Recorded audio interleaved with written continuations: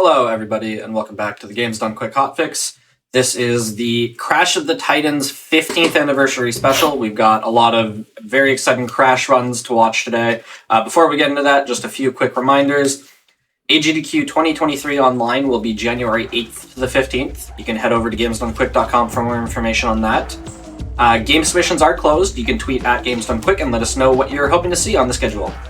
Also, we have Fright Fatales, which is going to be a one-day event on October 23rd to celebrate spooky season with dark, scary, or horror-themed speedruns for the Frame Fatales community. You can use !Fright in Twitch chat to see the schedule for that.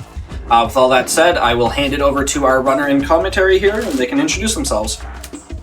Hello everybody, I'm Macrody, I'm the Crash Bandicoot speedrunner. I speedrun a lot of Crash games, and with me on the commentary is Speed the Player. That's me. I do the same things. Yeah. Enough said. Without any further ado, we're gonna start right now. We're going to be playing on the hard difficulty.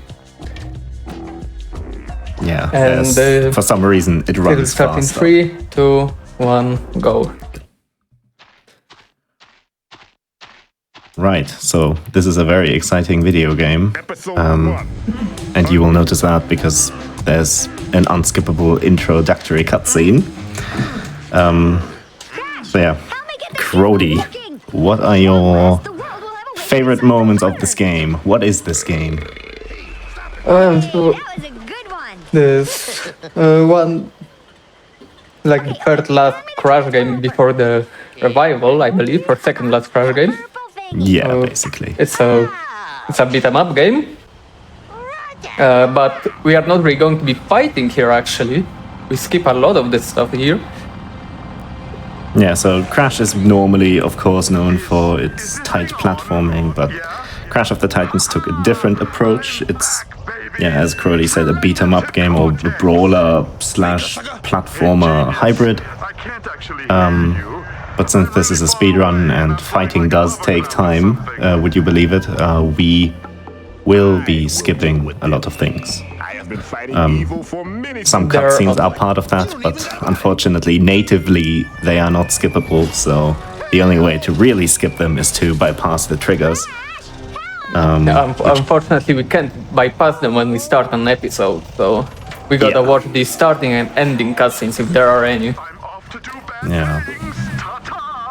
But also, intriguingly, this game has a two-player mode, and that's pretty much vital for the speedrun, since there are a couple of,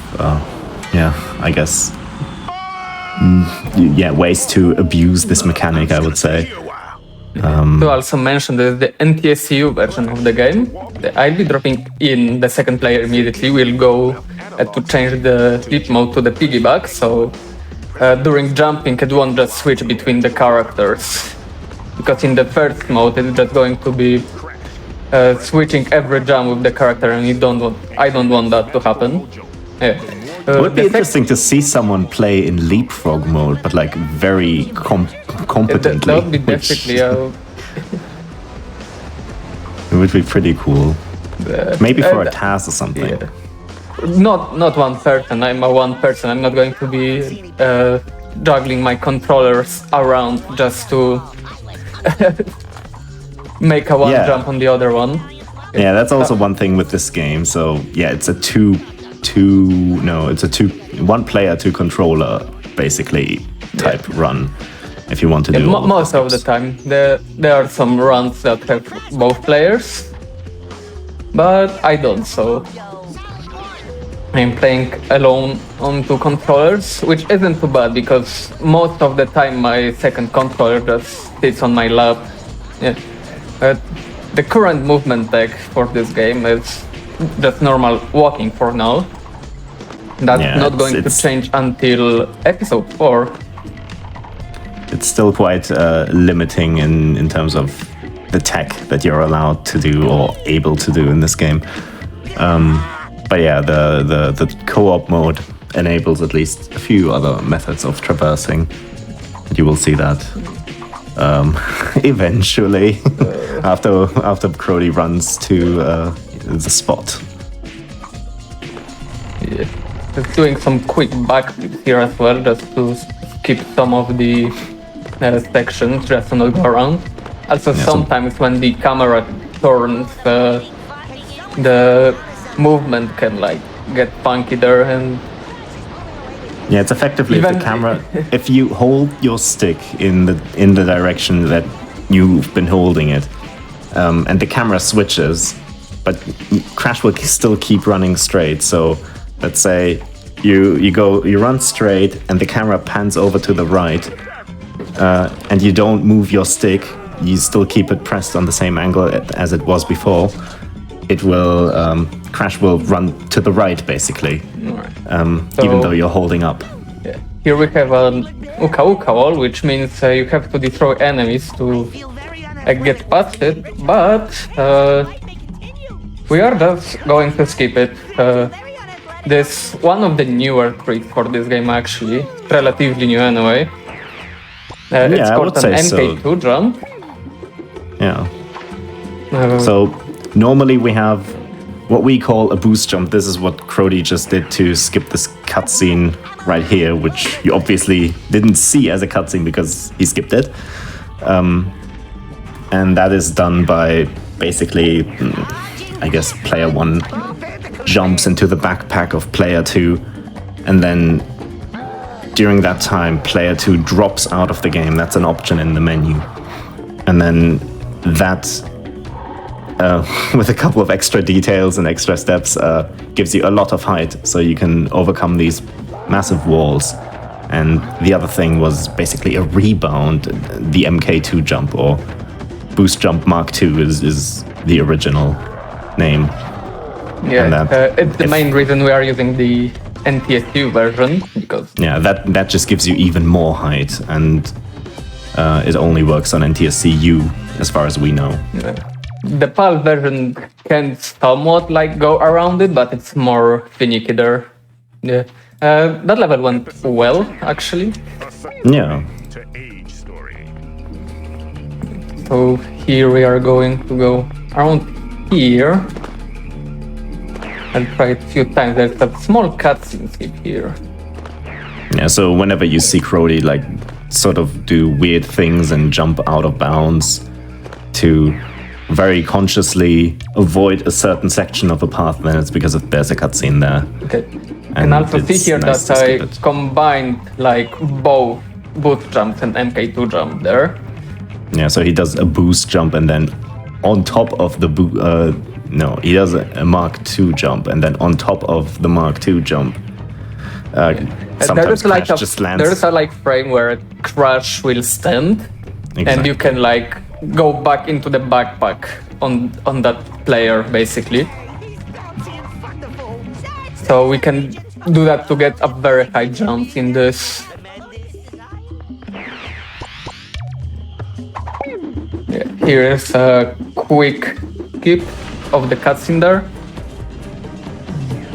And here comes up another one. I just hope I don't go too far. Oh, okay. Went a little too far. I think I also died by accident. Yeah. Yeah. Shame. Falling loses. It was half a health. Oh, okay, the cutscene is going to play again. I didn't know that would happen. No, the cutscenes play again until they're like finished while you're still alive. If you die during a cutscene, then the cutscene just plays again.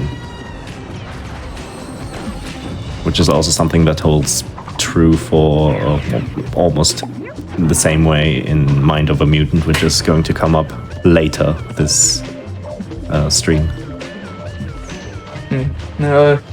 We are coming up on the end of this level shortly. Yeah, some more quick backflips there. Yeah, so far, there were a few Uka walls and obstacles, and we didn't really fight yet anyone. And that's not going to change for a while, the fighting part. Yeah, I mean, we're trying to avoid fighting as much as possible because it just costs time. And fortunately for us, we can like keep all non-mandatory fights. So there are only 4 fights in the game which are mandatory because of how the episodes are structured. Yeah, and the rest is effectively just, I mean, it's straightforward, linear platforming for all 20 levels that this game has. So this is already the 3rd one. Okay. I'm just going to go around. I messed up a little here. Oh, you almost made it though.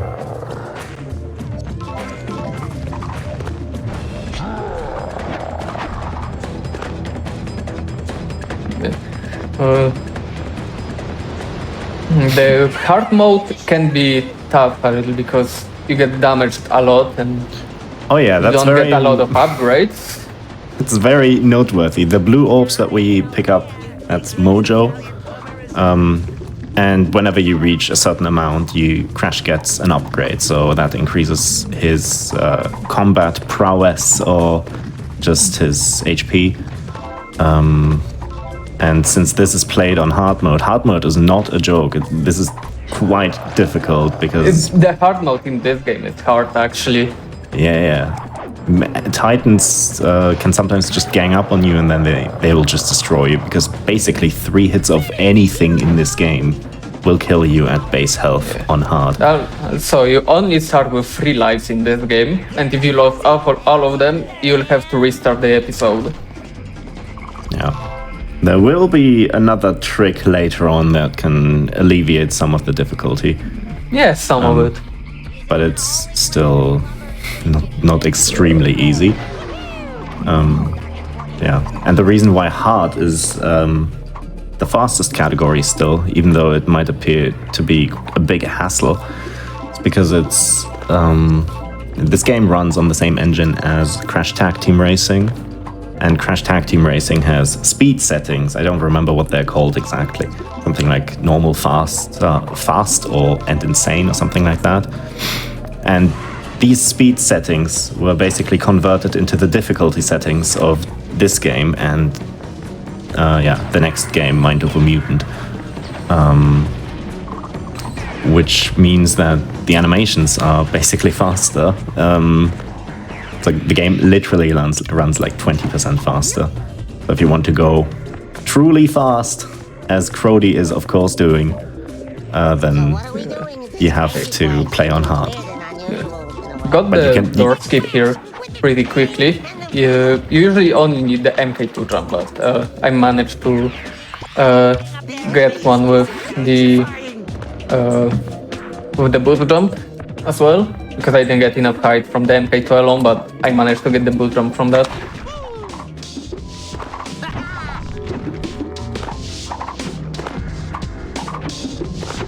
Yeah, so even though Crash is not exactly... Well, fans don't very fondly look at these games. This is still an interesting speed game to show off, as well as Mind of a Mutant, which are Mutant are pretty nice speed games. Yeah, they're often looked down upon, and not many people run them because they just have a bad reputation. But for speedrunning, especially Mind of a Mutant, not to plug myself too much, but that game has a lot of nuance to it compared to some other games. Okay, I tried to skip the cutscene here, but unfortunately failed. The other Crash, he's called Carbon Crash, landed on me and he got bonked into the cutscene trigger. So that's a hard one though.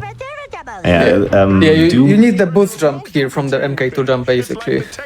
Yeah. A user called Doom Monkey found the Mark II jumps, and he has the world record at the moment, and he effectively revolutionized how this game is played. Yeah, he found a lot of stuff.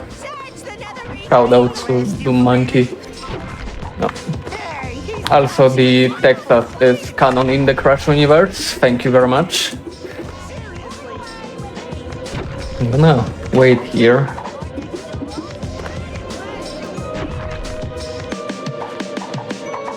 And here comes up the end of the level. Once again, no fight in a beat 'em up game.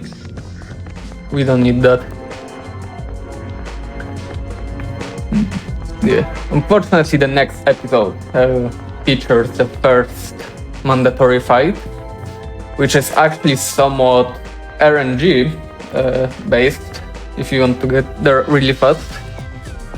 But about that little later, when we get there.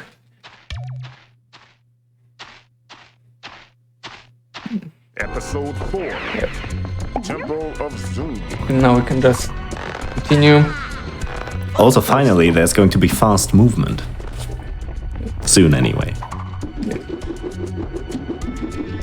In this episode, we'll unlock the new movement tech, which is like basically intended because, well, the developers made it, so yeah. Unfortunately, if you thought like you can skip here or something to the proper head, unfortunately you can't do that because the triggers are unloaded, basically. Yeah, so some context, there are three of these heads, that you, or entrances that you go to, and you go through all of them one after another, and you can't just skip any of them, you have to go through the sections. I nicely don't skip here. Yeah, so for like 80% of the run, I would say, you're just using the same strats to skip basically everything that's just stopping you from going further. We unlocked our lovely aqua board, the air grind, which we are going to be using a lot now because that will be the main movement tech in this game. And for some reason, sometimes these crates or boxes, they just let you plow through them, and other times they just become super solid and they're like a brick wall and they just stop all your momentum. It happened like once in that section to Crowley. It's just odd why not all boxes behave the same way. Okay, there are feathers on the intended like board paths, which just speed you up basically. So we want to collect those.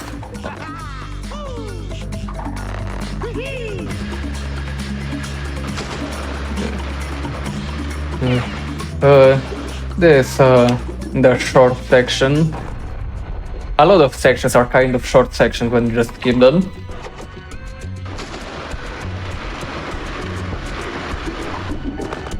Right, and I hope you guys like cutscenes because it's time for some of those. Yeah, there isn't really like end of level trigger here. I imagine anyway. Which would let you just skip the level because here we are going to fight our first boss. Crash, you gullible fool! And as we know, the first boss of every Crash game is Neocortex himself. The mojo. Cortex, why do you That keep doesn't doing sound stuff right. like this? Well, actually, it's pretty Yeah, fun. no. You should try it. Not quite. Riding around in huge rumbling But sometimes he machines is. and whatnot.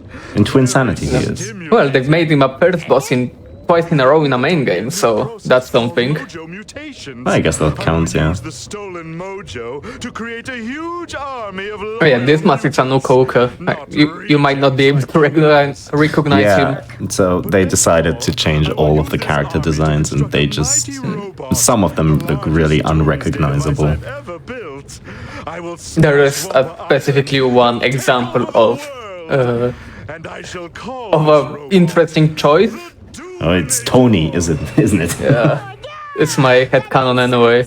Cortex. Tony the Tiger, yeah. Crash and my We are going to see him after I will this take boss. Mojo and Bandicoot female back to our base. But yeah, for now, enjoy the Lex Lang voice acting. Right. So one thing I noticed with the NTSU comparing to PAL version, the fights are even more brutal here. Honestly. Like if I mess up, I might be. It might be tough for me to recover. I'm holding the wrong controller. Okay, I like to just get the other player out. And what I'm hoping for is basically an ability to instantly jack the. Oh, I pressed circle by accident. I should casserole you. Yeah, so the minions can drop free jack masks. Jacking, yes, that's the term they use in the game. Is basically the ability to control your enemies. And that's the main gimmick I'm of gonna this do game. it this way, I guess. Okay, we didn't get an insta-drag, but Yeah, it's basically RNG. But if you're good at combat, then Okay, you can just take this guy out. unfortunately, I'm not the greatest at combat, so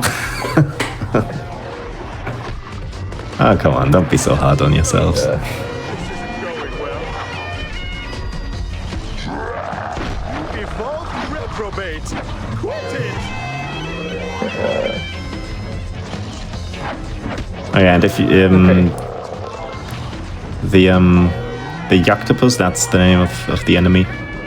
He can freeze you like this, but if you spin your analog stick, you break out of the freezing state much quicker. And that also works with dizziness or being like literally frozen into ice by other enemies later in the game. it is Very a useful. little rough. Just gonna wait for the third Titan to spawn.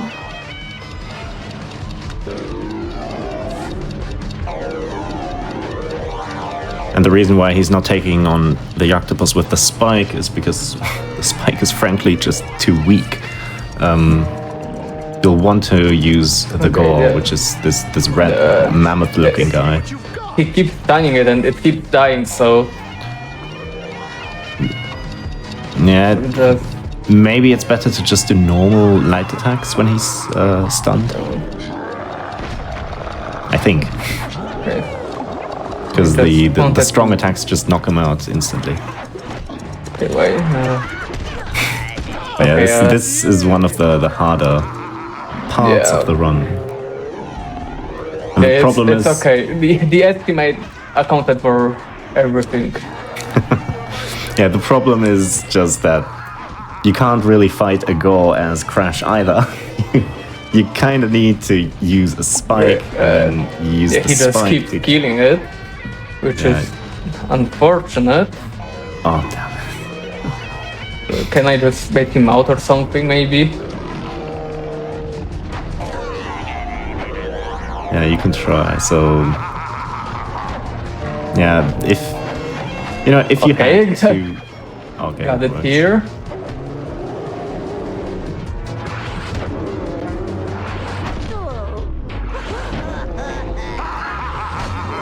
Okay, finally. Okay, that took a little while. Okay, I like to get out the other player out before so they can try focusing on him instead. Yeah, that can help. Of course, these kinds of sections are much easier if you're actually two physical human players rather than one person trying to juggle all this insanity by themselves. But it's doable.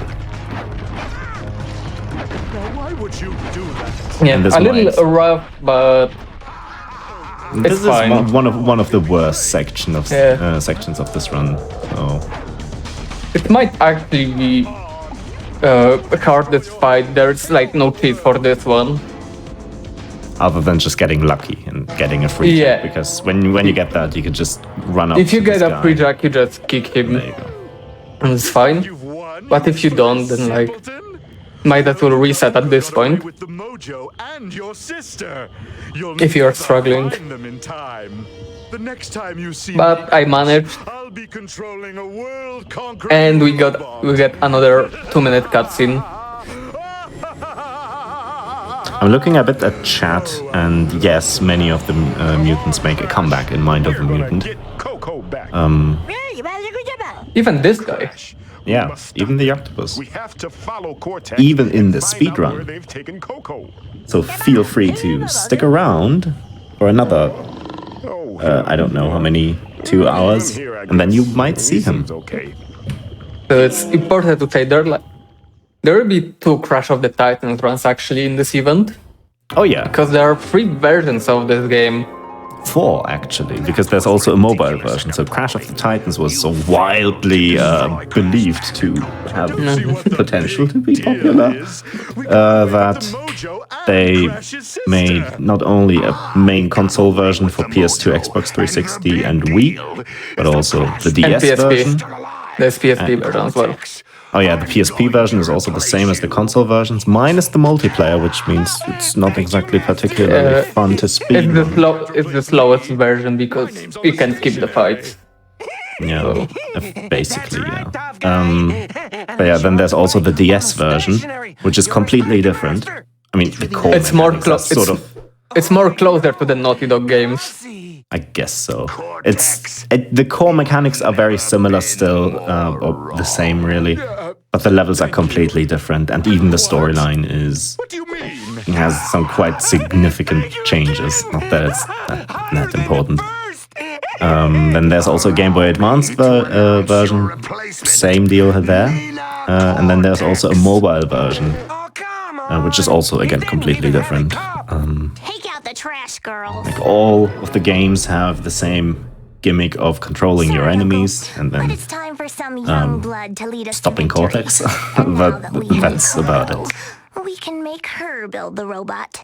You won't get away with this. Crash will come And for I you will and be kick your running butt. the DS Oh, I version hope after this Crash run Tries, I really do. for this. After all, little event. I need a new fur coat. Unfortunately, there was nobody who could do the GBA version, but it will sort of make a cameo appearance still in my run. Your hair is dumb. Oh, shut Because her up. no, I will explain that when we get to my run.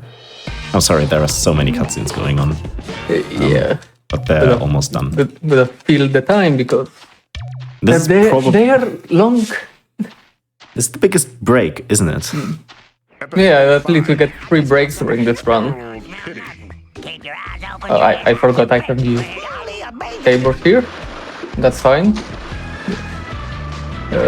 This level is basically the board section through the whole thing.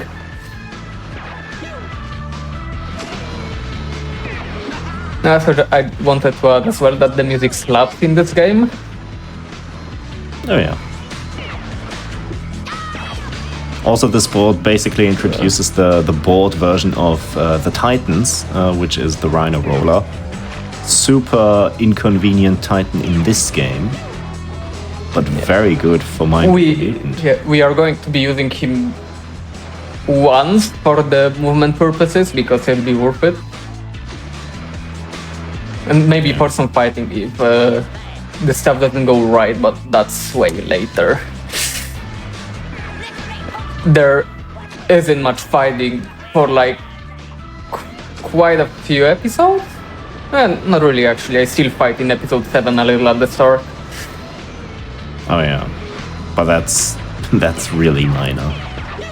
Yeah. Especially because there's a free jack there, so you can... Yeah, good thing it told me about it eventually. Yeah, usually there's a free jack for most fights. It shouldn't be too bad. It only gets bad when your Titan dies and then you have to somehow improvise and Crash is like super weak. So in the speedrun you just get destroyed.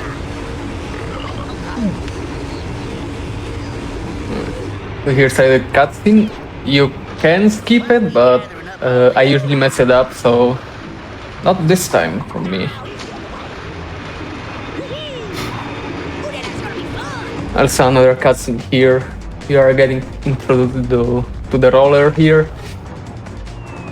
And obviously when they introduce something new, we skip it. And it's not like it's not intended, you can just ignore him and go past him. Yeah, that was funny when I found out on my own as a kid that you can just like run past him and like not care. No, there isn't like any wall or anything. No, you can just walk past him. Although these intro I guess these introductory Titans, when they show up for the first time, they're quite important for 100% because they give you an extra doll that you need to collect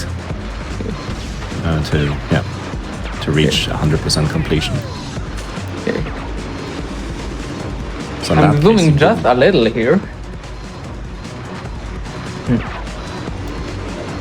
oh yeah, this section is also not super easy to control because, as I said, if the camera pans, your I guess analog stick angle will still doesn't necessarily matter straight away. Got to be also a prefer little just go careful there, straight. just in case to... If I hit that, I would just instantly die there. Oh yeah, that too. So there are many things that Crash can die very quickly from. At base health, jumping into lava is going to one-hit KO you, which is awful. You don't want that. Also tried to do an MK2 jump at the end of the previous level, just to hit the end trigger faster, but didn't get it, so it's whatever. Anyway, what I wanted to say, it's noteworthy that Crody plays on PS2, even though this is basically the same game as the PSP, Wii, and 360 version. PS2 is effectively not 100% the best. Wii, I guess, is the best, because it runs at 60 FPS, and the PS2 version only runs at 30 FPS. But most people would assume 360 is the best, but it isn't. Because for some reason, and I don't know why, the loads are just very slow. And the game has a weird filter where all the textures are shiny and plasticky looking. And it's so bad for, the looks, basically.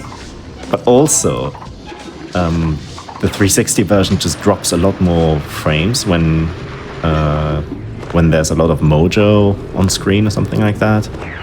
It's just...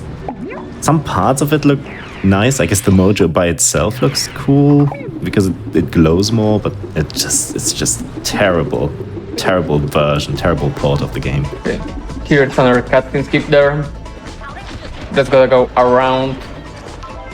And now gotta jump above this wall. Oh yeah. Okay, got the boost jump here, and now it's coming out is the biggest skip in the game. The best skip. Done. You're supposed to have the Titan there, so no one really checked if you can get through there normally because they just assume you destroy it yourself. But that's convenient. Yeah, you can literally just squeeze past the door and there you go. Anyone can do this. There's no trick to it. It's super easy. Unfortunately, that's a one-of-a-kind thing in this game. No other tricks like that. Episode 7. Yet, anyway. Maybe someone can find something. I'm So sure this game still has quite a lot more potential to tap into if some more people look into more glitches. Yeah. Also to mention, the episode titles are references to all the media and all that. The first episode is called A New Hope, which is obviously a reference to Star Trek. Ah yes, Star Trek indeed. Just kidding, obviously. Do not cancel me, thanks. Too late, Cody. You just cancelled yourself. I played Just myself. call you Cody or Crody? Oops. Okay. Trying to go around these guys, as always. Only lost half a health there. We are gonna keep this guy for a little while. So 1 more minute.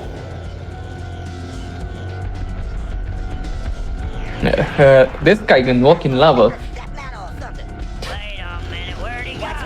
I'm trying to leave the lava, but they are not letting me. They almost killed my guy here. And also, I don't really need him because they also can destroy those things themselves.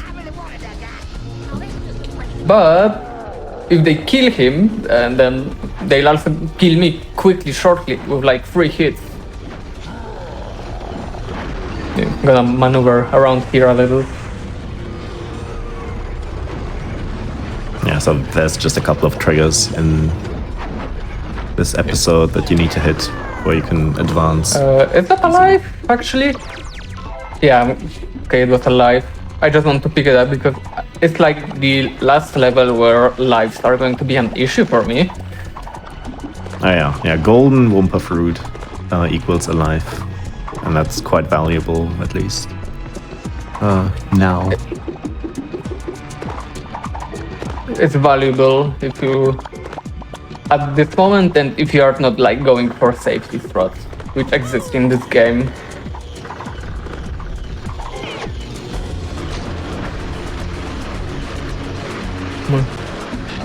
Here is going to be a simple jump, simple skip.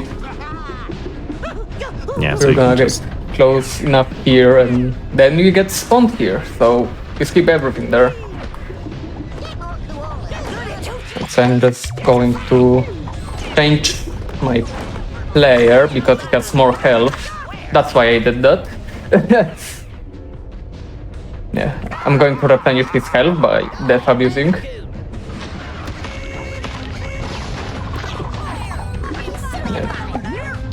If I just death abuse with one player, then he's going to replenish his whole health without losing a life. Unless they just... unless they do this, then there's not much I can do. yeah. That sucks. It's fine though, I still have 3 life. Oh yeah, But also the one stressful section is coming up though, shortly. falling down into pits also doesn't instantly kill you. It just deals a certain amount of damage, which I guess in relation to base HP is half HP, so On hard mode. 50%. Yeah, is that different for the different? Yes, you take less damage in Okay, easier mode. I didn't know that necessarily. Okay, I mean, I'm going should to be kill obvious. player 1 here. And now we meet Tiny Tiger, also known as Tony Tiger in this game. And his beautiful voice. He does look a bit like, you know, Tony the Tiger, like the Frosties guy, right? Sorry, but Wait, let me I'm look gonna it have up. to eat your face. Because that Yeah. one's called Tony the Tiger, I'm really right? sorry about that. Yeah, it's Tony the Tiger. Yeah, there you Yeah, go. I- That's I- him. That's him. yeah. That's him. All right. Okay. I'm not going to believe this Tiny the Tiger, so it's just Tony. And no, he's annoyed that he didn't get invited to CTTR later in this event, by the way. Yeah, you will while- see evidence of that by not seeing him in the game. While he was introducing this game, like, I don't know what his problem is. But either way, you would have to fight a bunch of Titans in this arena. So this is the most stressful part of this level. Yeah. So normally you would have to fight several enemies here and then jack a big Shelephant, which was one of the caged guys in a previous episode. But now, what we can do instead is just, well, jump around all these barriers, which the Shelephant would destroy. But the problem is there are no checkpoints anywhere, so Yeah, if I die now, I'll spawn before Tiny, basically. We won't have to watch the cutscene again, but... it's still one of the worst parts of the entire run. I would At least say. with the proper health management, it's like you're not going to game over here. Yeah, there's few jumps, the last one is coming up. The last one is the easiest one. And after this, there'll be a cutscene coming up, one of the shorter ones. Stop! No more, please. You're just too stupendous. Right, so that went well. Honestly, The only bad section was getting owned by the guys back there. Not a big deal. They took me from 3 waves and then I just fell into a hole. You mean Dr. Cortex? I also like how the cutscene shows Crash on a elephant, but you know, got rid of Cortex. he was never They there. were tired of Cortex failing all the The game just assumes that you did everything correctly. Nina's a lot smarter than Cortex ever could be. I'll take us there. Also, now. don't worry, during Ready, Mind Over Mutant you will be able to skip cutscenes. Yeah. Most Unfortunately, of not being able to skip cutscenes is a quality that even Titans DS will share with this version. But you can at least mash through dialogue, so it goes a bit faster. Episode 8. Life's Okay. a beach. the most meaningful cutscene in the gaming history is coming up. Oh yeah, that one. And it's not the first one in this episode, it's the one after that. Right? Yeah, I think so. Both are amazing. Yeah, so there's- Though, if I don't forget, I'll try to skip the second one. I keep forgetting all the time. Though. Oh yeah. Okay, is it here? Oh. Okay, I'm not skipping it. If these guys are going to hit me like that. Okay, this is the funny laugh.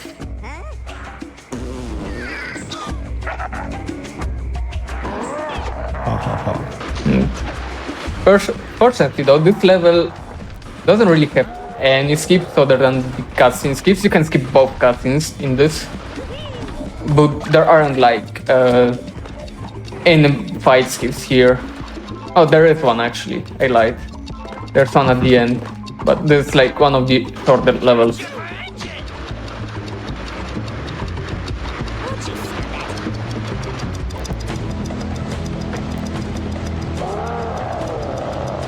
Yeah, these guys spawned here. Obviously, you need to break these rocks. Since this event is about the anniversary of this very game, you guys might as well just share your fondest memories of playing Crash of the Titans in the Episode chat 9. while I quietly read them. Operation Overboard. I think I played this game when I was 8 years old with my I brother actually- and some friends. It was I actually fun got then. this, I think, on Christmas 2007. So when it came out, basically. And that's really funny because I got the game. It was a new thing, and then I went upstairs into my room. And what game did I play? Not this game. I played Wrath of Cortex instead. That's base actually.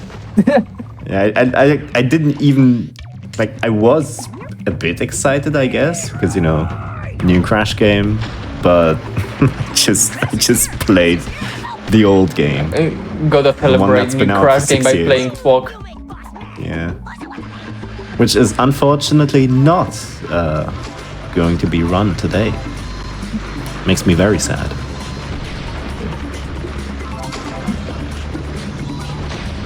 We still get a lot of cool runs in this though. Yeah, so Crash Right. Tag Team Racing, definitely something you don't see very often. Now we are going to do the funny.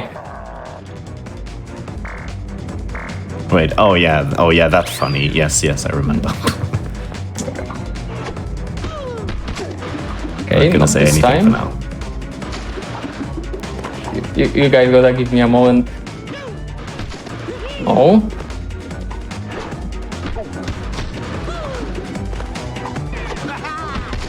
I think what I do is bounce on him normally first and then pull out the board or something. Maybe that will help. Try it out. Maybe I'll keep doing what I always do. Bounce on him neutrally. Oh, and okay, then I just got it. Press R1. Okay, so it might be a little loud. So what's happening? You are supposed to just free drag this guy and then do the challenge, but he won't like die from any other means. So we can just farm levels here this way. Yeah, so every 10 hits you get X amount of mojo. I don't know how much, to be honest, but the big takeaway is if you get stuck in him like that, then you just get a bunch of mojo and you can just max out Crash completely. This takes about within- 1-2 minutes optimally, so I like to do it for my any present runs because I get a lot of lives, I have more health. Yeah, so every 25,000 mojo, I think, you get alive. I think that's... It's like that's it. every 10,000.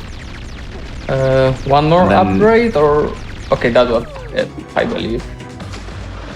Yeah, and when the hits, interestingly, can only display 3 digits, so once you get over 1,000, they just drop the last digit. One thing though, on PSP version you can only get the 999 combo as well.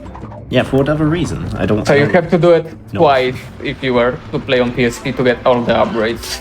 Although, honestly, one time will suffice to be super safe for the rest of the game, and you could probably just max out naturally by doing the rest of the game. Take quick boost jump here to skip a cutscene. Yeah, now basically we are set for the... Like I have a lot of lives, if I die it's not a big deal. Yeah, so now that you have like 1.4 million mojo, and like 60 lives or something, or was it We 30? have all abilities as well, which All makes some abilities. fighting easier for me. Episode 10. But if you were to go for true speed, then you would have Yes. to not do that and just Yeah. get good or lucky. Also, I like doing it, and I bonked on something there. That's fair. Yeah, the game is rough if you don't do any of that stuff. This also like marathon safety as well, basically. No. Because otherwise you just stick to your, 3 lives? That's not a lot of margin of error. If it wasn't for You can that, just then, literally blink once and then you're like dead. Whoops. if it wasn't for that, I'd probably just be playing on the normal difficulty for this.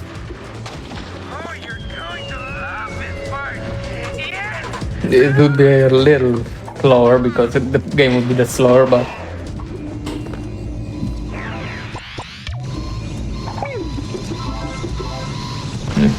also I don't really have to like wait on the cycles here or whatever. If there is a mine in my way, I can just go through it. Yeah, you have to be way more mindful of everything if you don't get the upgrades. Okay, that won't make it, but I can just do this. Just to keep going around there. And it's like some upgrades like make this board faster, I think, or the duration anyway. So that also helps.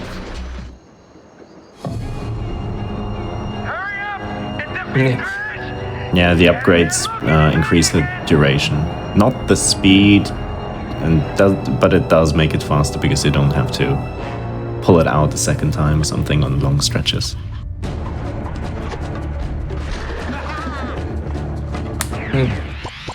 So with as everything, quick skip here.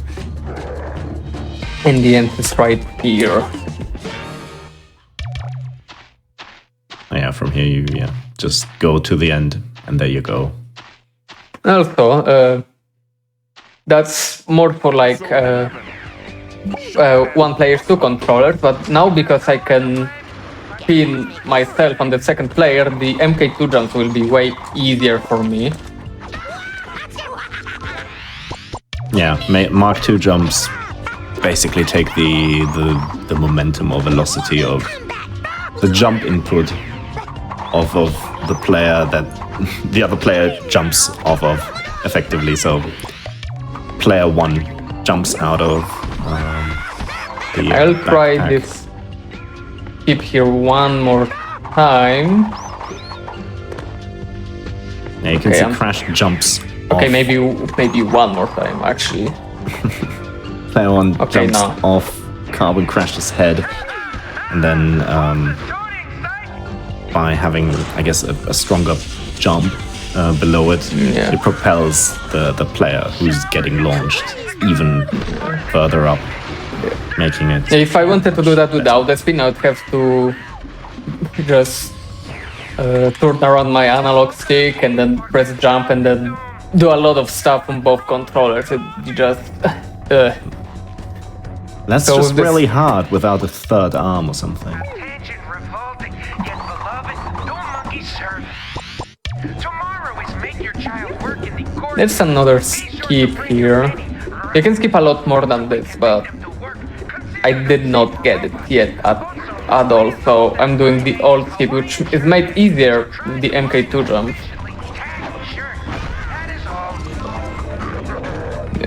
We're gonna lead the Rasicle, hit the thing there. Yeah, but that skips a neat little section, so it's cool. Also, we have finished 10 episodes by now, so we are halfway through the game on the episode count. Oh, are we on the time count? I guess also sort of halfway through. Right? Yeah. Here's a cutscene skip here. And you're expected to fight a lot here, but okay, I'm trying to jump on this and then do the boost jumps here. You need to do boost jumps here because there's a roof there. Yeah. Gotta skip that entire office complex. No fun working in there. Okay. This jump likes to give me problems sometimes. Okay, it's the second try. Yeah, walking sometimes is awkward because the camera... Oh, that jump you can't make like straight away anyway, I think. Or can you? Wait, no, you can't. Never mind. It's been a couple of years since I actually ran this game. No. Okay. I'll neatly skip here to go to get past the walls there. I'll skip here. I'm gonna stop holding analog here just to...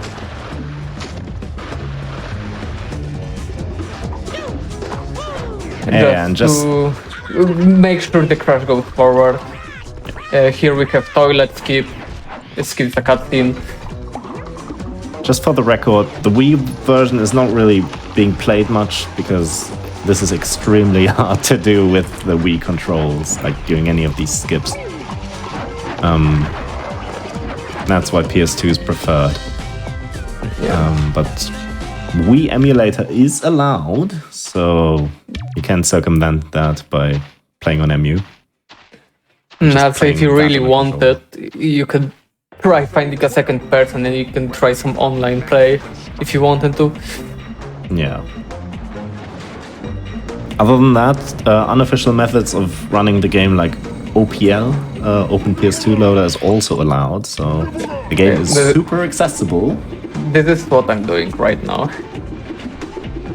Are you gonna do the big thing, the big skip here? I'm gonna try. Okay. I'll try like few times. Oh yeah, and since his name was dropped in the chat, Beta M found the original boost jump, and he found a lot of other tricks in a lot of other Crash games, but mainly Twin Sanity and also Mind Over Mutant. But he was also very important for this game as a speedrun. Oh. Okay, so like, okay, I did something. That was weird. I'm gonna try this one more time, maybe. Okay, no, it's not working. But basically, the No, I see. uh, Effectively, this level is a huge loop, which means the end is right around the corner. yeah, But there's also a very annoyingly placed death trigger, so it's extremely hard to make it there. also there recently found some weird warp there by accident. and something like that, which would just warp you upward, preferably anyway, into the end of the level. So this level can be the shortest level in the run, actually. Yeah, because you would just boost You jump start, like right you start off the this level platform. and get to the end of it. It's like amazing, but unfortunately, it's also like we don't have a consistent method for it, like at all.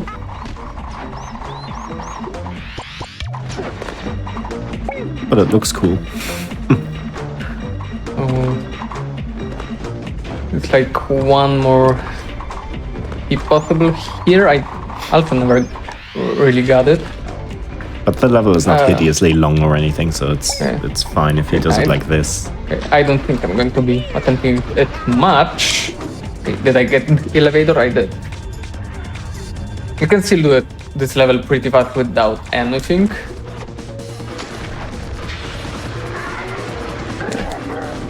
Yeah. Unfortunately, we didn't skip the first fight, so we had to fight there a little, but it was minor. Okay, and here we go to the corner, and you can just jump into the end of the level trigger. Yeah, and this final platform is where you would normally arrive if you did the skip at the start. It's basically above the starting section. Doombreaker.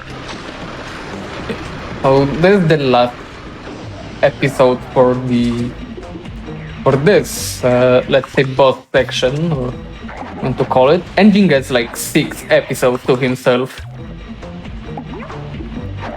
like for some reason. Yeah, guy takes up a lot of space in the game. Here, I went for the trigger that's ending from the side.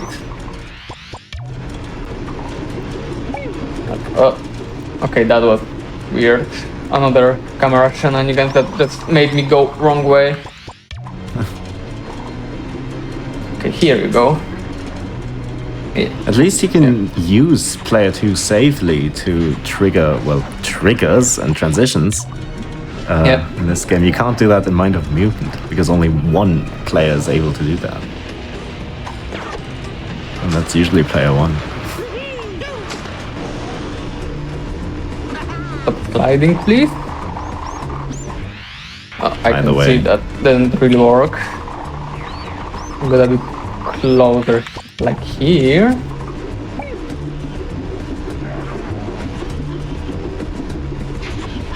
Yeah, so Crody skips a bunch of sections again, and this works similarly to the other, to the Yaktokos level, where you would have to go through 3 different, two different rooms, basically, to reach the final one where the boss is. Unfortunately, I didn't hit the trigger here, so... And there isn't like checkpoint there because like I'm coming to the arena from this side. I don't even know if there is a checkpoint in general. I didn't play this game casually in a while. I only started learning this game because I wanted to do like a run where you play every Crash game just to be Tiny Tiger. And Tiny is in this game, officially anyway. And then I was like, damn, I find this fun, so I learned the game. Crash, you fool! You're too Yeah, that's late. nice though. It's time to drop the doom. Unfortunately, there are not many runners of this game. I think there's like 12 different people on the board. So this is the Now 16. mandatory Just fight. looked it up. But fortunately, this fight is actually not hard. Because the vital strategy of this fight is actually getting killed. Yeah, we gotta destroy these targets first. And then we just death abuse to get rid of everything that cuts plays faster.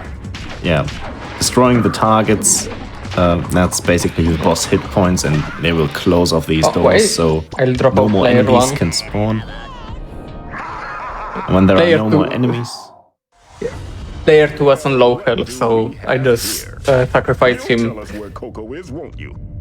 Of course not. Disgusting. Filthy So bandicoot. this probably the longest cutscene in the game, Made it here. Now they'll help us just because engine monologues are a lot here, and then there is more after that. Yeah. So we're preemptively sorry for that. But in any case, the doors get closed when the targets are hit, and They want you to kill all the enemies to end the fight, but if you die, then all enemies just disappear.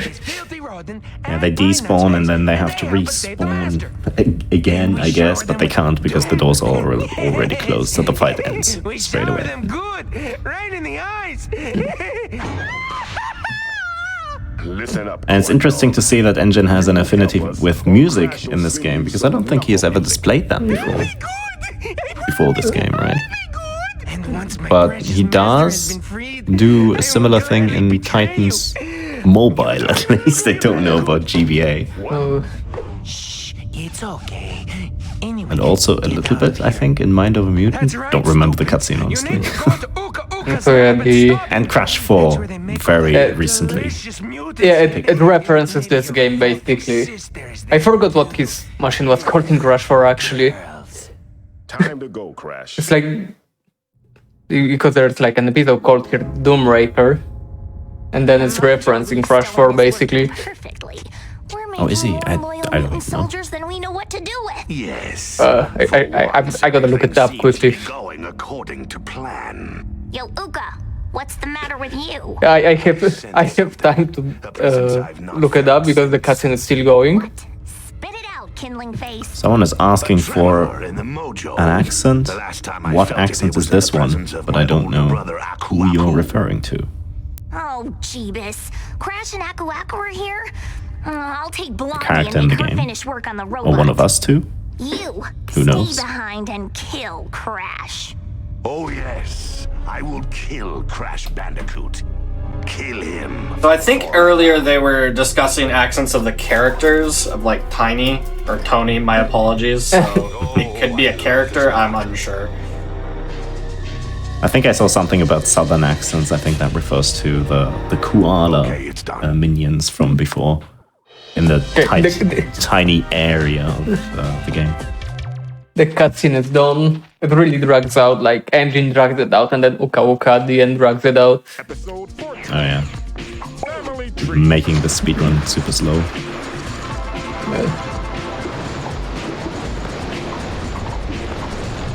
So But now this the next level without extra health is probably my least like it's the worst level in the round probably.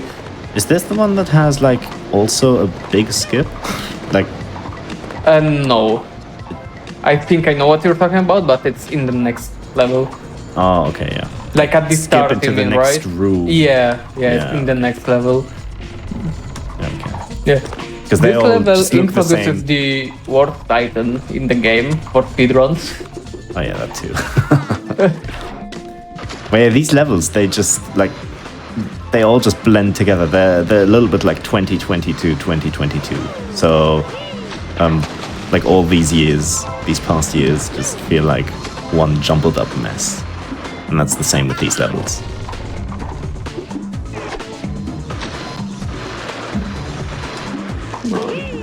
Please, I have a lot of life to lose.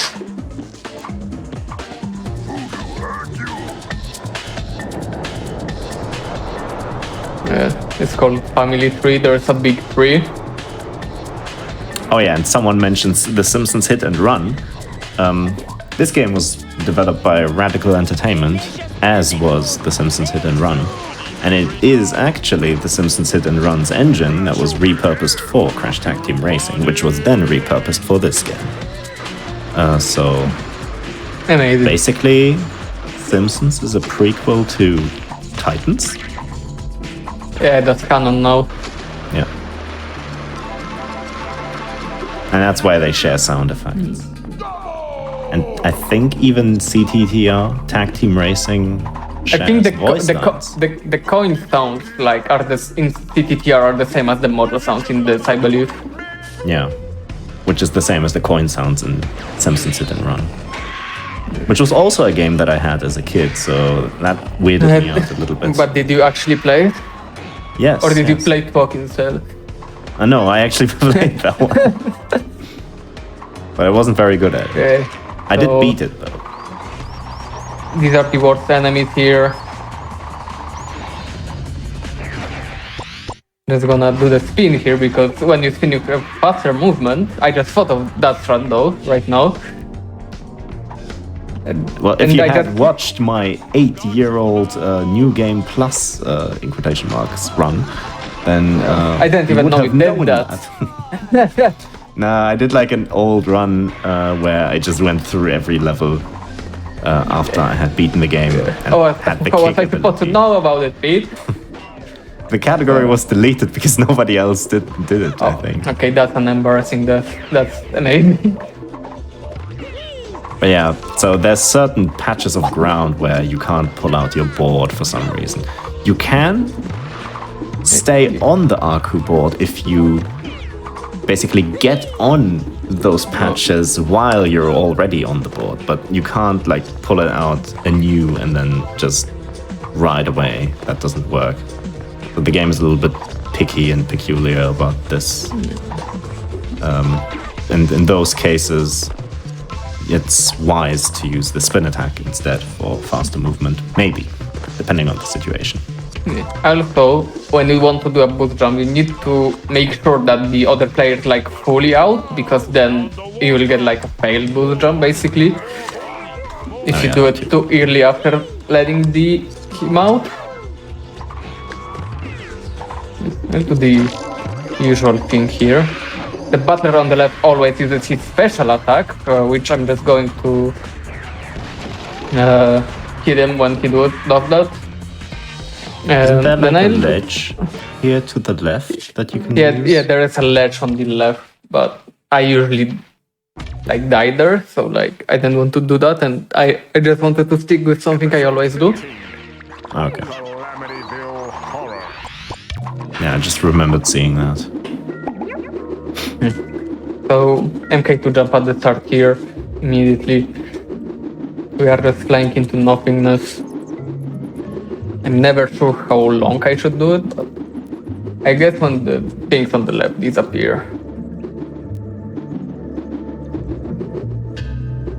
Might be fine. Yeah. Yeah, we skipped a whole room now. Nice. So that's one of the newer tricks that Doom Monkey has found. It's not really hard. You just do that and go to the right. You don't even, like, if you really want to play it safely, you just keep covering all the time. Okay, just gonna in here.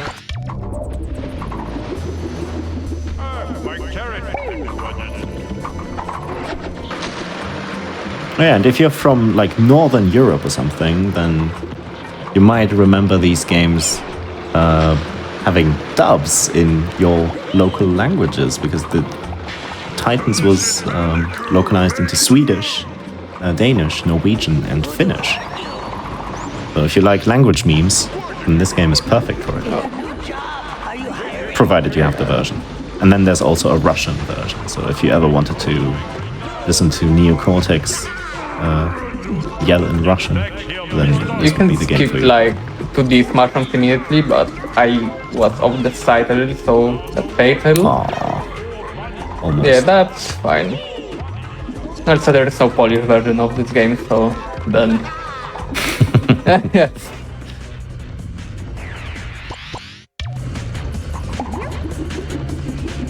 At least there's a Polish version of Crash 4, not dubbed, Yeah, but it's only self, so like they even dubbed Spyro Reignited, so really? In Polish? yeah, they did dub S13's Polish, yes. 16. Is Timber it bad? Which is weird that they didn't Crash 4 because it was the same developer, but whatever. But At Crash least 4 they has some did. interesting languages too, like Arabic or something. Yeah. And then also Spanish and Latin American Spanish as separate options. And Brazilian Portuguese.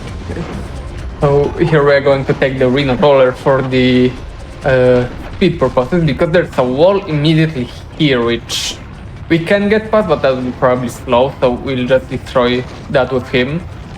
So this is basically a precursor to the Mind of a Mutant run. Remember the looks of this dude. Yeah. And now that he would get tired here, so like we leave him. Because him to he would need to regenerate his power basically to use it again. Okay, maybe. Right. Poor guy.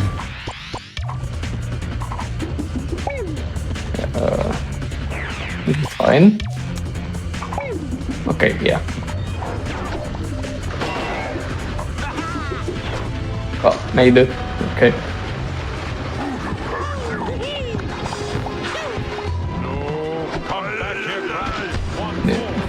We get a lot of feathers here, and here's the Scorporilla, which almost killed me.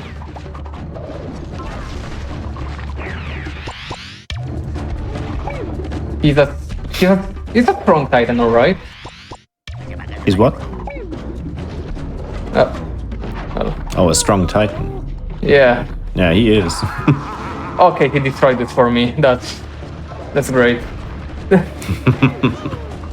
If I can get the skip, that he'll just save me the trouble of doing it, huh? Yeah. Yeah, I'll quickly drop out to the player 1, but I'm not sure. There's a death abuse coming up there. I'm just not sure how much health it would take me away. I think you would have survived, but It's being bad, like, I think it's better to be safe. only by a hair. It's not like you're short on lives or anything, so it doesn't really matter. Okay, so here's a little skip, we just death abuse here. And that's the end of the episode.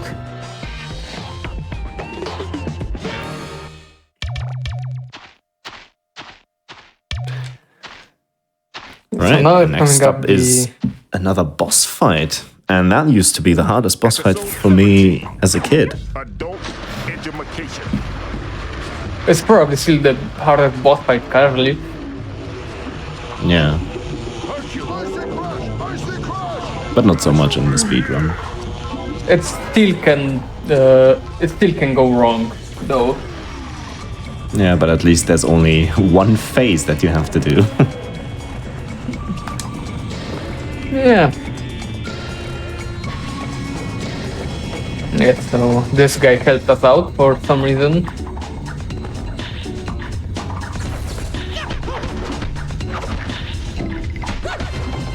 Yeah, he's just a friend.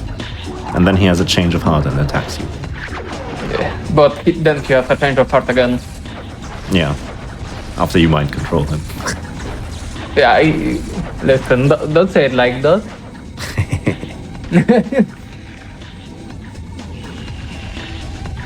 Right, we're just gonna shoot the generators or whatever those things are.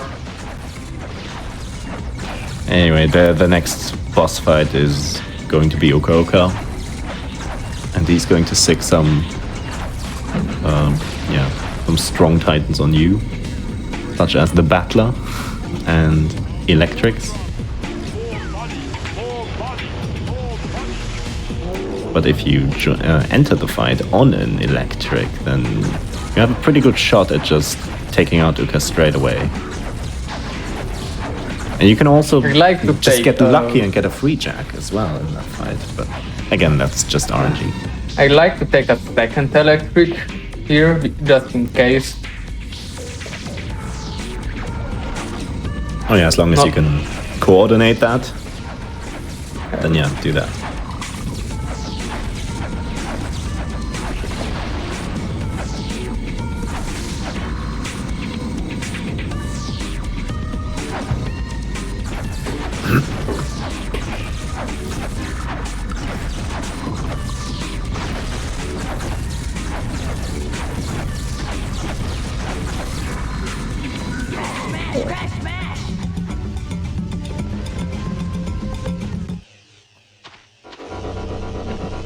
As long as I don't have to like move and do a lot of things, it's fine to like control both Praise. Little insects actually No. made it. We are fighting this much. I don't know what he's going to do with us. It doesn't look scary. No, probably not food, Crash. A bad treat. Oh, it's a bad treat, all right. Tell me, Crash, do you remember the Evolvo Ray? The Evolvo Ray from Crash 1 is mentioned. Use the Evolvo Ray on myself. The very reason the Crash exists, so that's cool. Also, Crash has his eyes on Uka Uka's bones. So This is foreshadowing for Mind of a Mutant, where he is actually going to collect them. so one good thing is that he's not going to be moving. Get in here and destroy this menace for Sonic. Walk it off, Uka, walk it off. Oh, that one hurt a little bit. I'm going to drop out of player 1. Oh, no. Yeah, so Crody just stuns Uka from afar, and then Because Jackson- Aqua knows how to walk, we can walk now. Okay. Okay, so before destroying the generator, you just unjack him and then rejack him immediately again. Yeah, so you're basically just waiting for the third shot to spawn, and then you just So if you keep standing on him, you lose a life. You think you Oh, yeah, that's- But I have a lot of them, so it doesn't matter. I game overkill like twice because of that though. any moment now. Nina that's will so bad. You watch Happened the to me as cutscene well. and you watch the cutscene and then it shows you that you game over and you have to play the episode again. more use Yeah. for your lovely sister, so she's You just finished add insult to too. injury, make you watch 3 minutes of cutscenes or something, and then say like, "Nah, I'm dude, laughing now too, you didn't just in do case. it." Quickly now. Do Try it again. next From time. here, we must travel to the robot. I can sense Yeah, Coco, so I'll get us. But if you unjack him properly, then you don't lose a life. But I have 60 lives, so it doesn't matter to me if I lose a life or not. Also, I like how Aku Aku can just teleport randomly. Why doesn't he teleport you to? Then where you he's need like, to I go. don't have enough power, man. That's bullshit. Terrible, ungrateful child. He just makes up You'll never stuff. get away with this. Oh, really? And why is that? I'll tell you. I know Cortex told them about the Dominator in the 4th episode, and yet they don't know where to go. I don't buy it. My mouth. You can actually see the Dominator in episode 4 in the background, like as they're flying off. Yeah, They're so close. Why don't just teleport there? Yeah. I won't even let you watch. The game could be 7 episodes long. Love watching things get destroyed. Oh, you're awful. Oh yeah, for those who don't know, the story is just about building a giant robot who is going to destroy the islands. Ooh, scary. Yeah, And then- Nina took over because Uka was like, Cortex, you failed me. I'm gonna take the other Cortex. She's gonna surely do better, right? Right? Yeah. And in an unpredictable turn of events, Crash somehow manages to save the day and win. And save your sister. But that's a So spoiler. if you look closely, you can see like a shadow sometimes in the Dominator cutscenes of Crash. For some Really? reason. You can see it there. I didn't know that. Oh. You can see it. Oh, Oh yeah, wait, no, I did. Never mind. you can see it here, was you can see it thinking- in episode 4. In episode 4, I didn't know that one. Though. Yeah, it's in the cutscene where Ukoko is like, Cortex, the hell are you doing? That's funny. Although I think you can only say it like That's also in the widescreen. same. That's also in the same area, though, right? That's the same area as this Yeah. episode. Interesting. Yeah, I think it's a widescreen thing. Yeah, because in 4:3 you can't see it. On PS2 you can change the aspect ratio to 16:9 or 4:3. But I think all the other versions are just 16:9 by default. Because the PSP screen is 16 by 9. Xbox 360 is an HD thing, so it's also 16 by 9. And Wii, I think, maybe? I don't know about that. Could be wrong. What am I doing? Okay, dropped out the wrong player, but that's fine. It still worked. In any case, that's the end of the level. Yeah. For one of the 3 Nina levels, that's a short level. Unlike this one, Episode 19. Minority. one of the longer levels. How many times I'm going to bonk on stuff? Did you see the new mutant bat? Choppy smack down! Yeah, this actually can be surprisingly annoying sometimes for me. But not this time. And of course this guy can be annoying. But not this time, that's great. Fantastic. Right, so we're just gonna keep this guy just so the other guys are not going to hit me because I'm just hiding from them.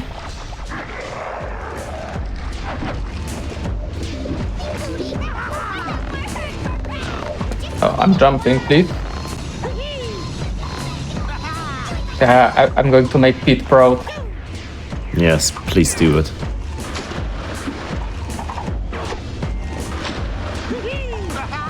Are you proud? Yes. Let's go. Good job. I made it. That's exactly how you're supposed to do that. Yeah, I did this as a boost jump once, and Pete was like, "What are you doing, man? Just I mean, do this you in can my do run." it. It accomplishes, you know, what it's supposed to do, but it's slow and it doesn't look cool. So yeah, good job. Thanks.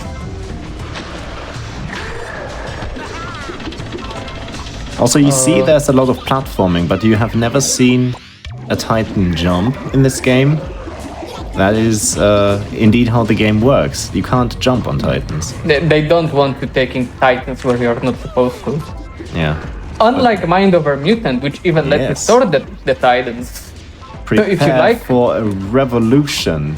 Titans can jump in that game. Yeah. So if you like a Titan, you can just take him with you. Yeah. Any Actually, Titan the game lacks a lot here, like drop the frame if you go that way.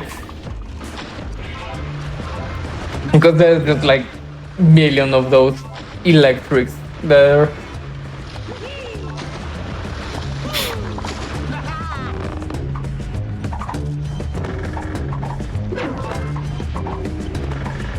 And the end of the level is coming up shortly.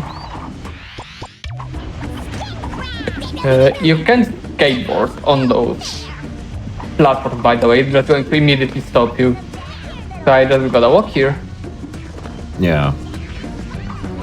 That's one of those surfaces or patches of areas where you just can't use the board.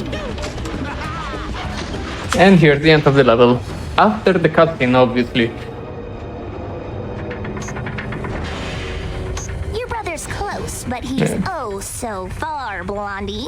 Yeah, the frequency of cutscenes skyrockets here, but You made me fear not. Now We're got almost an at the end. appointment to smash Wampa Island flat. Not Wampa Island. Our house is there and all our stuff. Oh, and maybe. And then we're gonna do it Oh all yeah, again. Crunch exists in this game. I can't. He is in this game, definitely. Time to start the Oh yeah, true. Uh, He's totally also in Mind of a Mutant. no, truly. Okay, this is the last episode now. Episode 20. I lost 4 minutes in this episode 2 days ago. I'm just saying. Gonna lose 8 this time. Holding wrong controller. That tends to happen when you have both, and you don't know which player to finish with. Yeah, so this can get very confusing when you're playing as one person. It's also super difficult to coordinate everything.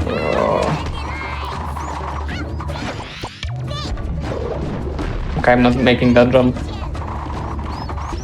Nah, this is still a little bit difficult. Oh, what? you- Oh my god, what was that? I just got yeeted to the side. Oh, what? That's... I think it might be similar to the thing that can happen in episode 12 for the skip. But wow, That's that something- never happened before. Yeah, he said it. God, he said the line. Say your line, Crody. And It's never happened before. Again, a connection between Simpsons and Crash Bandicoot. Twice during the same stream. Yeah. So here's a free jack on the left. But yeah, that fight used to be the only Uka wall that couldn't be overcome for quite a while. But now You could, but the method for it was like yeah. ridiculous. But now with the Mark So II jump, it was it's much ridiculous easier. to the point it was found twice because no one ever did it. So like I refound it and I thought, oh yeah, it's known, but no one does it for obvious reasons. Also, moving on the Scorporilla might look funny. That's what you can do when you attack.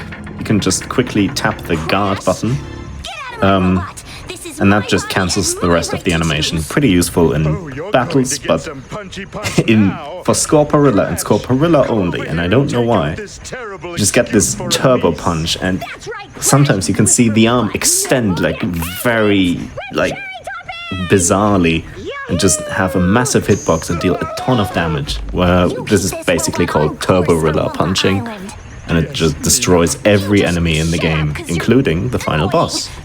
Stop talking about pancakes. And then there's also Right. another catch to the final boss. Do you want to say it, or should I? really didn't want to do this myself. There's a cheat you can do with this boss, but I might fail it. Yeah. And we'll see how it goes. Yeah, so the idea is to just when you stun an enemy, there's a meter of stars, and when it's filled, that's when the enemy is stunned. But if you deal enough damage, the enemy just dies. But that can't happen on bosses because you need them to destroy certain gears or whatever. But if you manage to stun her an even amount of times, so 2, 4, 6, 8, etc. times, and then jack her before she regains consciousness, We'll see how quote, it goes. then she will stay stunned for the rest of the fight, even if you get forced off Nina for destroying these gears. This basically just means you stun her once, and then you... Tried stunning her twice, didn't work, but I got the Scorporilla here that didn't despawn Oh, nice. Okay, that's also... by accident, so that's fine. That's a decent backup. So we used to use a different thing where you attack a Scorporilla once and then destroy the gear. The Scorporilla wouldn't insta-die.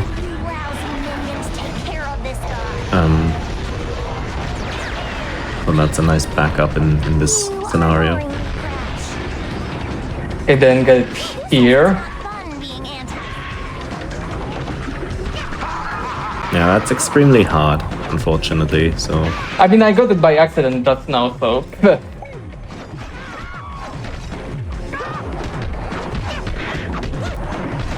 I mean, getting it while intending to get it. Please get the guy. My evil treachery was in vain.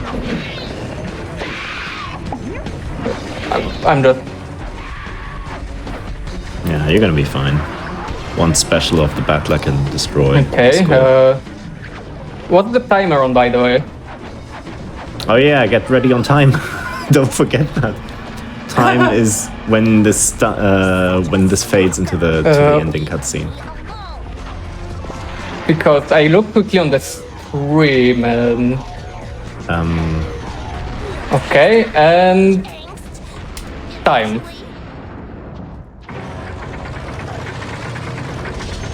Let's see. What is the time? It looks like that was a 1:27:56. Oh, gee, That's my a- PB. That's a PB. That's a new PB for me. Wait, let me quickly stalk the leaderboards. Yeah, I have a 128. Well, I had yes. 128. But now indeed a PB. A marathon PB? It's pretty impressive.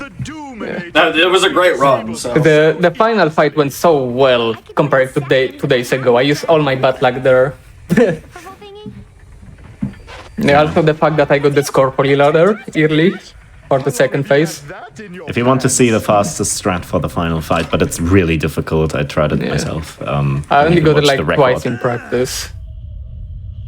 But that's nice. Yeah, Good job.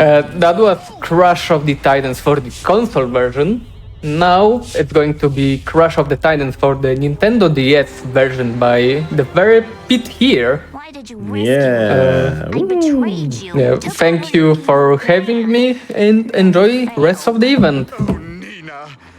and thank you so much for showcasing the game. It was a very great run. Congrats on the PB. Thank you. I'm just so Also, I would quickly like to thank Pete for commentating this for me. I'd probably be a mess without him here. Oh, of thank course, you, no Pete. worries. Yeah, that's all from me. Thank you. All right, like you said, we do have more runs coming up. So we are going to go to a quick break while we get that set up. Just before we go to the break, just a few reminders. If you want to follow up with what Games Done Quick is doing, you can use exclamation links in Twitch chat for all things, all the GDQ links. And also your subs, Prime Gaming subs, gift subs, and bitch cheered on the GDQ Twitch channel do help support the Games Done Quick content, both with Hotfix and with the GDQ 2023 costs. So if you enjoy the content, if you enjoy the special, any of our weekly shows, please do consider subscribing. It really does help the content. With all that said, we're going to take a quick break and then we'll be back with more Crash.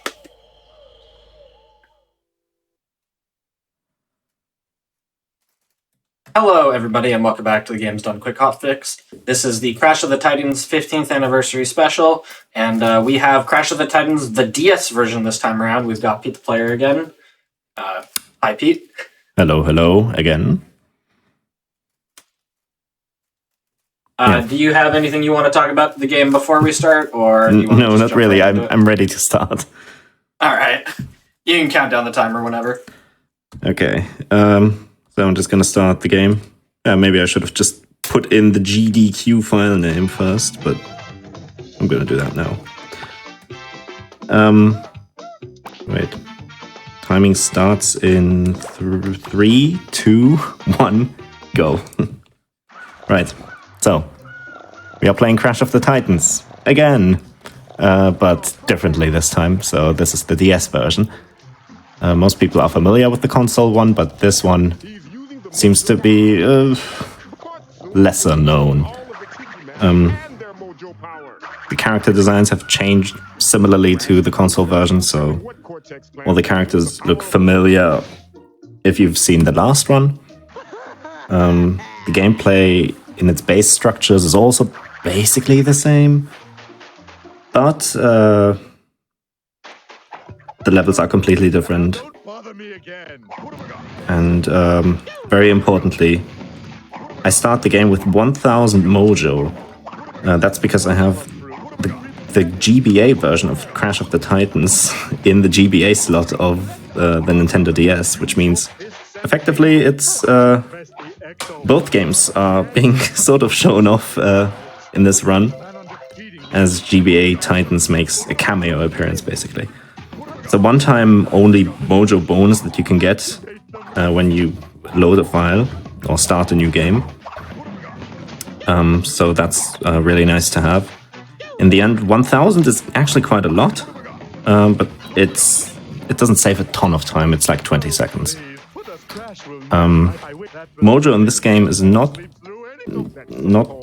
collectible that basically gives you upgrades as you exceed certain thresholds, but instead it's a currency, so you can buy your own upgrades if you have mojo, which allows you to customize, quote-unquote customize Crash as you see fit in the game. But there's a nice minigame that allows you to get a lot more mojo very quickly, and we'll see if I can pull that off. I'll give you control. About 5. first I need to do some punch fighting. So unlike the console version, there's no co-op mechanic and no way to skip these forced fights, so you have to do combat.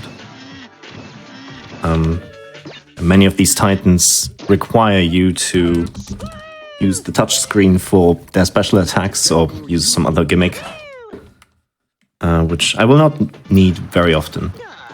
To come back to the mojo topic, which you'll see now is going to be very important. So I have different stats that I can max out or just improve if I want to. And first I need to collect some mojo, and I do that with this pachinko machine. There's a mojo jackpot, and if I hit it, I get 1000 mojo. I just hit it first try, that's nice. Let's see if I can gamble for more mojo. No, that's a Wumpa Whip. And I need to do this until I have like more or less 3000. Doesn't have to be exactly 3000. But if I hit 2 mojo jackpots straight away, then that's nice. This didn't work again, so might look like I'll need another extra mojo jackpot soon. I unlocked the gallery. In my PB, I of course got 2 mojo bonuses straight away. So there's another one, but since I already used up a lot of mojo to get this far, I'm gonna go for another one. Oh, and here we go. Cool. So now we have it. Yeah, so there's a little reference point that I use, and I tend to get mojo jackpots like that. And the game lags like crazy.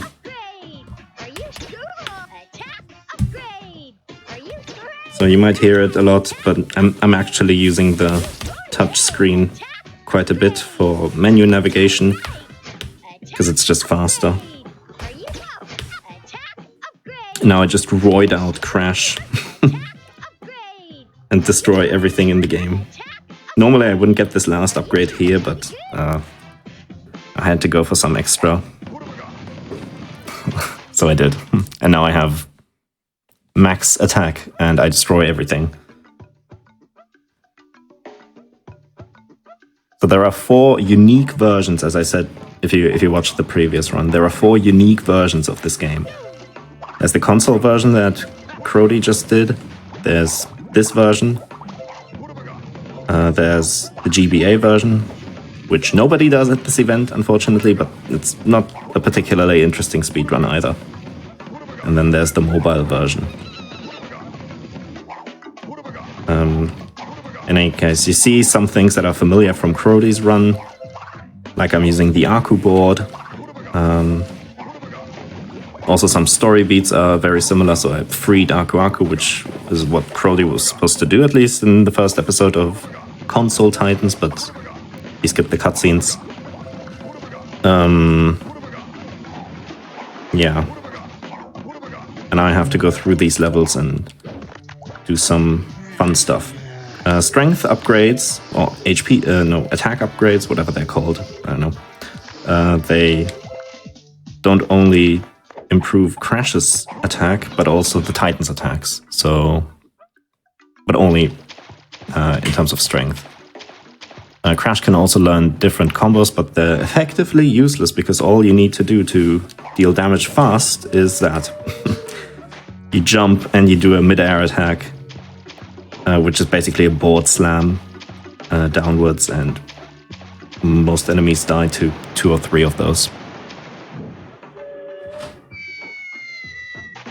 The bottom screen doesn't really have that much interesting stuff going on. It's a little menu that allows you to look at your on-demand items. So those are items or temporary power-ups that you can use whenever you want. And some of them are pretty useful, but which ones you get is basically RNG.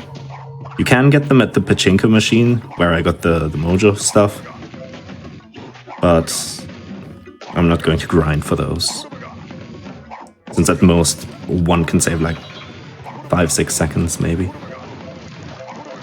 instead it's all about just getting lucky in the first 2 levels, because that's the only places where they really spawn.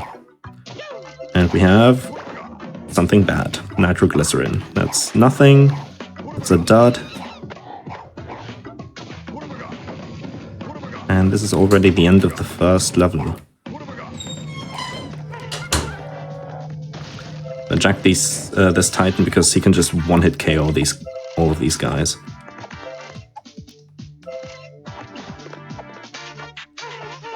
And the fastest thing is to just do a normal, regular punch.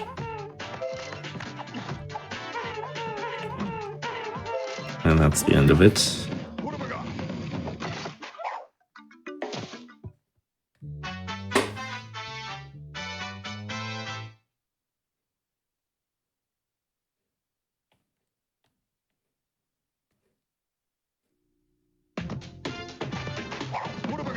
So in its general structure, this game is pretty similar to the classic Crash games as well, in the sense of there are normal, regular wooden crates, and you also collect gems if you destroy all of the crates. There are even more gems for other, I guess, tasks that you have to do in each level.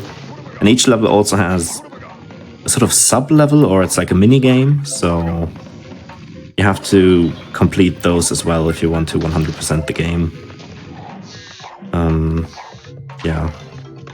That's all unnecessary for any percent, so we do what they call a regular playthrough with a U in-game.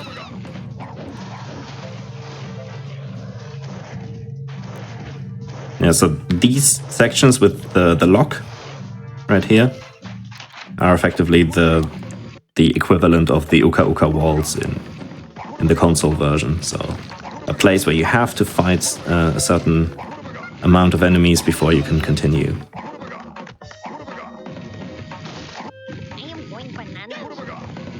Since I'm already super strong, they pose no danger. That's going to change later on in the game, where things can kill me very quickly, even though I'm not even playing on the hardest difficulty. Frankly, I could have upgraded my HP, but I didn't really care to do that, because it's slower. I'm trying to go for maximum speed. So instead of just getting more HP for safety, I'm just not gonna get hit, right? What could possibly go wrong? Yeah, just don't get hit. Yeah, that's the thing.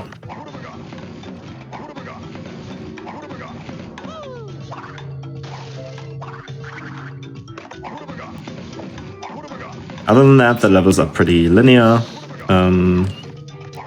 There's not always much to talk about.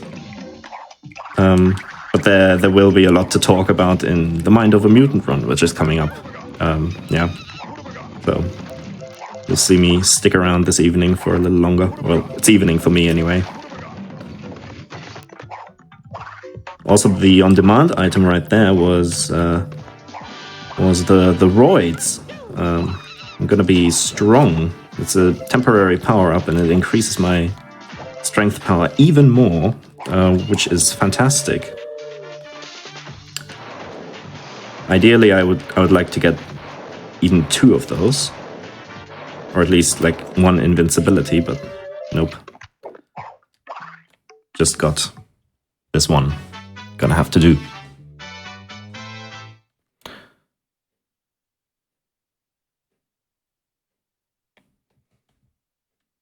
A sprint for speed or a speed space run? It's definitely a speed space run. So there are cutscenes, and you can't skip them, but you can mash through the dialogue so they go faster.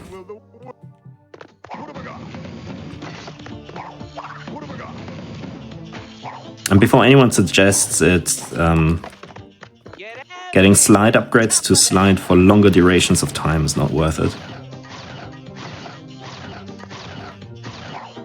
Either way, this is Dingodile. He was not in the console version. But here he is.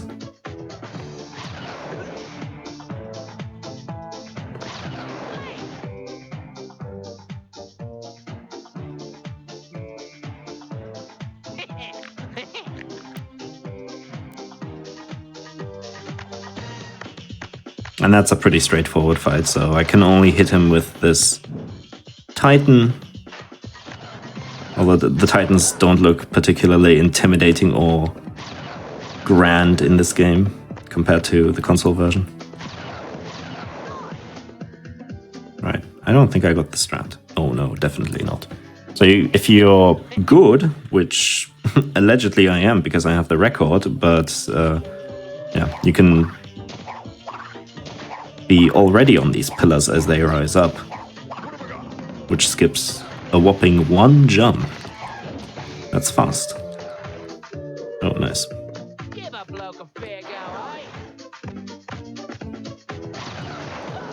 Oh yeah, I was lying earlier. On-demand items actually show up after bosses. And you have 10 seconds to pick them all up. But also, what you can do is just quit out of the boss level during these 10 seconds, and you don't have to wait. The downside is, of course, you will not get the on-demand items. And there's an invincibility there, but I'm not going to pick it up because it's not worth it anymore. So there you have it. Also, one thing that's really fun in this game is that you can play as Nina in a level that you have yet to visit. So you know these the alternate timelines thing in Crash Bandicoot 4. Titans has done it first. Yeah. And the goal of these little levels is to go and transform as many of these cutesy little animals and turn them into ferocious beasts who you will have to face against as Crash later on.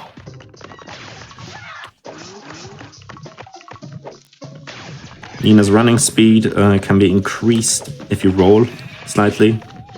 Well, rather, rolling is just faster.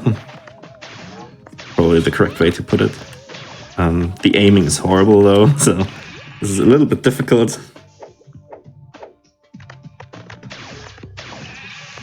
But here we have it.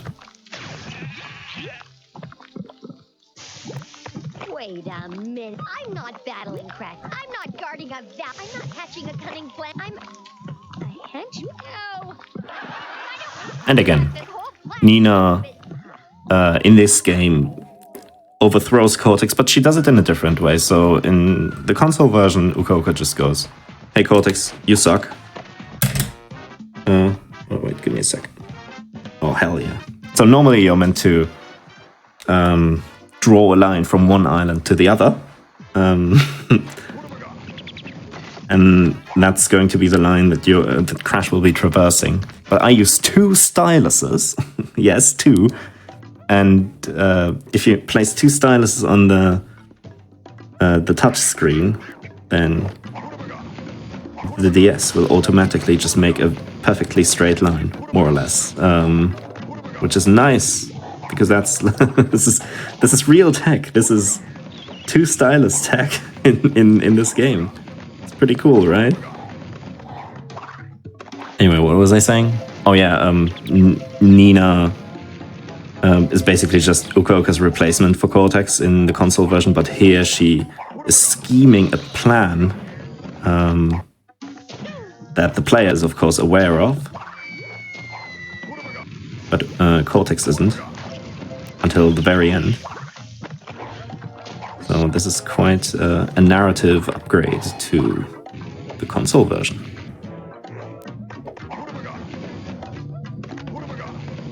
And Uka-Oka is nowhere to be seen. He was replaced by Dingodile.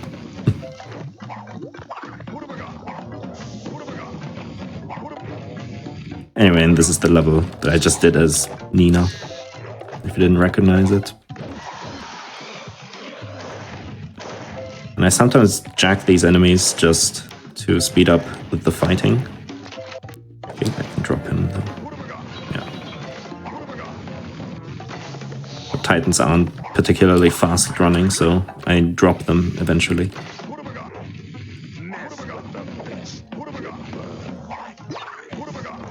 Also, since I have basically no HP, eventually enemies are just going to completely destroy me in like 2 hits.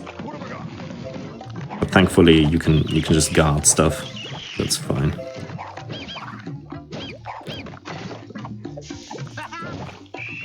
Like that.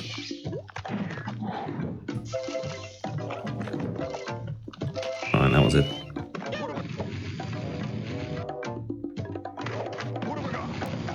Someone says Uka died technically after Crash 3? I don't think so. He exists in almost every game after it. Unless you're trying to imply that Crash of the Titans DS is the true Crash 4. The real sequel to the game, to the original trilogy, in which case, yeah, sure. I accept that as your headcanon, and also as my headcanon.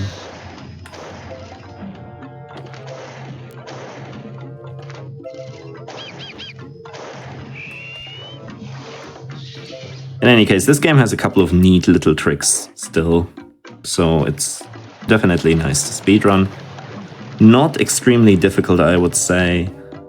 Doesn't also have a super high skill ceiling, but absolutely more fun to play on a real DS than an emulator, where you have to use the mouse for all the touchscreen business. Because you don't want to do that, trust me. I used to run this on emulator, and it was horrific. This guy died.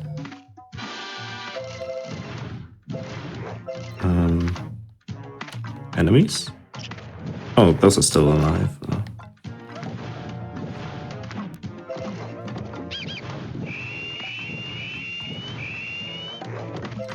And that's the end of that. How do I capture footage from the DS? You can buy DS capture cards. So it's basically a modification of the DS. I don't know how it works exactly.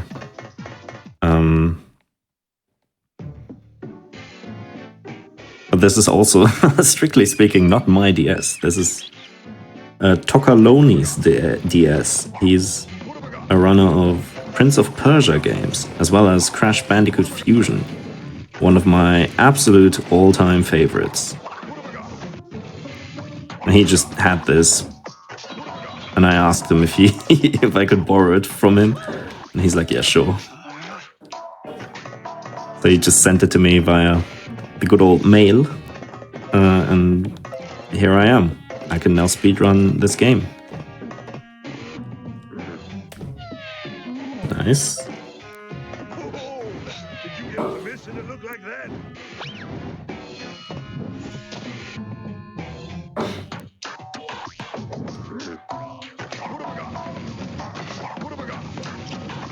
So unfortunately, there's an auto-scroller coming up. So not much in terms of speed going on here. I have to destroy all these lower life forms to get to my destination. Oh yeah, I'm gonna jack this guy. So I use the touch screen to do this guy's spinning attack. And if I just spin for a very long time, I will deal so much damage so quickly that enemies basically just die instantly. And I like that. That's fast. Like that, you see? And the elevator doesn't continue until all of them are completely dead, killed to death.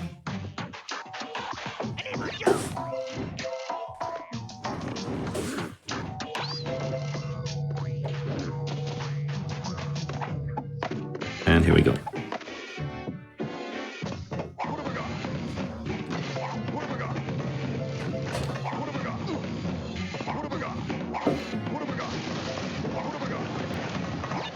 Also, I need to make sure not to forget any crystals. It's been it's been a while since I played this game.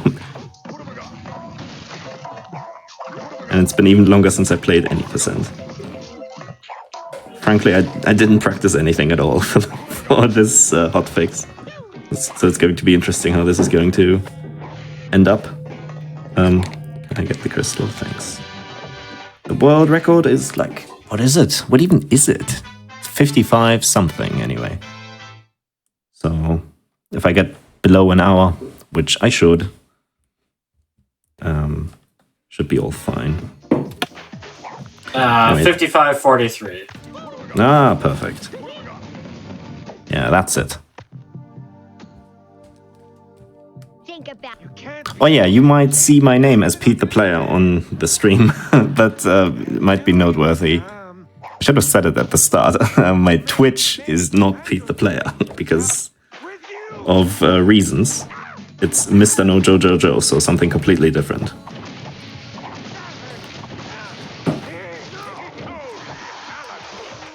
So that's MRNOJOJOJO. Engine is a weird dude. He just doesn't always... He has like mad invincibility frames, basically.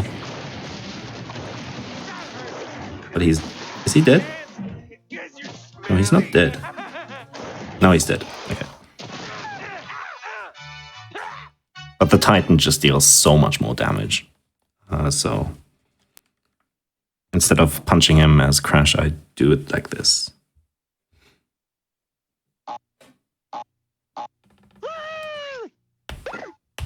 And that's the end of this fight. Now we carry on.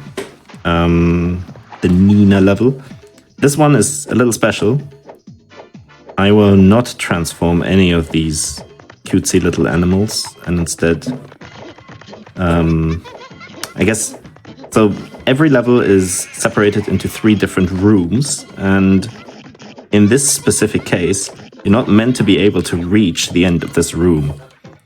But if you do reach it, then the level just ends, and you don't have to transform any of the 25 animals. Which is nice, because that takes... It saves like 10 seconds. So it's not a huge skip, but it's nice.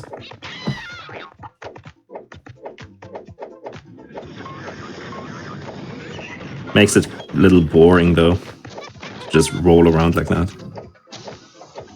But hey, get used to rolling, because this is going to happen a bit more soon. Now I need to be careful here. If any of these 2 guys... yeah, nice. Okay, so I bounce on the little animal and it just propels me upwards like mad, allowing me to reach the ledge and just skip to the end.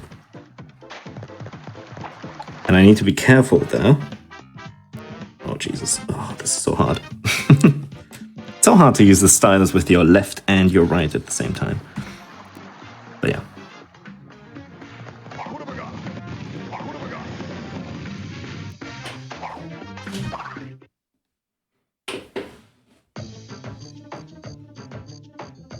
If any of these, those animals, I wanted to say, jump down from that ledge, you can't get them back up, and then you will have to transform all the 25 animals after going through the entire level, so... it would have been horrible if that happened. But they were nowhere near there, so it's fine.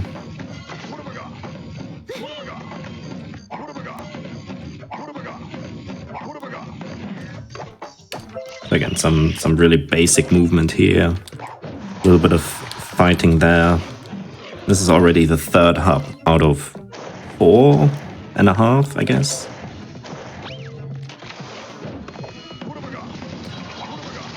So in the console version, Cortex plans to destroy the islands using a robot. And in this version, he just plans to do the same thing, I think. But the main gimmick of the robot is that it dances around, and you can see that on the world map when I switch hubs. Oh yeah, similar to the thing that Coco did, I can do this to reach this ledge, so I get to skip a fight. And now we have the fabled auto-scroller skip. You can't do this if you don't have at least 3 attack upgrades, because this hover spin thing that I'm using right now is only available from the 3rd attack upgrade onwards. Basically, there's a platform that goes over to the right, but it stops periodically and makes you defeat certain enemies to continue. But you can just bypass all of this. Oh boy, is this gonna reach? Okay. Now the last one is a bit tricky. Okay, I did it. And that's that. Exactly, how does the level have enemies?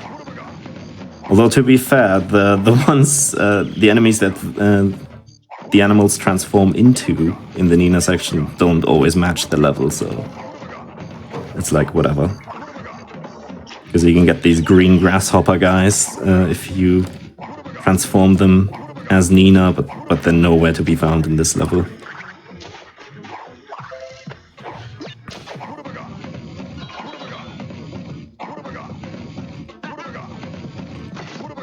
Can't believe that Amaze Entertainment didn't pay attention to these details.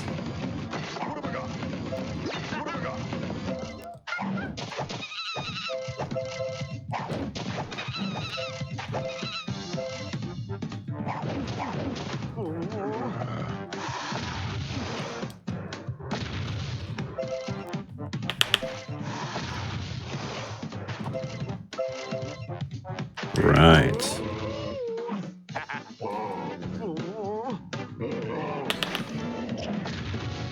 Nice. So using the touch screen for this rather than just pushing the button increases the radius of the attack.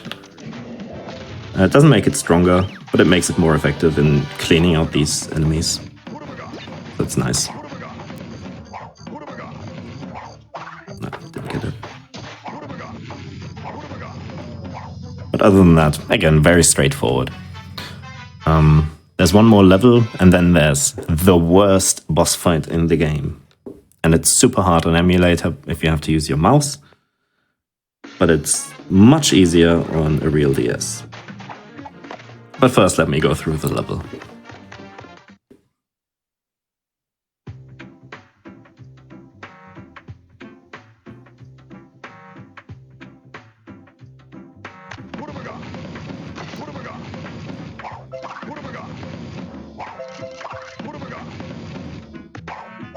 And again, there's not really much to talk about. I'm very excited to be showing off that Mind of a Mutant run, though. It's a very short, but very intensive run. Alright, I'm gonna have to destroy these big boxes to continue. But for that, I will require this guy.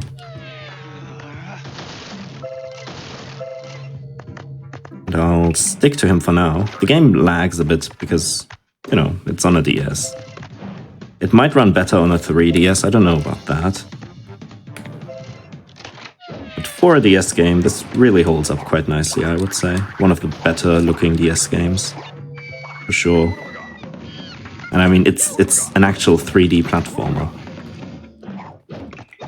There's also a DS version of Mind of a Mutant, which is a sequel, but it sucks. Don't play it. It's really, really, really bad. Like, not a 3D platformer, just a really basic, stratless 2D platformer. That's what it is. So this is definitely way superior. And I would even say this is the best version of Crash of the Titans. Better than the console version, even.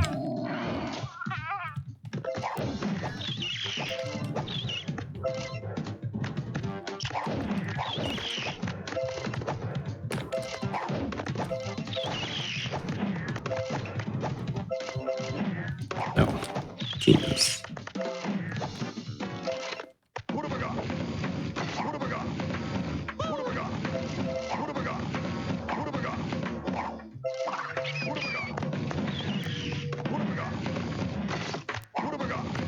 But it's not much longer. And then we'll fight the almighty Tony in this game. And this time he'll actually get the fight that he deserves.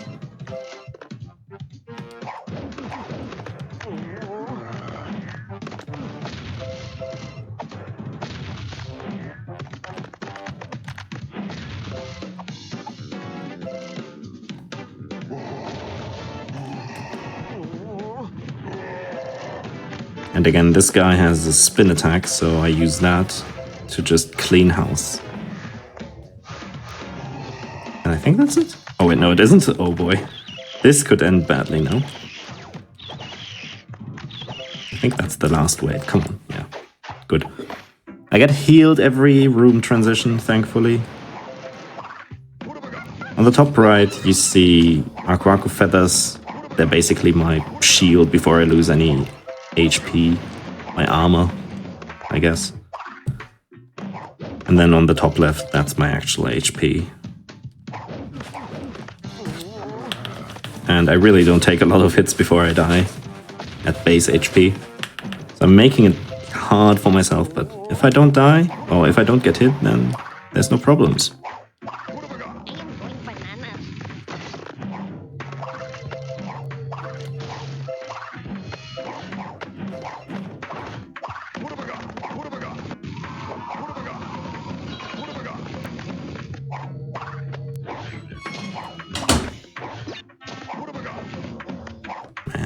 Screen, like the light in my room is just so bad that I can't even see where the pits are and everything. Anyway, gonna hover spin all the way over here.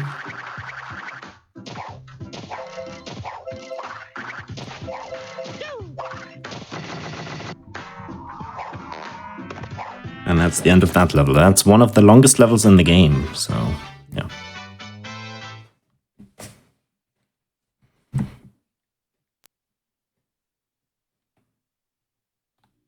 And now here comes the big guy. So this is a minigame fight, basically. So I'm on these Armadillo Titans, basically the Rhino Roller of this game. And I have to knock Tiny, oops, off this platform. Oop. And you can tell it's not easy. I also deal damage to him, and that's very important to note, because the more damage he takes, the easier he's knocked down. Ooh.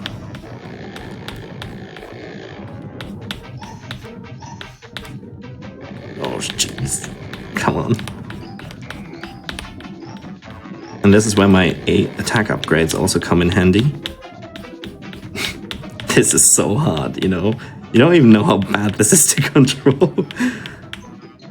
Come on, just die. And whenever he rushes you, you can't do anything. Just FYI. Oh my god. No! So, please just go back to your corner. Oh, yes, okay. That took a while, but that's bound to take a while. You can, in fact, just rush him straight at the start and knock him off in one go. I've done that once, I think. Only once. It's on YouTube. That's like pure RNG. There's nothing you can really... You can't control that, to my knowledge. And that's extremely difficult. On emulator. I'm glad I'm playing on a real DS, because that could take me upwards of like 4 minutes or something to get right.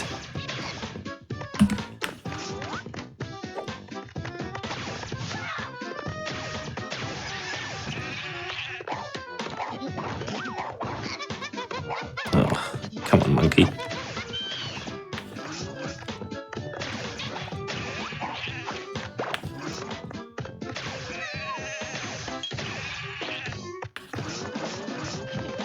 And this is also a little bit tricky, because you have to not only move, but also recharge Nina's gun, which you do by, you know, doing the thing that I do on the bottom screen.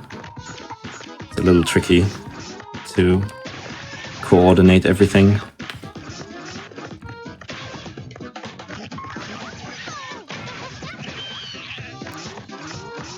Especially if you like don't want to ever stop for anything.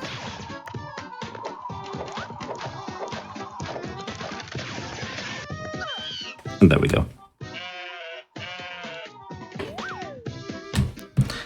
Right, time for more double Silas strats.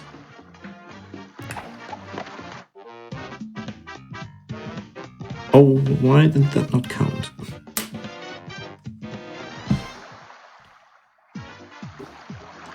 Okay. So there are only 4 real hubs in this game. So if you kept up with your mathematics, you will know that this is the last one.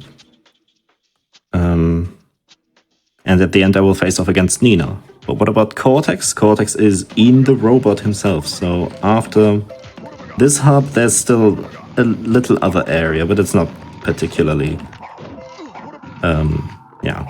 big or long. And that's where the final boss is going to be.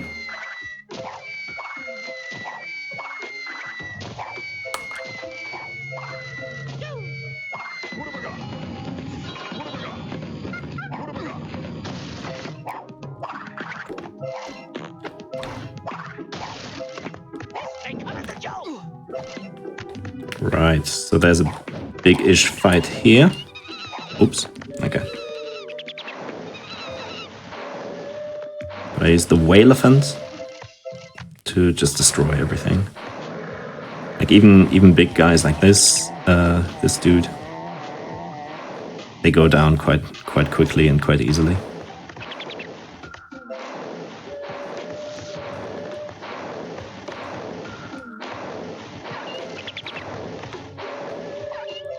This is extremely basic. Oh, there's one more.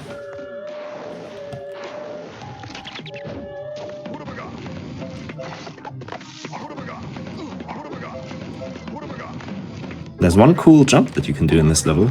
I'm gonna point it out when it happens. In any case, this is a nice speed game that you can easily pick up, and the whole 1000 extra mojo thing, you can do that on emulator too if you want to.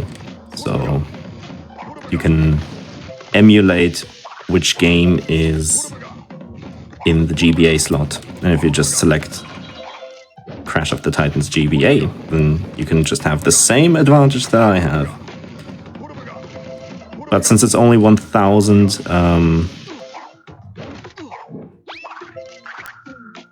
it's basically just one extra mojo jackpot that you have to hit, theoretically, and you would get the same run. So whether or not you get sub 1 is not really dependent on whether you have access to Titans GBA or not. It's just all about skill.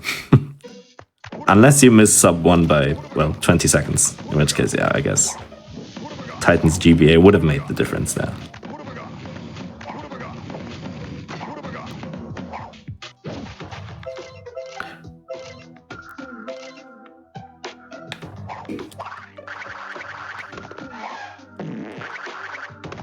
So this is the cool jump. You can just be good and skip all of that nonsense.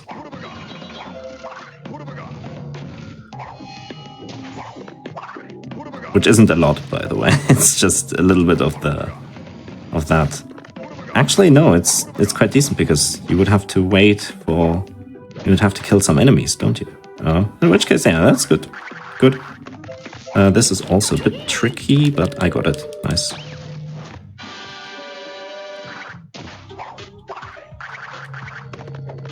So sometimes these Titans can just walk off the platforms, and there are big boxes which Crash can't destroy. And that one specifically has the crystal, which you definitely need.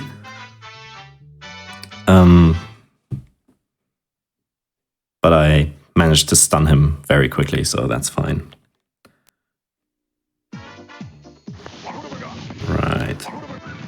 Carry on. Still didn't get any HP upgrades, so that's nice. Doing fine, but Insanity Highlands is one of the hardest levels, I would say. Yeah, let's see how I'm gonna do this. So there's wind cycles in this. So if they're behind me, then they boost my speed, which is cool.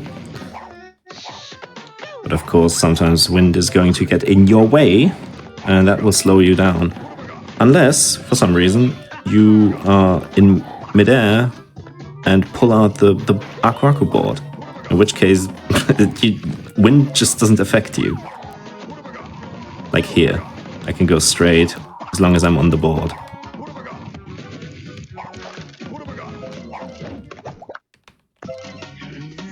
We see that in a different section a little bit later, where the wind is like going right into me.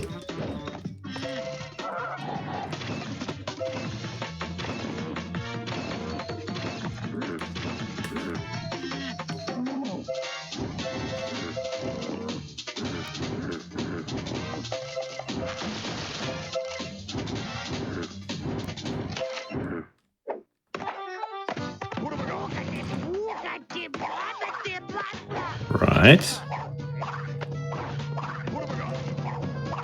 Almost there. For 100%, by the way, you see all these masks scattered around. You would have to just collect all of them. And you would also have to collect a specific amount of mojos. What you see down here, that's 750 for me in this level. And then you would have to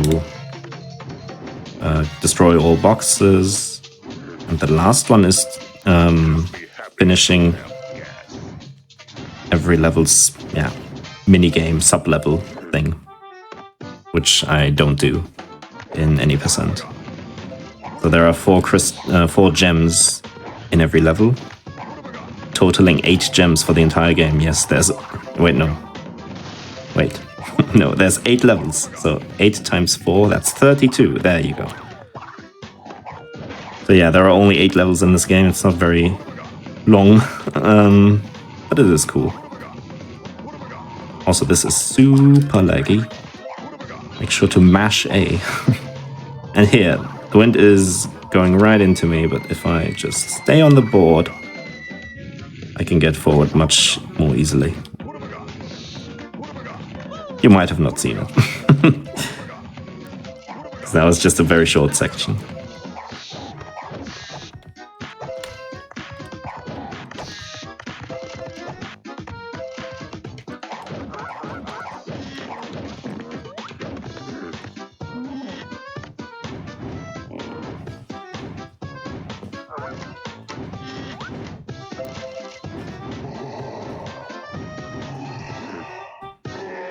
So there's more spinning action.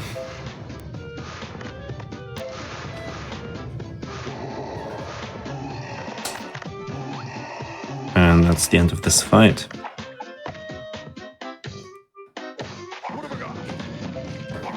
So almost at the end here.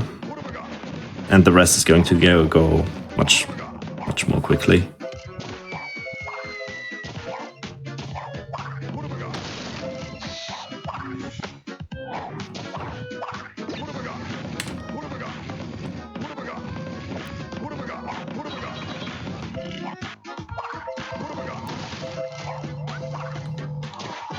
There's the crystal.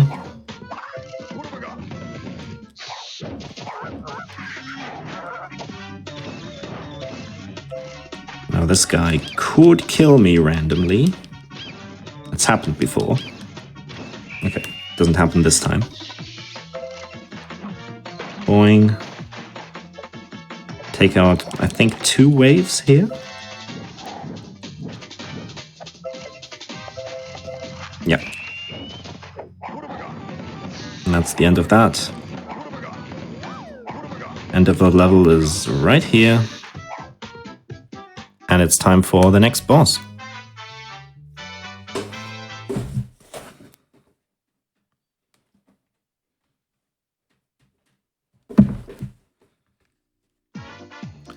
So Nina Cortex. Here we go. Another cutscene. She has a little fight with good old Neo.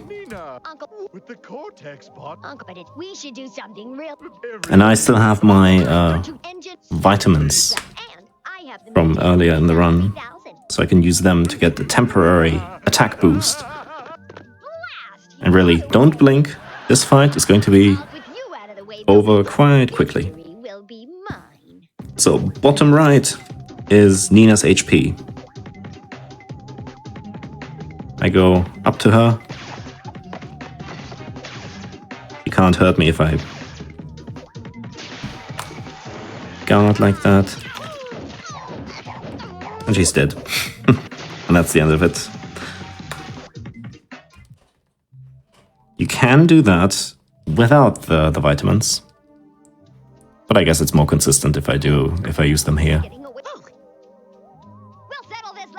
There are other enemies where I could use them, namely in the next section. The Cortex bot, or as I like to call it, the Disco bot. But first, the last double stylus in the run.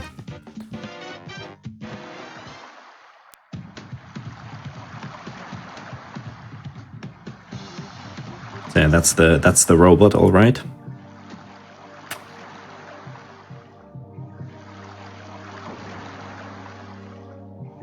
I'm so glad that Tokala only gave me 3 styluses for some reason. Because then I found out about the double stylus strats. And I feel like that's one of the dumbest things in this game. I love it. Anyway, that's the Cortex bot. So I went through all the levels in the game. In the Cortex bot, there's nothing to... I mean, there are things to collect, but... if you go for 100% completion, theoretically you already have 100%. And by theoretically, I mean you genuinely just have it. This doesn't give you any percentage or anything of that sort.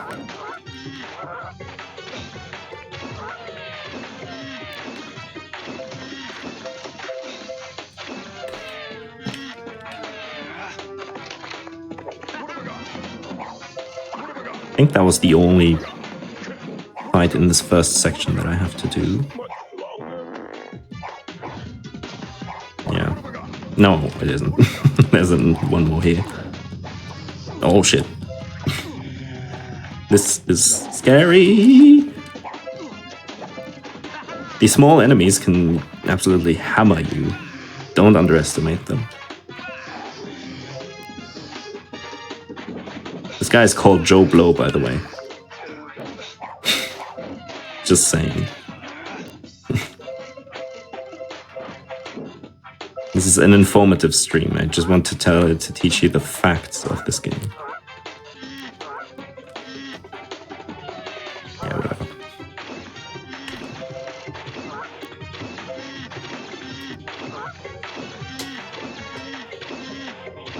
Eventually. Oh, nice. I didn't expect that. Didn't expect to hit all 3. That was cool. Anyway, there's a section you do as Crash. So first a 3D section, then a 2D section. This one right here. Then another 3D section.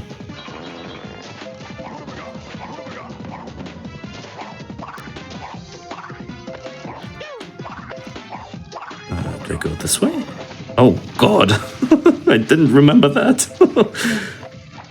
Oh wait, yeah, now I remember. I have Wumpa Whips, I can heal up.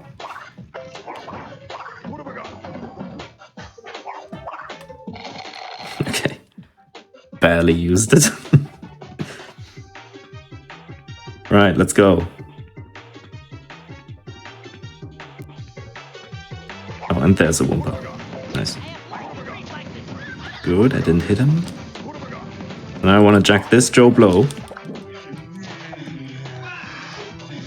Take out the small dudes.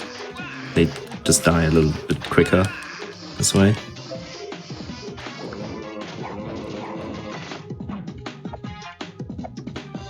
Okay. And this guy just if you do a certain amount of attacks, Titans are just going to retaliate, and they cannot really be stopped unless they get stunned.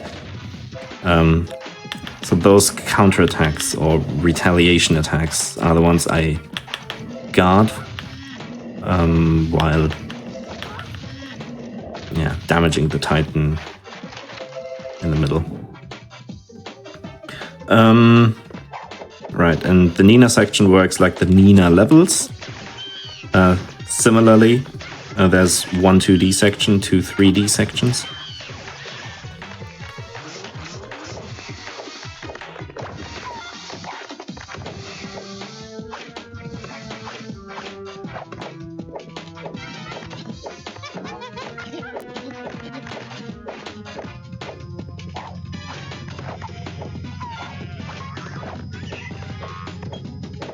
And I just skip past all the enemies that I don't need to care about.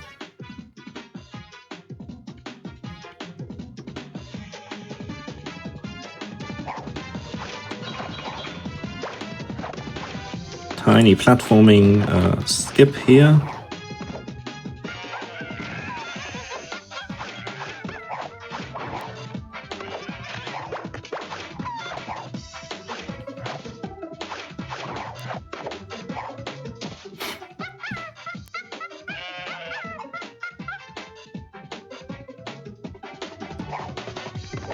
Now, an interesting thing, the final boss is coming up very soon. And in any percent you fight him as Crash, as you would expect, but in 100% you fight the final boss as Nina. Oh, that was sick. Yeah, so this cutscene changes in 100%. I don't want to spoil it, but it's quite interesting. Even though it might be lazily slapped together. In any case, this is any percent, so we will battle against Cortex as good old Crash. And normally there's, I don't know, is it like 2 waves? I'm not sure. Of Titans, before there's a big gorilla dude. But frankly, going through all these waves is not really worth it because all the small Titans deal as much damage as the gorilla dude. So instead I just get this dude and I hammer home.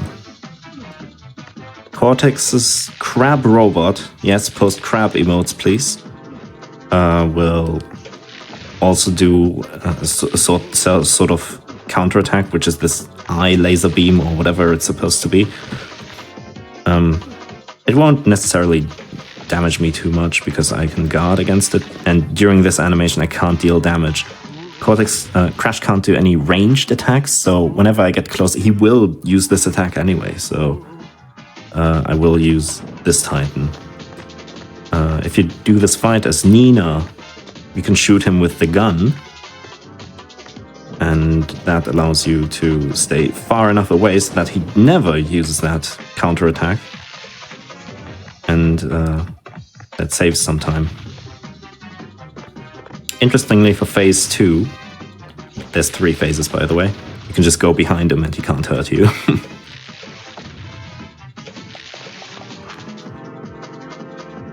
Oh, by the way, get ready on time because it's probably soon. Like maybe 30 seconds from when this phase ends.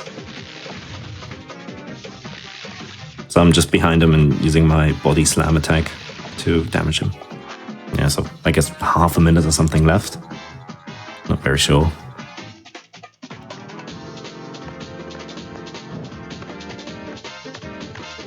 Also, there's not really any context to this crab bot. Don't know why he made it. Don't know why it's specifically modeled after a crab. Seems like a random decision. Ah, okay, barely.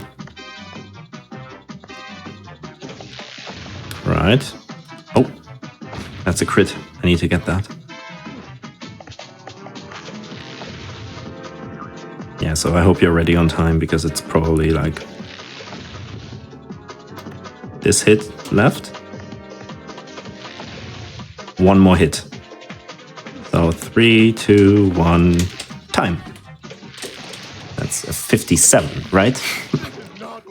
57, we got a little bit of delay, probably about a 57.30. Nice. 57.23. Yeah, so the record is a 55. Theoretically, you can get a 54, but that requires you to get like insane luck in Tiny, and then do everything else fine. So this is decent. Still definitely second place on the leaderboards, but I don't think many people have really cared much about this game. So yeah, his Cortex bot will boogie no more. Okay, wait. He built a giant dancing and it used the tiki. And then at the end, there's a little bit of dialogue here. Nothing too funny, nothing too interesting. Coco doesn't get kidnapped in this game. And Crunch is not in this game at all. Like, really, not even a meme.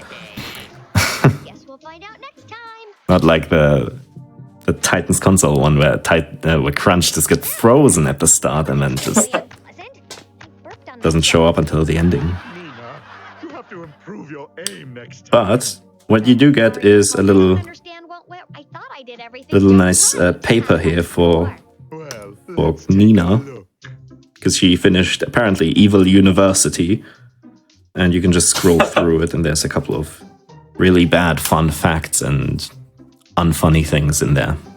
And that's the end of this game. Game saves and the credits roll.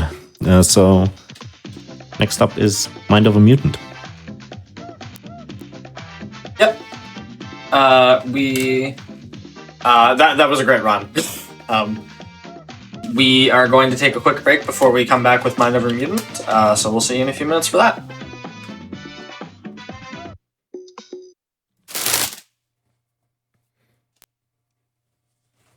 Hello, everybody, and welcome back to the Games Done Quick Hotfix. This is the 15th anniversary special of Crash of the Titans, and we are back with Crash Mind Over Mutant. We have Pete again here. Hey, Pete. Hello, hello. So you've been hyping this game up for the past few hours. I am excited. Yeah. I'm just gonna start, I guess. Yeah, whenever you're ready. Okay. So this setup is going to be a little bit weird for me. Anyway, the difficulty, again, like Titans on the PS2, is going to be the hardest difficulty because the game runs faster on it. Yeah, the audio setup is a little bit weird for me because my capture card has like a second of delay. and I only listen to what I hear on my PC, so my audio is going to be delayed compared to what I see, but it's fine. Timing starts in 3, 2, 1, go. This is Mind of a Mutant, the sequel to Crash of the Titans. Yeah. It effectively has a mission structure, so you have to finish your story missions, and the first mission is to talk to Coco, but I will immediately not do that. And instead I will use the two-player mechanic in a similar manner as Crash of the Titans did, to just bypass this wall. Simple as that. Now, importantly, I don't even know how I'm supposed to explain everything that I want to explain, because there's, frankly, so many mechanics in this game.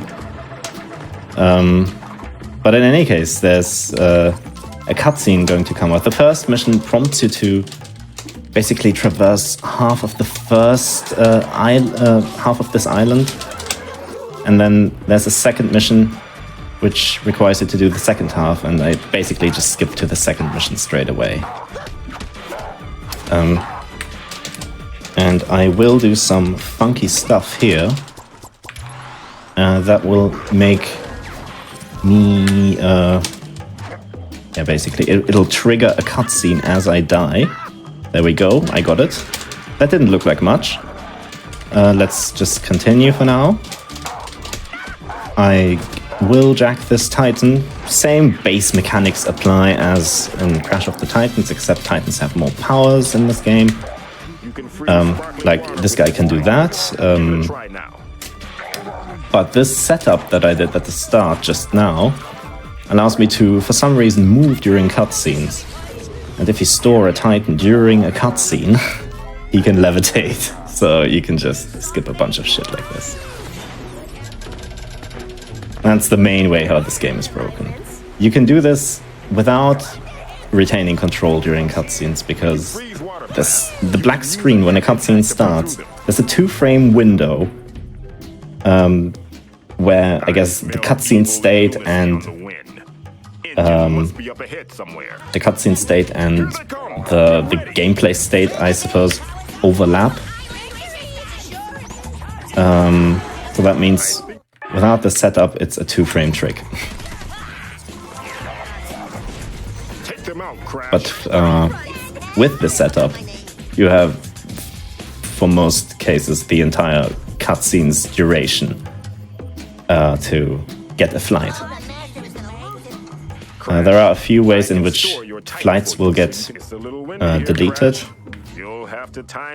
Most importantly, if you just go through a cutscene and don't store your Titan. But also when you switch hubs to a different area of the game. You see a crosshair on screen, that's player 2. So player 2, instead of being in a backpack in this game, is in a mask form instead and just follows the other player around, like Aku Aku would normally in Crash games. And player 2 can shoot chickens and deal damage. And that's also going to be very important in just a moment. Because the story of this game is that Coco and Crunch have been brainwashed and they're evil now. You need to give them a good punch and they will turn back to normal. And we may do that with Coco right here. She's dead. And that's it. I beat her during the cutscene. And that's it. That's it, really. There's not much else to say. So that was the first boss. And there are only 3 bosses in this game. So yeah. You could see me jump there in the cutscene. That's because I pressed start and A to skip the cutscene. And A is also the jump button. So unlike Crash of the Titans, this is on 360 and it is faster on 360 because this is a proper port. Yeah. So much for that. The loading times are actually fast this time around. We can skip cutscenes, which is quite a novelty for 2008, apparently. If the other Crash of the Titans games are anything to go by. Anyway, there's some platforming here going on. I need to go to a different area. Now, to explain this, picture Wumpa Island in the middle. To the left, there's a desert, and to the right, there's an ice area. In the ice, you have to go to the ice area first, which is what I do now, where you retrieve certain information which prompt you to go to the desert. So you have to backtrack to Wumpa Island and then go to the desert. There you pick up a Titan, which you need to go back all the way here, again to the ice hub, to then enter a new area.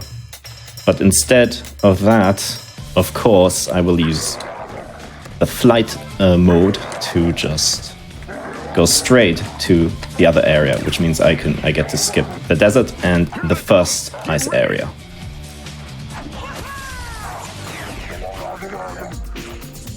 And on the way, there's just a little bit of flying like that, because it's funny. Also because it's fast. I strategically avoid certain cutscenes or cutscene triggers in the game, so I can use them later on for flying, by the way.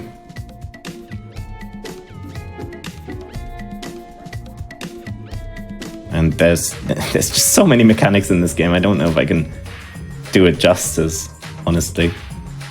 Yeah, I ran this game at ESA 20. Well, yeah, this year 20. What is it? 22.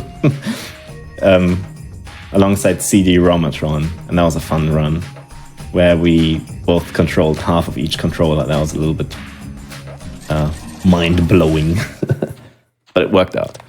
Anyway, that was the skip. So I skipped the entire first ice area and the desert. And now, and much like Titans, I play the game using 2 controllers. Oh, come on, dude. While being a single human being. Yeah. And this is our new friend. So the Ratsicle just got us here. This is our real friend, the Rhino Roller, whom we saw very briefly in Titans. But in this game, he will be of quite incredible value. And you'll see that in a second. And I really want more people to run this game because this is amazing. I place player 2 on the spinny thing opens this door, and then while player 2 is still off screen, it all went really fast. There's also some unintended movement that I use here to traverse this entire area, and whoop-de-doo. This all needs to be done to find out information on where to find Crunch, because we already saved Coco. Yeah. So that's quite a voyage to save our friend. And that's a nice jump, a nice trick to skip through that wall. And here we are at the story trigger that we need to be at. This is where Nina is, in a classroom. She has a school project, and we need to protect it by destroying these cannons.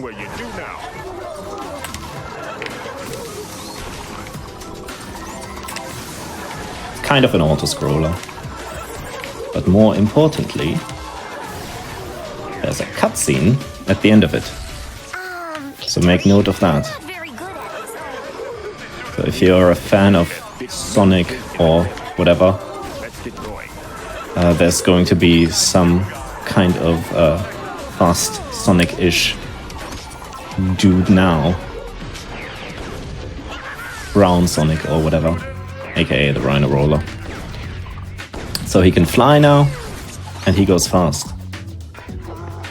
That's all you need to know. So I can just dash through this, even exceed the loading speed of the game itself.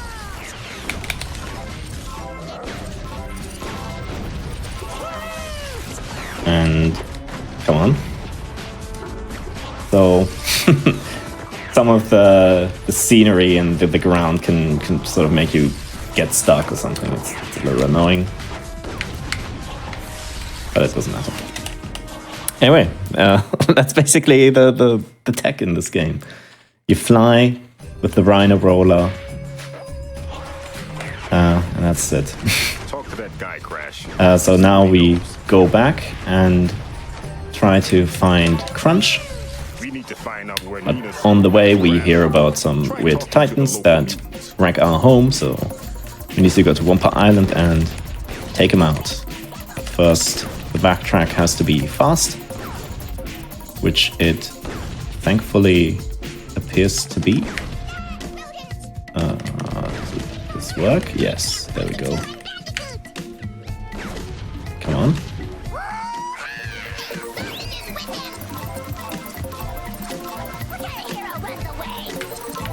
Nice. Okay, now here I do a little death abuse because it teleports me way further back for some reason, which is fantastic news to me, since I can just dash through this.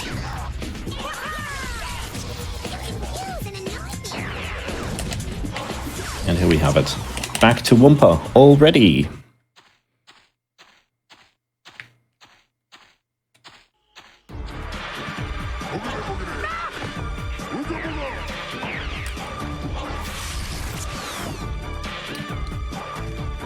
This looks like trouble. Okay. Alright, so I go back to where I was before. Movement is a little difficult. Skip again over the wall because it doesn't get removed. It does get removed normally. But not in a speedrun setting. Not in a normal any percent speedrun setting anyway. I need to gain more height. Because there's a tutorial fight here that I need to avoid. Nice.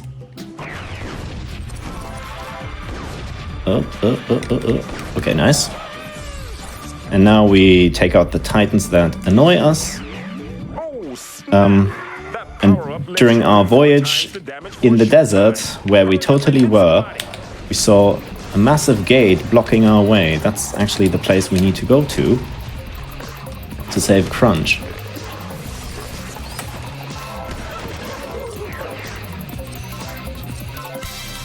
And conveniently, these Titans have the key. Oh yeah, I'm gonna have to adjust my crosshair here. Somewhere like that.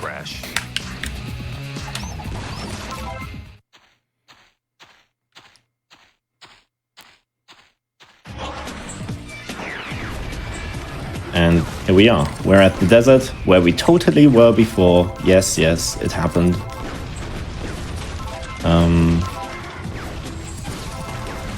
To go on to the next area. Crash. You've unlocked the Nice upgrade. Got a mojo upgrade mid-transition. In any case, there's another cutscene right here, and you know the drill by this point.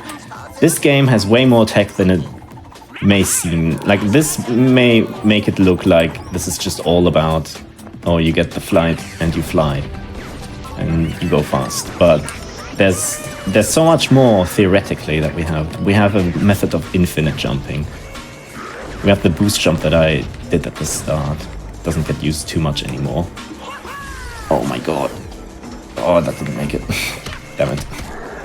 So there's a cool little skip that I can do there, but I didn't get it because it's a little difficult to pull off at that speed. But I'll just go the intended way. That's also fine.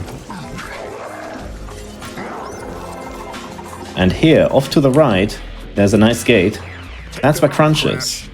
But we don't need him because the real next story trigger is up ahead. So we skip Crunch and he will stay there for the rest of time with Embryo, actually, from Crash Bandicoot 1, whom you may remember.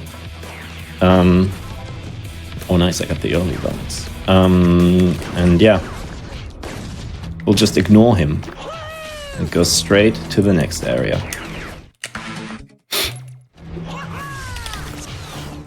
Where we meet another familiar face. Again, fight right at the start here, but since there's a cutscene, I can just use that.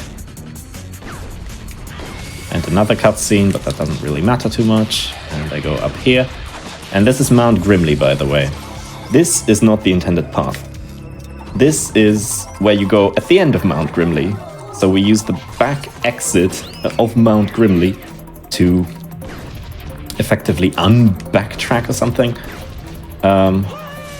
And to get straight to the end. And this is, again, a place where we use the second player to just clip through.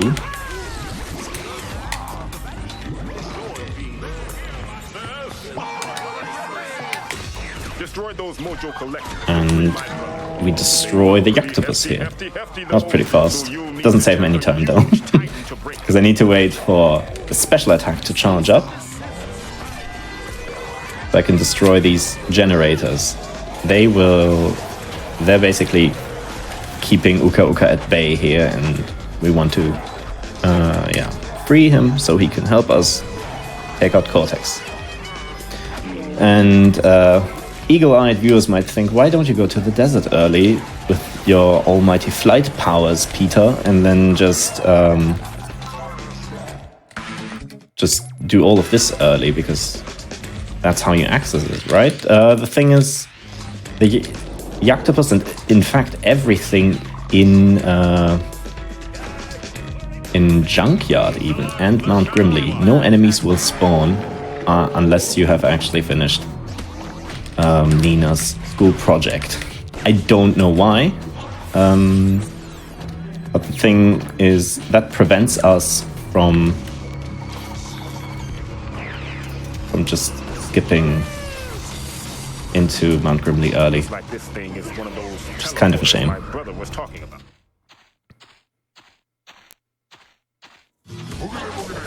Let's head to the Roller Village, Crash. Anyway, Uka Uka has lost his power, and we need to collect his 3 bones to get his power back. The bones are scattered over the entire map of the game. We have to revisit areas that we have already previously visited.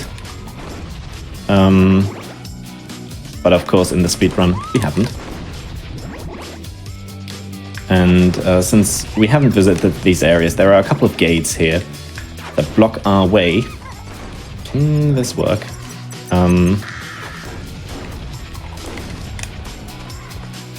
So we need to find ways around the gates. Like so. To reach the places that we need to reach. This is going to be more troublesome later on in the next area, actually.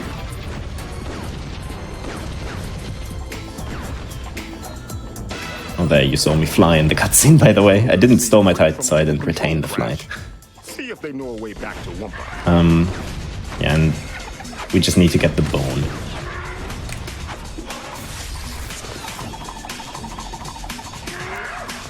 So yeah, we use a couple of different tricks. That trick at the gate there was very similar to the thing that I did in the school to get into the classroom a bit earlier.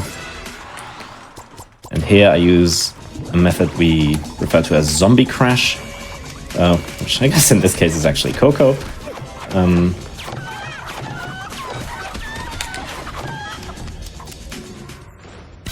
That allows me to do the fight without taking any damage. And that's the first bone. So things are going to go really, really fast, and we skip most of the story triggers that exist in this game. But without doing this mission, we can't load in the loading trigger for the final area of the game, which means, yeah, I basically have to do this. I'm beelining to get to this mission as quickly as possible, and that's how I will then get to the end really fast. So there's a gate off to the right, you can see it very briefly, and there's one here. If I approach these gates, for some reason the game crashes. So I need to be very peculiar with my movement, which I was, allowing me to go fast.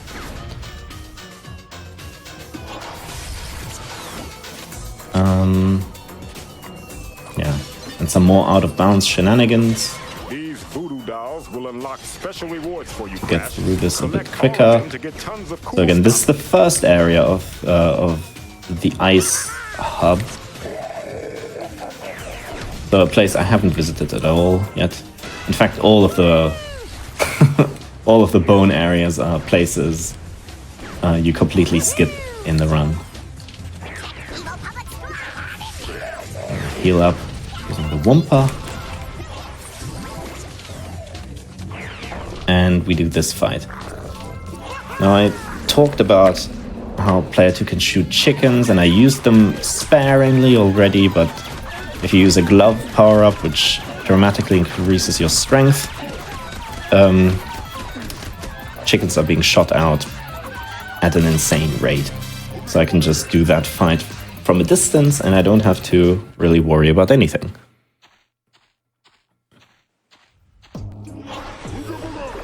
So that completely trivializes parts of the game again.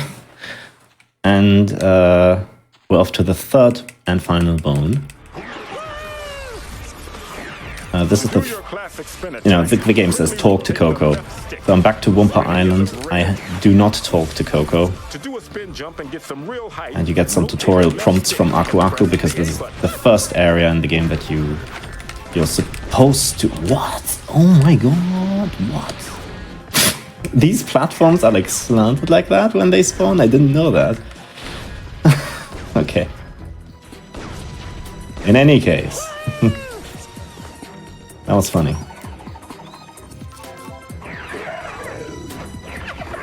Ooh.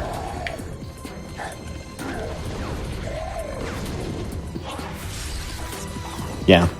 So you just get that talk to Coco prompt basically every time you enter this area now.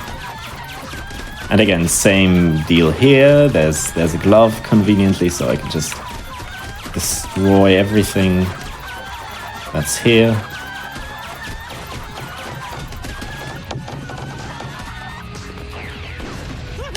Wait. Don't lose your roller.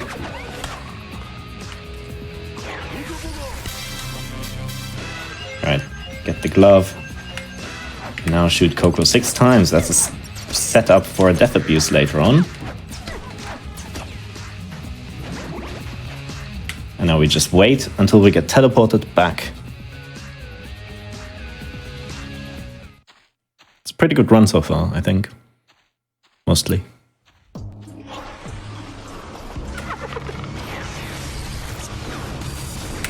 So we get another flight of these guys. And this is... Oopsie. This is a bit tricky. Which is why I have 2 Titans. So I can cycle through them like this. Makes it a bit easier to get into this little corridor. Otherwise it's extremely hard. But you can do it without the second Titan. I just think it's convenient to do it like this. I don't need him for anything else, so I ditch him. Go talk to Uka Oka and deliver the bones. And now he tells us how to reach Cortex. And he's in the destroyed Doominator that has been sitting there at the start of the game, in case you hadn't noticed. So we enter that, and then there's a teleporter to a different area of the game. Whoopsie, I didn't want to pause. There you go. Oh yeah, my commentary might be a little bit early because of my capture card delay. I'm sorry about that. In any case, yeah, here we are. In the Doominator. Now we teleport into the space head, where we will face off against Cortex. Finishing the game in not quite record time, I think, but at a pretty good pace. So again, there's some 2-player shenaniganry. So I can skip up here. There's 2 puzzle rooms in this game, in this area, but I skip straight into the second one, and if I manage to escape from it, the game thinks I must have done it, so it spawns the teleporter to Cortex. If I don't ever enter that room, the teleporter will not spawn. And Crash needs to come back. I do the death abuse, by the way, to despawn the enemies, otherwise they're just being annoying. And I ditch my roller to maybe be lucky and get a glove spawn, which probably isn't gonna happen. That tends to be that is normally my goal. So we've had a nice journey, Rhino Roller, but now has to end. Unfortunately. So let's see if I can take this guy out. I may get a glove from the Grim Lead, which is this ghost type Titan. Unfortunately, I didn't get the 1 cycle here, which is also a bit random for some reason. Come on, Crash. Let's see what you've got. And there you go.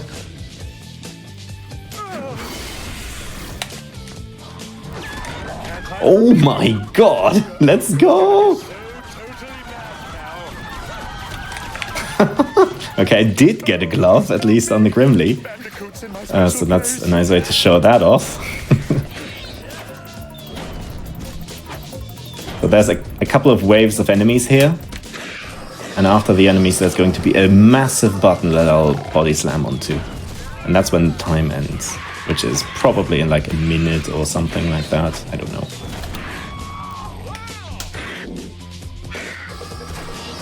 Get rid of these guys.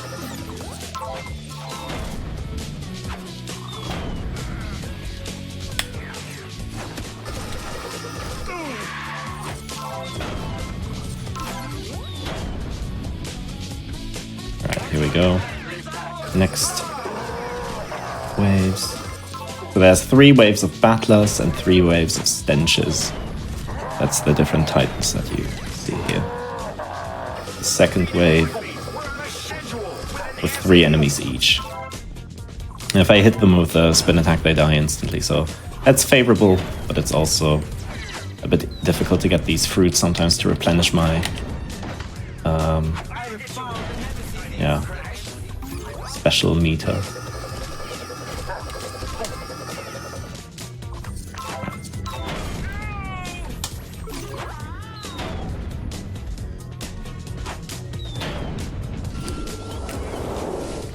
Right, get ready for time. It's coming up in like 10 seconds.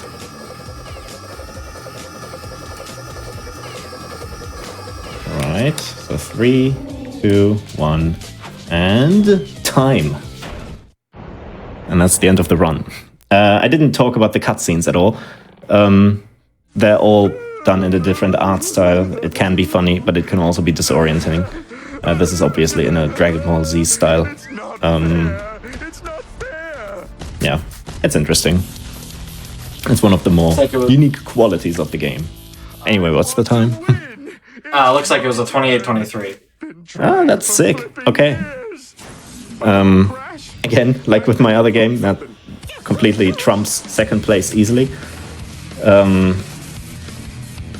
Yeah. Sub 30 used to be like the goal, like the biggest goal that we had hoped for, but now I looked into the game a bit more thoroughly, and there's a lot of minor time saves that you can also do, and voila, the record is 27 something something. So I'm looking to get a 26 eventually. So if you enjoyed this, then feel free to follow me at Pete the Player on YouTube, at Mr. NoJoJoJo on Twitch. Yeah, that's MRNOJOJOJO. Great job, big brother. Wow, Yeah. we're really getting a lot of this evil. I want to say the run looks impressive at least, and it's definitely way more impressive if you have context to the skips, i.e. if you have played the game, which many people haven't done. But I very much recommend that people do play the game, then watch a run, and then consider running the game. You finish the game with 11% completion. You can play the game in any language that you want. They're all the same speed, but to spice things up, that's always funny to do, to switch to like Finnish or something. I like to do that. Anyway, that's that. All right. Thank you so much for showing off the game. If you've got nothing else you want to talk about or anything, I really appreciate you being here today and helping with the first run and running the past 2 games. You've been excellent. Thanks. With that said, we do have a lot more Crash coming up. So we will take a quick break, and then we'll be back with Crash Tag Team Racing. We'll see y'all then. Bye-bye.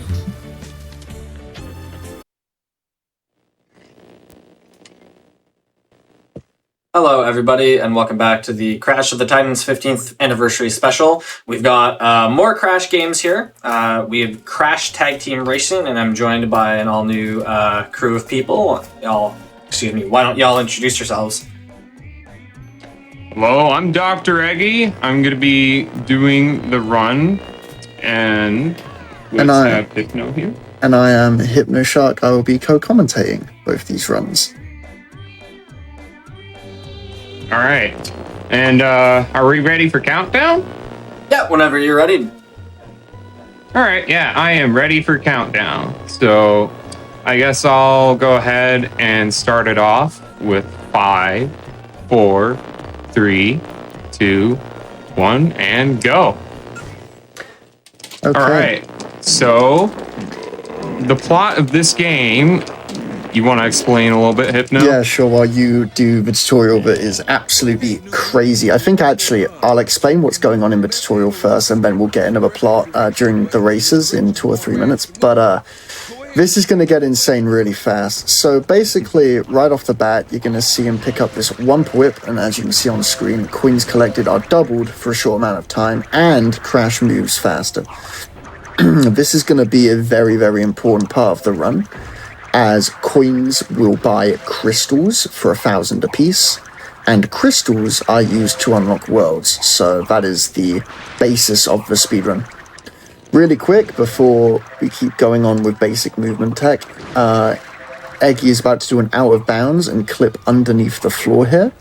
Second try, that's really good. That's really good. Basically, it skips a cutscene and riding down to this section in an elevator. As you can see, he just got his first gem of the run. That would usually be used to unlock Mystery Island, but we're going to do another skip here to unlock Happily Ever Faster earlier. Instead of spending 8 crystals to unlock this area, we're going to abuse the spin hitbox and try and grab this ledge early like that. That is brilliant. Great drawbridge skip. Okay, into the second world already, which is just incredible. Second world in 1:30, basically.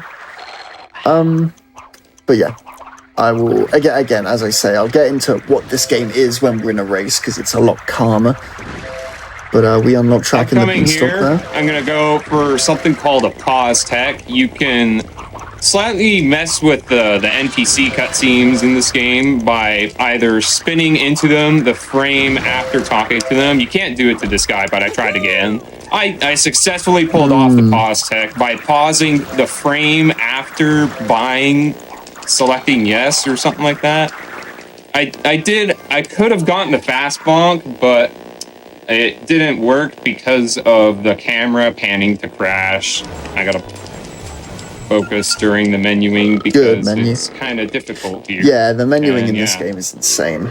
Yeah, it's like the menus are basically lagless, which means that you can menu essentially like just ridiculously fast. They're lagless on a hard drive. On disk, there is lag during some menus, which is annoying. Yeah, that's good to know. Yeah. Okay, now that we're in a crash scenario, which involves hitting enough of these enemies to get a crystal and coins from the level, now that it's a little bit calmer, I will explain the plot of this game. Basically, there is a funny green man who owns a motor world called Von Clutch, and he has lost his black power gem, which he uses to not die. And we need to traverse these worlds and find the black power gem before a mysterious enemy who hasn't been revealed to us yet, but spoilers, it's Willy Wumpercheeks. He's just a mass of fruit, basically. Very good plot, very good. It's definitely the focus of the game. Definitely Sierra Entertainment definitely put a lot of time into it. Oh, okay, you nearly picked the wrong car there. Yeah. Might as well explain why I didn't want to pick that car. So, you may be noticing this is not the normal car you drive in the PS2 version, unless you are a Crash Tag Team Racing enthusiast like myself and Hypno here. Even Hypno didn't really know about this one. Yeah. And so how you get this car is on the PSP version of this game. There's different cars for different characters, and there's actually a feature where you can connect the PSP to the PS2 via a mini USB cable. And if you happen to have both versions, you can unlock all the different content on both the PSP and the PS2. And the PSP car for Crash just so happens to be a lot better to drive than the Trike, which is the three-wheel car that you normally get on all the console versions. And a good example of how good that car is during Track of the Beanstalk. Those ramps there, the car will just eat them. Yeah, like, usually any normal car in this game would kind of get bumped off course a little bit, and you'd have to kind of recover it, I suppose. Like, it's kind of awkward to drive.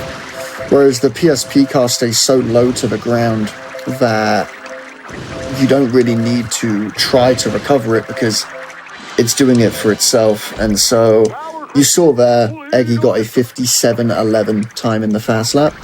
On any other car in the game, getting a 58 would be like solid. So it just shows how much it saves. Oh my goodness, the camera just the controls just, oh my god, that's never been that bad there. That's funny, but you got tower jump, which is where you just grab the side of that tower right there. You got it first try, but then because the camera moved so suddenly, your controls got inverted, which is a thing that can happen in this game. Yes. And because of that, you just went flying in the opposite direction. Okay, interesting thing to note here. We're going to talk to Nina and jump at the same frame we talked to her, or just after we talk to her, and we can jump during the cutscene, which saves about a second or so. The reason why we wanted to talk to Nina there will be seen in the third world we enter, which is actually the first world if you're playing casually, but, you know, we don't need to talk about that. Okay, very nice. Into the third world. Mystery Island, despite being the first homeworld, is actually kind of hard. Especially in speedruns. Specifically. Amazing. Okay, that was weird. I tried going for the silly jump during the body slam cutscenes. And here's Lance jump. This is normally a hard jump, but I've gotten it, so I've just kind of gotten it down. It's a very hard jump. You made that look very, very easy. Yeah, it is not too hard to double jump body slam on that very, very thin piece of platform there. Oh, and let's talk about below the briny here. This is one of the worst splits in the game. It's all RNG, and it kills nearly all runs. I would like to remind you guys at this point that this is a racing game, and yet here we are trying to defend a submarine from bombs. There it is. So basically, we need to get over 5,000 points in this minigame to get the crystal, which, as I previously mentioned, is going to be used to beat the game. However, if you miss a shot or the submarine gets hit, your combo will be lost and restarted. Luckily, Eggy has not missed a shot or let him get hit yet. So he's going to beat this wave, and now, because, you know, we're not going for any high scores here, all we need is the crystal and the coins that come with said crystal. We're just going to let the submarine die here. This is another bit of RNG, how fast you can get him to die. It's not the best RNG in the world, because they're all going away from him now. Iframes run out. Kind of bad. Yeah, we'll take it. Yeah, it was okay. It was okay. It probably was like a sub 1. Yeah, sub 1 minute below the brine certainly isn't bad. I know what you... Alright, buys the crystal, very nice. Oh, that penguin was nice. He normally jumps towards me, but I kind of messed up anyway. Yeah, it's worth mentioning the penguins are literally the only enemy in the game, as far as I can tell. They're harmless in casual play, but they're actually kind of menacing in speedruns. Yeah, they can kind of mess up your movement, huh? I have to wait so I don't get Wumpa Glitch. Yeah, that would just ruin the run if I got Wumpa Glitch. So what Wumpa Glitch is basically if your Wumpa Whip is about to run out, and the way you can tell if it's about to run out is in the top right there. The yellow bars slowly tick down. And if it's about to run out and you get another one, you actually don't get the effects of the Wumpa Whip. So good on Eggy to wait there and just let it run out and then take it to make sure he doesn't get that glitch. Oh, I'm gonna go for Crash Cube Warp. This is another funny little trick that you can do. We warped all the way over here as a respawn point because the game thinks we died or something, I guess. Yeah, it's basically you activate the diorama without touching the floor, and due to that... Oh, what? Oh, my goodness. That's never happened! So, we were just talking about how penguins can be menacing, and, well, there is a very, very good example, so we unlock Extinction I'm doing Party the Ock for later. strat. Ock likes to kill him. Oh, yes. Yeah. So, there's a, the world record holder for this game, Orchgard, or Orchgard, however you wish to pronounce it. Yeah, he likes to kill that penguin right there with a body slam. So, basically, if you kill a penguin with a spin, you get less coins than if you were to kill it with a body slam, and body slamming kills a penguin in one hit. So, if you need coins fast, it's quite a good way to farm. Yeah, there's just so much happening so fast. Just you wait till we get into the battle arenas. Oh, yes, we haven't even gotten to the worst part of the game here. I've got a juicy amount of coins. I need to be careful about my coin count here. I want to try and go for the magic school bus warp, so I have to try and get less coins than normal. I love that the name Magic School Bus Warp has stuck. It's fantastic. You'll see that later on in the run. Don't you worry. We'll get to that. But yeah, okay, so when we got the gem all the way back in minute 1 of this speedrun from the statue, this was the world that it unlocked. However, because we skipped into World 2 earlier, this is actually the third world in the route, not the first. The reason being is because when we talked to Nina earlier, after beating the first world that we visited, we started a mission that is beatable here, and we'll point out when we get there. Also, something I haven't mentioned that really should be noted, the spin hitbox in this game is absolutely massive, and by spinning you can grab things that you shouldn't, and I'm sure Eggy will explain that when we get to a certain trick in this world where you can grab a crystal through a floor. Yes, I will be going for the trick called man jump, which does heavily involve the use of the massive spin hitbox you were talking about there.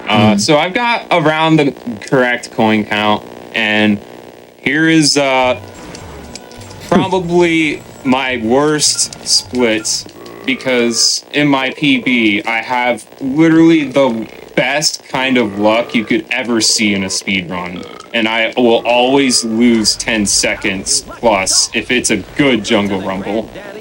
Yeah, this is where it gets bad. So basically the strat is to hog the center of the level to farm this rocket launcher power-up, exactly like Eggy's doing. However, the problem is you can't shoot and drive. You've got to let the AI do something for you. So we've basically just got to hope that Nina does her job here. And oh, that might be death. Yeah, sadly the AI got the rocket launcher there, which is very unfortunate. However, oh wow, they took it. No. I expected something like this to happen. This is very Jungle Rumble of Jungle Rumble, right here. And you can see Nia, Cortex, and Pasadena just kind of sitting down there doing absolutely nothing. They're actually farming. They're actually farming the healing item, which is unbelievable. Okay, very nice. The reason why. Go on. That was a very bad Jungle Rumble. I just wanted to point out. Yeah, it can't be helped. It really, really can't be. I mean, it's kind of the kiss of death in a lot of runs where everything has been perfect and then something like that happens. The reason why, if you're wondering, it is absolutely essential to do these battle arenas. There are only 2 of them, luckily this being the second one. The reason why this is so crucial is because besides races, which you'll see in the next category we showcase here, these are the only missions in the game that give 2 crystals for beating them. which is incredible value for time.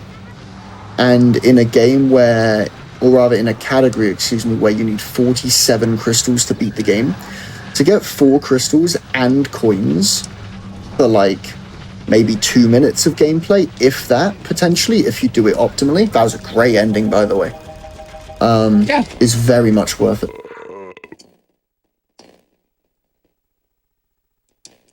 And now we have some fast laps coming up here, and these are very self-explanatory. There's like a few things we can mention, like brake boosting and straight drifting maybe, but other than that, these are probably a great time for donations.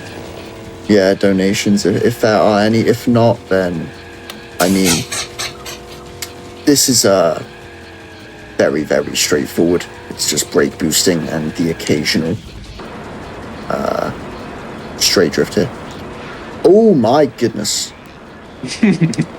I went a little fast here. Yeah, that's the power of the brake boost right there. Basically, if you brake on a downhill, and not even a downhill sometimes it can just be just flat ground or ground like this, then you can go absolutely flying, and it gives you more speed than a boost should, which is fantastic. 4854 really does showcase the power of the PSP car, because back in the day, back when PSP car was not known, you would get a 51 and you would freak out. So to see that, to see a 48 5X is just unbelievable. I'm trying to remind myself to not burp too many times during the load screen. It's really just muscle memory. It's The funny thing is that yes, you heard him right. You can burp in the loading screens in this game. It's quite well known that that is a thing by pressing X or A depending on your console. But you don't actually want to do it in a marathon, as funny as it would be, because it actually makes the loading times longer. Luckily, during like serious runs of this game, you can do it all you want because we have a load remover for this game. However, yeah, not wise in a marathon.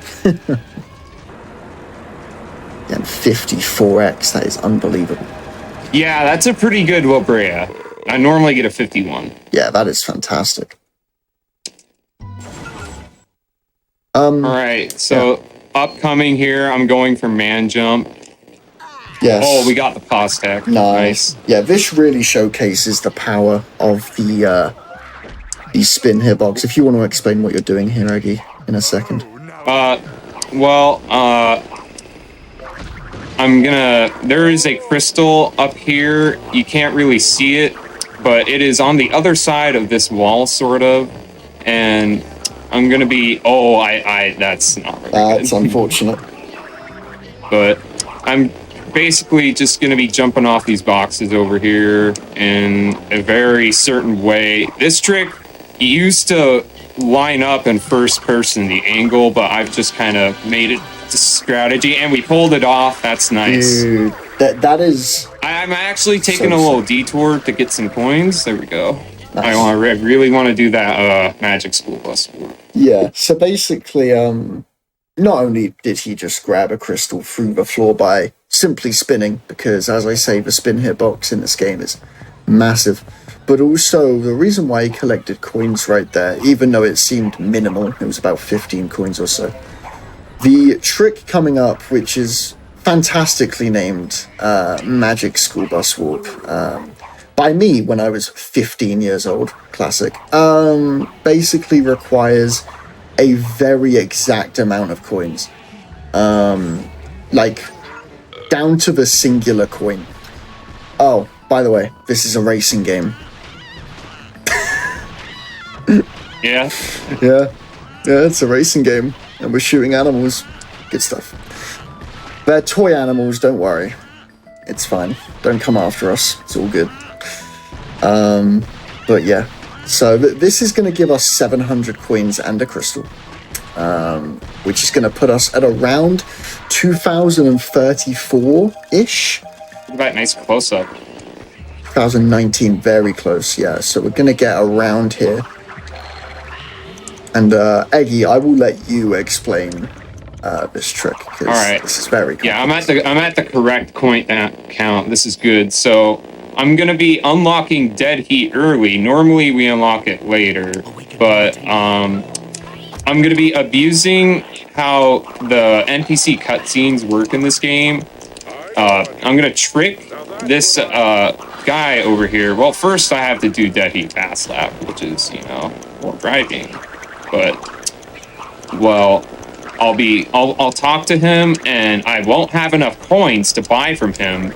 And by pressing triangle, like before talking or saying yes to try and buy from him, he's gonna say, "What are you doing? You don't have enough coins." But then I will get the correct amount of coins, menuing here.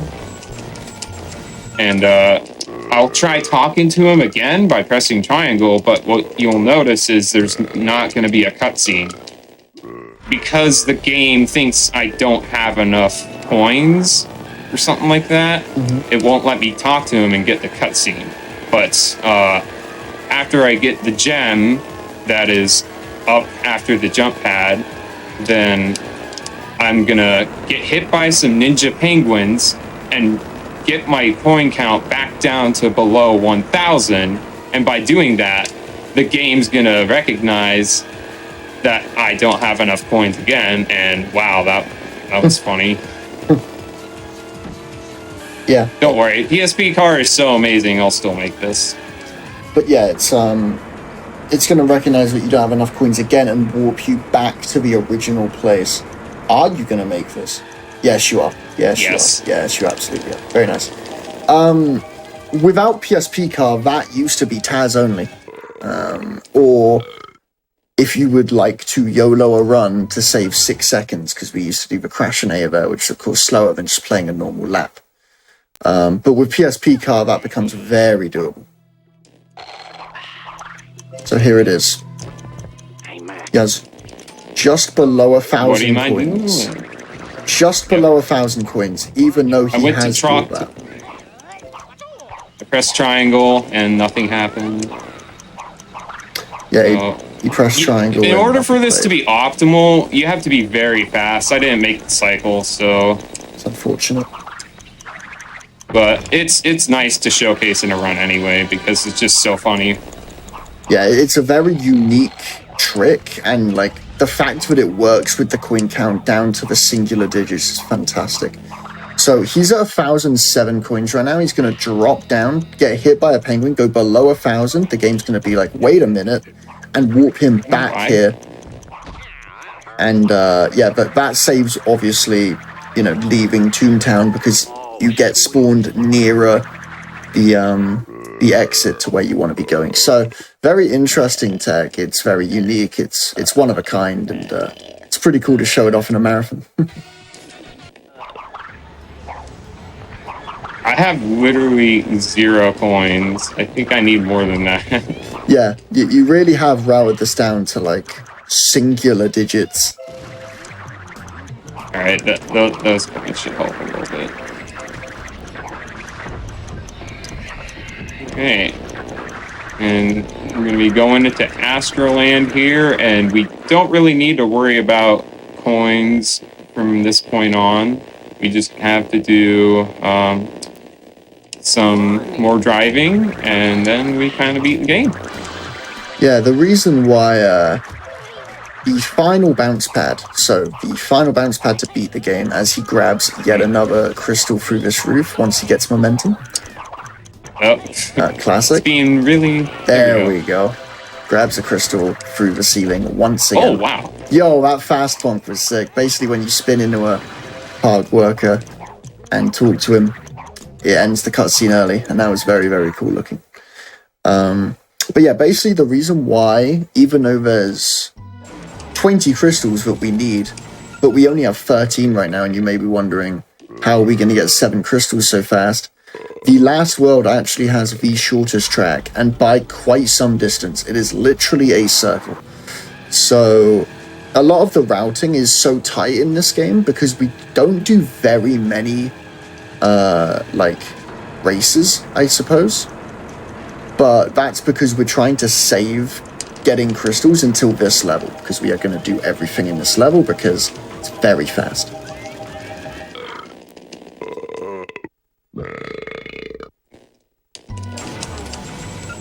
Alright, we got another Crashinator. This one's, after this, the game's pretty much no longer scary.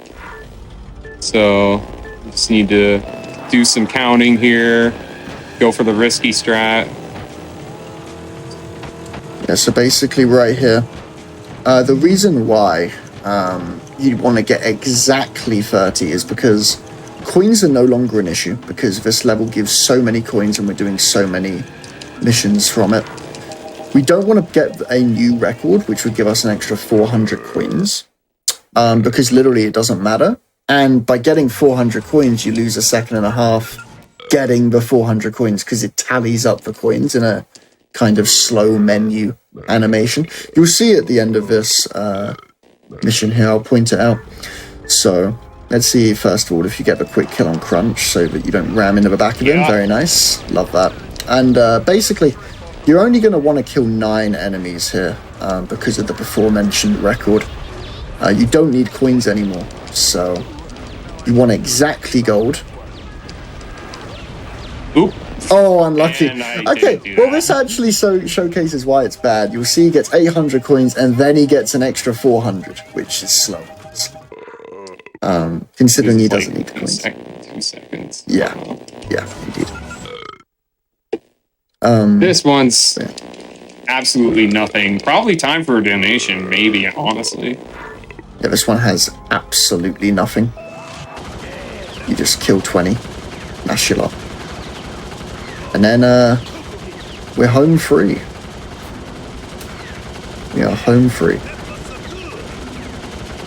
Don't kill 21 this time. There it is. Lovely.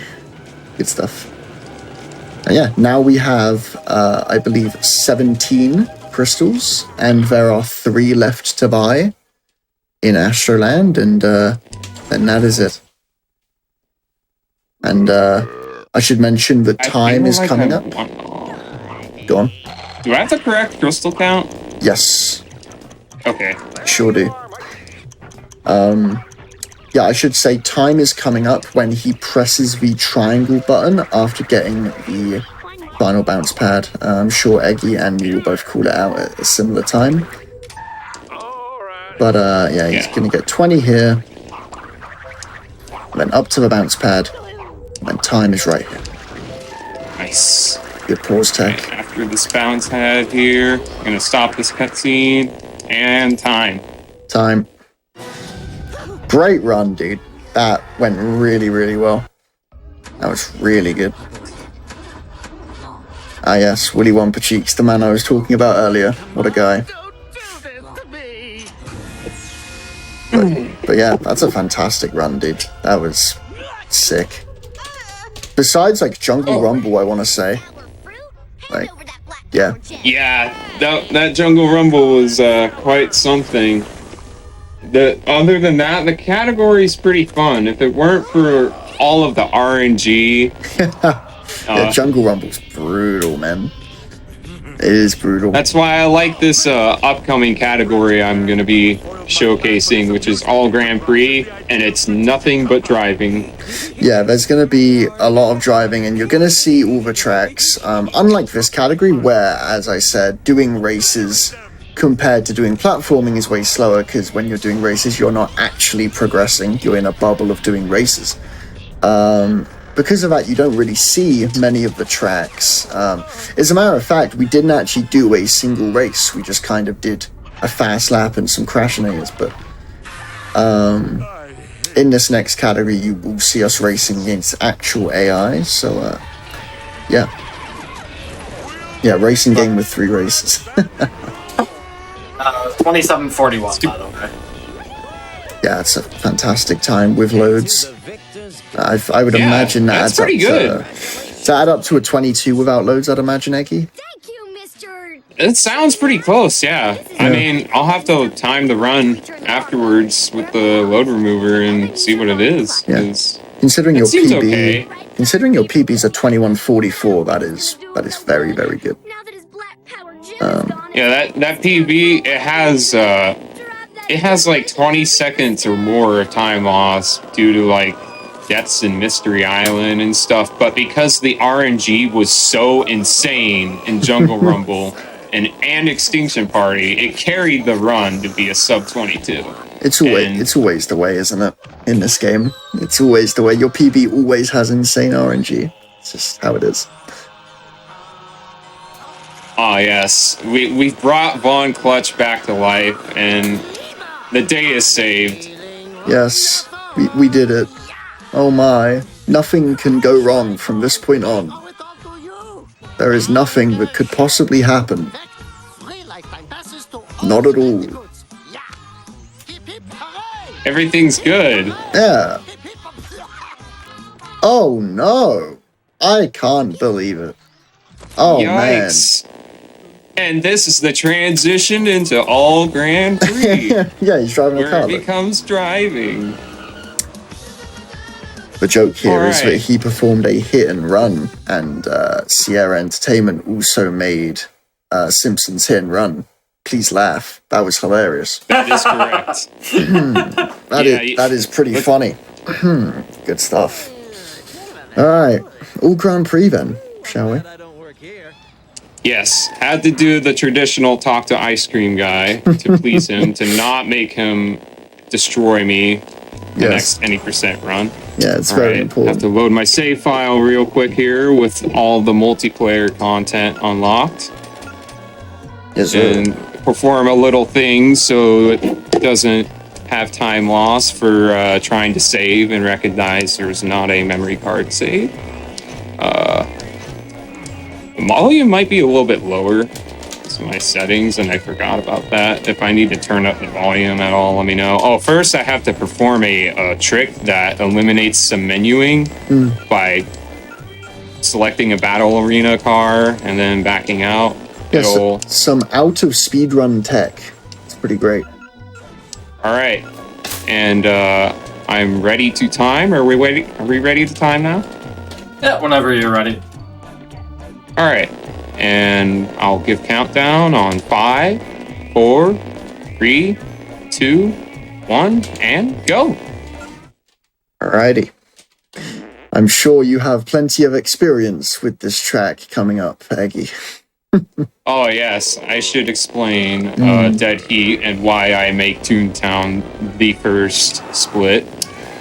Engine likes to kill us a lot here, but we have developed a strategy that helps, and I just did do it successfully by doing something what is called Clash Tech, I believe, right, Hypno? Yep. Yeah. And that gives us a big speed boost by clashing and unclashing with the AI. And we did manage to avoid Engine killing us at the start, which means we are having a great dead heat already. Yeah. Unfortunately, I didn't get the boost there.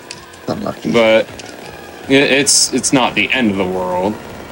Yeah, so to explain basic driving tech in this game, essentially, every time you drift, the longer you drift, the more power for your boost you get. So it starts with plus 10, plus 20, and if you do a long one, it's plus 30. And I don't believe that. Oh. And that is the worst thing that could happen in a run. Oh, that's fantastic. And we're off to the races. That's the way to start a marathon run right there. That's it. Yeah, yes, yes, the fireballs. Oh, and they're clashing. I'm loving it. That's fantastic. All jokes aside, though, I was expecting this, and I'm going to have a great time with it no matter what, because it's just content at the end of the day. My goodness. Just that was the madness that this game is. That was so, a thing. You're noticing I'm trying to farm for monkeys here. Monkeys are better than chickens because they throw backwards by default. And we're trying to defend ourselves from fireballs, which are basically blue shells in Mario Kart. They go for you when you're in first place, and they're very fast. And sometimes you just don't have any reaction time. There is a little, as you can see it happen just right there, there's a little indicator bar that shows that there's a fireball incoming. There is a rear view mirror in this game, but I turn it off because it eliminates some lag in game, and that is Dead Heat complete. Lovely, good stuff. Okay, so yeah, the clash tech that you saw, basically clashing in this game, if you're unfamiliar with what this game gives you from a racing standpoint that is separate to other crash racing games, such as the one that I will be running after this, essentially, this game's whole gimmick with racing is that you can clash with an opposition racer and be in the back of their car and shoot at other racers for them, and basically have like a Mario Kart Double Dash situation where you're in the back and they're driving, or vice versa, whatever you may desire. However, by clashing and unclashing, as you're about to like make that animation happen, for some reason it spawns you out the front of the person's car that you were going to clash with and gives you speed. So it's incredibly useful at the start of races when you're starting at the back, and you can just like go right up the field by just clashing and unclashing with everyone that's in front of you. It's very, very useful, and saves a couple seconds per race at the start. And if for whatever reason you get trolled and fall behind like Eggy did in Dead Heat, he was able to kind of save it. So, very good. I don't believe... Toontown. Go on. Toontown is just a it has very hard tracks in general. These are probably some of the most narrow tracks you'll ever see in a racing game. Like, these shortcuts here, just kind of unbelievable. And, yeah. There's a reason Toontown is the first set of tracks in this category for me. Yeah, well, I mean, on top of that, but like, the AI that start at the front of races change depending on the world that you're in. So, for instance, Toontown, Crunch and Engine are usually the dominant racers who are usually behind you in second and third. In Mystery Island, that you'll see a bit later, Von Clutch and Cortex are the two racers that seem to find themselves in second and third, with Crunch being in fourth. And this is consistent throughout the game. Engine and Crunch's weapons, especially Engine's, is brutal. It's the same weapon as the one seen in Jungle Rumble Battle Arena, with the rocket launcher. So if Crunch clashes with Engine, and especially if Engine clashes with Crunch, and Engine is shooting at you with the rocket launcher, it may as well be time to reset. So it's a good idea to start with Dead Heat with these kind of runs. Here's the clash tech, by the way. That is something I actually did not know about. The different characters being... Yeah, that does make sense now, because Engine and Crunch usually are up ahead here. Yeah. Yeah. Yeah, so it's a very, very good choice, let's say, because Cortex and Von Clutch's weapons aren't really gonna destroy you. Cortex's might, but Von Clutch's isn't, and and likewise, Engine is just an absolute brute with the machine, with the rocket launcher, and Crunch's, machine gun is brutal as well, so it just makes sense to start with this world. This is an example of PSP car being an absolute legend. Any other car in the game would be all over the place on that hilly section right there. It's actually like almost iconic that section in Pyramid Pass destroys your car, but not this car. I'm doing this is a pretty good Pyramid Pass. The lines are kind of nuts right now.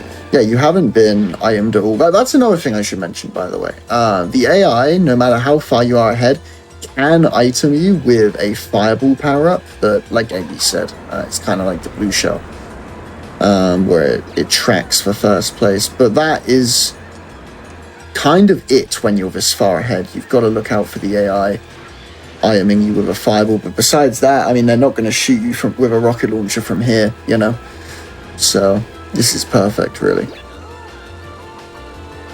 I Have imagine. to wait for the boost, unfortunately. Yeah, I imagine going to go for a brake boost right about here, I'd imagine. Or down the spiral. Yeah, right here. Yeah. Very nice. Yeah, that was solid.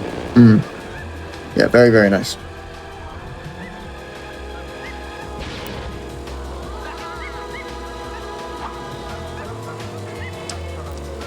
Again, this PSP car, like Eggy said earlier, just eating the hills. You do need to look out for this alligator, I forgot to mention, but each track has its own unique obstacles to avoid like that, where the gimmick that the game intends for you to do is if you're in the back of someone's car, you can shoot them and get a plus 50 to your boost.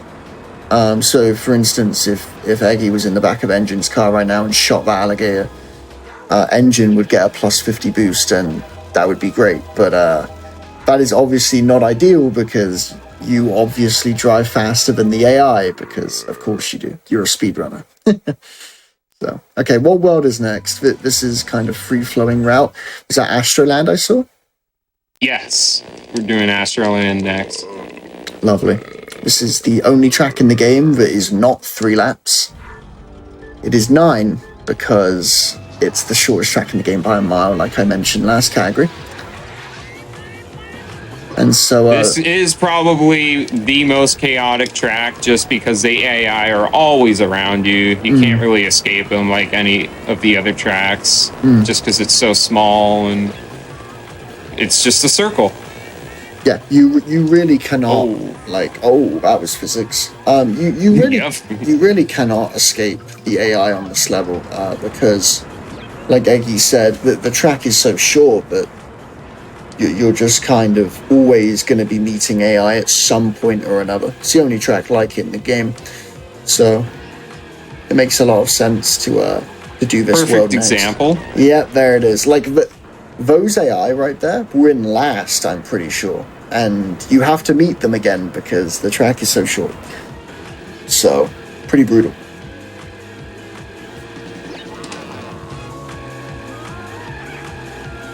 Okay, here we go. Good stuff.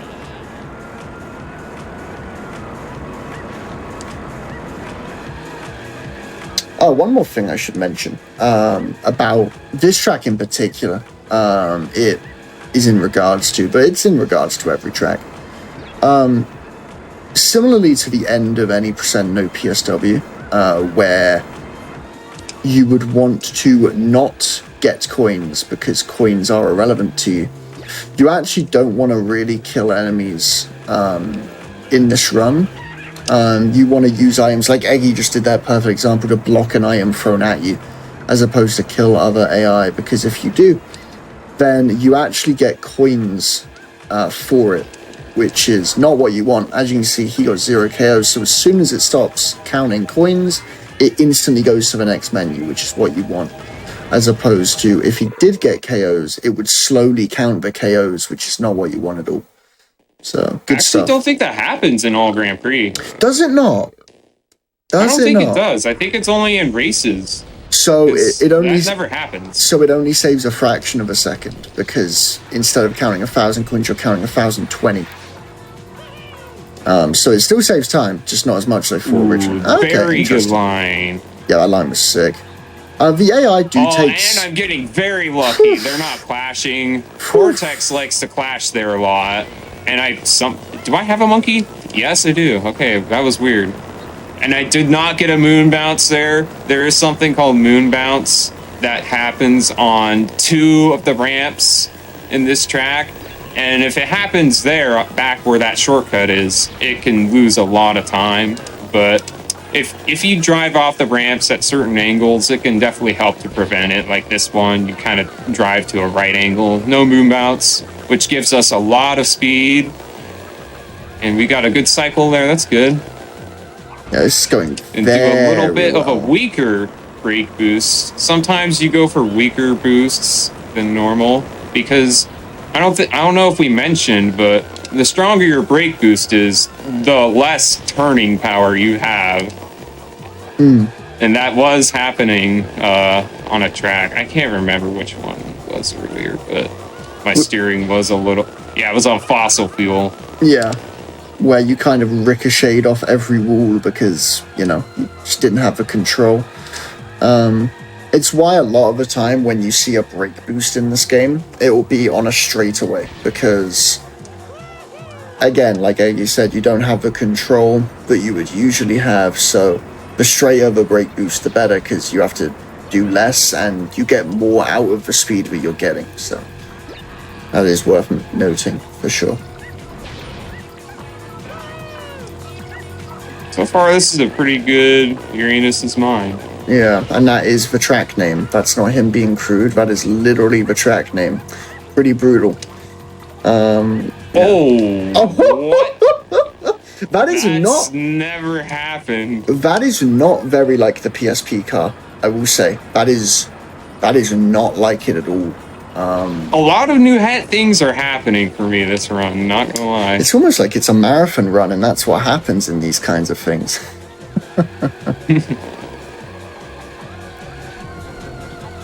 Yeah, very nice. On the final lap. These are the longest two tracks in the game, which juxtaposes ROU, which we just played, which is very, very short track in the game by like 30 or so seconds. So definitely a juxtaposition here with this track and the next track being incredibly long. No moon bounces, which is lovely. Again, a moon bounce is where you land off a ramp in this level and get bounced to the moon upon landing for absolutely no reason. You get bounced very high. It's very strange, but none so far, which is good. What we like to see. See if we can not get one here. Oh, there's a good showcase of it. Hey! This game, man. But that is literally just a thing that happens. That isn't like a speedrunning thing. Like, you could be playing casually and that could just happen to you. Oh, yes. Fantastic. I'm happy that happened, to be honest with you, because... Yeah, same. That's pretty fantastic. That was a really big one, too. You, like, started... Yeah, that was... Yeah. That was pretty... That was huge. I had one that was earlier today that was really, really high. Yeah, you can actually moon bounce so high that the game can kind of start deloading the background because you jump so high. It didn't happen there, but that was kind of close to it. Yeah, that was ridiculous. Okay, longest track in the game time. Here we go. Yeah, on 100%, this is probably the scariest track in the game. The Crashinator for it is just... You can only miss 8, right? Yeah, 8. Yeah. Oh, look at that. Ooh, that was a good line.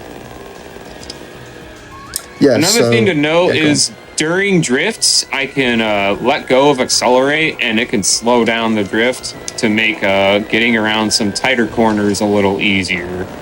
Yeah, drifting is not a commitment in this game like it is in other games. You still have like full control of your car's speed in a drift, whereas sometimes that isn't the case. So, good thing to note there. Biggest jump in the game, love to see it.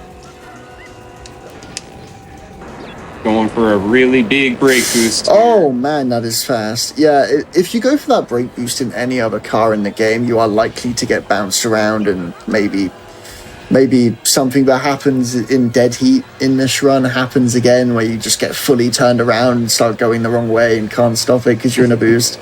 But PSP car just eats it alive, and yeah.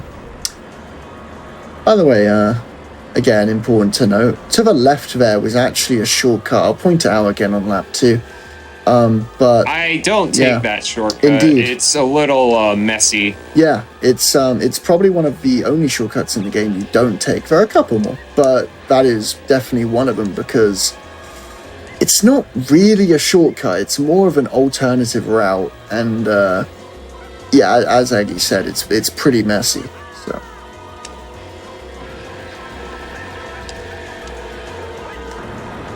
Yeah, moon bounces are quite something. I just hit over a chat. Yeah, it's quite something. more common than they really should be, because when you look at it, you think, oh my god, what a wild glitch, like that was crazy, and it happens almost every race. It's almost uncommon when it doesn't happen, so yeah, pretty funny. I'm not getting any moon bounces there, which is really good. They can happen there. I didn't even know they could happen there. That's crazy. Oh yeah. If you enter to the right of this portal, you get less horrible landings as well. Something I slowly figured out. That was an excellent drift transition. That felt like it didn't even happen. Wow. Yeah, basically, that's actually something worth mentioning. Drift cancelling in this game is quite cool.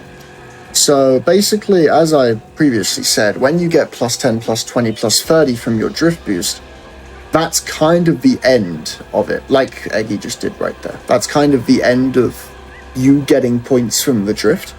However, a really good way and an easy way to farm boosts and getting to that 100 points of drift quicker is on very long turns, like the spiral at the end of lap 3 here.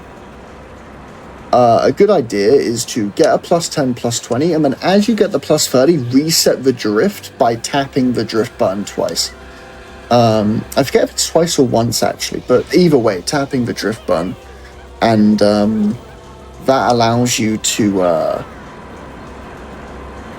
start up a plus 10, plus 20, plus 30 again. And it's just a very, very quick way to make use of a long turn. You'll see it here. Those are very good lines. So he'll get plus 30 and then reset the drift like that and get plus 10 and get a boost. This is the shortcut I was talking about on the left. Not really a shortcut, just an alternative route. And there we go. The landing after it that you get is just so bad that's not worth going for. Yeah, it's a brutal ramp. It's a brutal ramp. And there's another shortcut which is pretty nasty too that I'll be going for in Pirates the Carburetor, but that one actually saves a little bit of time, so it is worth going for. Yeah. But if you enter it at the wrong angle, then it could be nasty, and you could just bonk the corner. I actually have something that I want to talk about when we get to that track, because... Oh, I know what it is. Is it the Fireball Cut? Is it that? I think so. Okay, yeah, I'll talk about it when we get there, but either way, there is other tracks to be played yet, and this is one of them. You saw this in the any % no PSW run.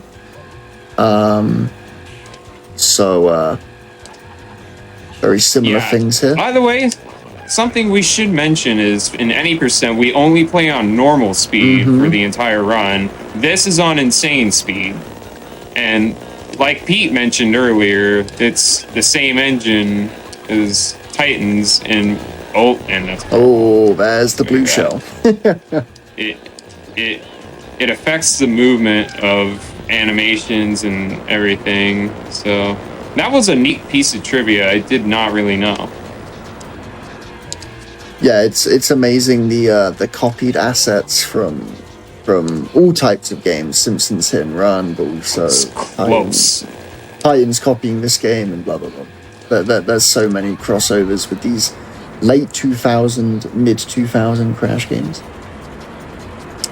But yeah, that's actually the reason, the insane speed to normal speed reason is why you do this category on basically a New Game Plus file, is because you want to have insane speed unlocked in this game mode so that you can do runs optimally. The reason why we can't use insane speed in any % no PSW, but we can in 100% is because in the adventure mode, some of you, if you played this game casually, may remember that characters have missions. You saw Nina's mission in Mystery Island that we did, but that's basically the only one we did. If you complete everybody's character mission twice, you unlock insane speed, and if you do it once, you unlock faster speed. Obviously, insane speed is what we want here, so we use it here. But obviously, that is not a thing in any %. here's La Brea. This track is quite insane in races. There's a lot happening all the time. Yeah, this is quite the opening. Oh, that's why it's quite the opening. We'll just take it, I guess. Yeah, this showcase of the clash technique in the game. Yeah, this is an example. Oh, that was close. Wow. I almost took the shortcut, which you don't want to do. Yeah, the reason Coco was that Coco on clashing with you? It looked like it. Nope. Oh my god. Oh. Wow. Okay. Coco just BM. What? That was a clash tech. Coco just BMing you. Imagine clashing. Oh. Wow. Imagine getting in your brother's car. That was from getting so out. far away too. Imagine getting in your brother's car, getting out, and then blowing it up. That's pretty badass, I gotta say. I gotta respect Coco for that one. God damn. Okay. Like, no traitors. Yeah, that's unreal. That's unreal. You got. I don't know how else to say it. Yeah, maybe I deserved it. Abandoning my sister like that. Yeah, unbelievable. Where's the family values, eh? Incredible. But yeah, I should say, unique to this track is this geyser section at the end. If you hug the left wall, you avoid all of them. It is very, very easy and completely removes one of the more iconic parts of racing in this game. Pretty funny. If you get hit by the geysers, your car flips into the air 3 times and does a barrel roll and goes insane. And yeah, it's crazy. But yeah, you just completely ignore it and go to the left, and it's great. Also worth mentioning that this brake boost is one of the longest in the game because it's on a straight that is incredibly long. And when brake boosting was discovered in late 2020, that saved about 2 seconds on the spot. Pretty great. And I'm gonna get trolled by Crunch a little bit, which is fine. We respect Crunch. He is a mascot of my stream from the early days.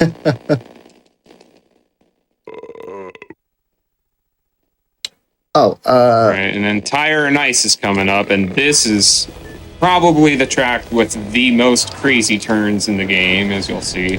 Yeah, there's not going to be many plus 30s in this track, but there is going to be a ton of plus 10s and plus 20s. There was actually a plus 30, a very rare one at that.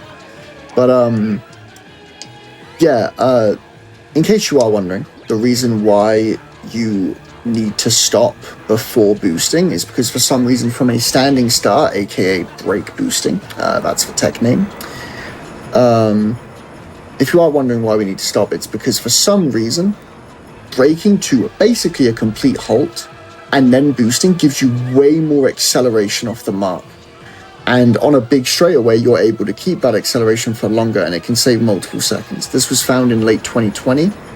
And let's just say that the driving ILs, the individual level world records, went way down after that tech was discovered. But just boosting while driving does not do nearly as much for you as braking to a full stop and then boosting. Getting pummeled by fireballs here. Yeah, classic Mario Kart blue shell moment. Oh, that cycle. Okay. That's actually good because I get the boost earlier. That was so sick. You sniped the snowball with the chicken and got plus 50.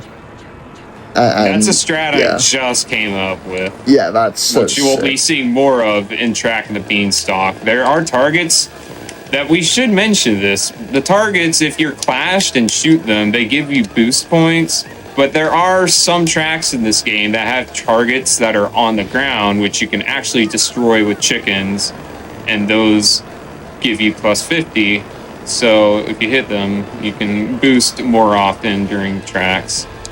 Didn't get a good cycle there, so I'm not going to be able to boost at the end of this, but that's okay. I gotta say, you gotta be... That is the end of Tyrannosaurus Rex. You gotta be close to PB besides the dead heat, right?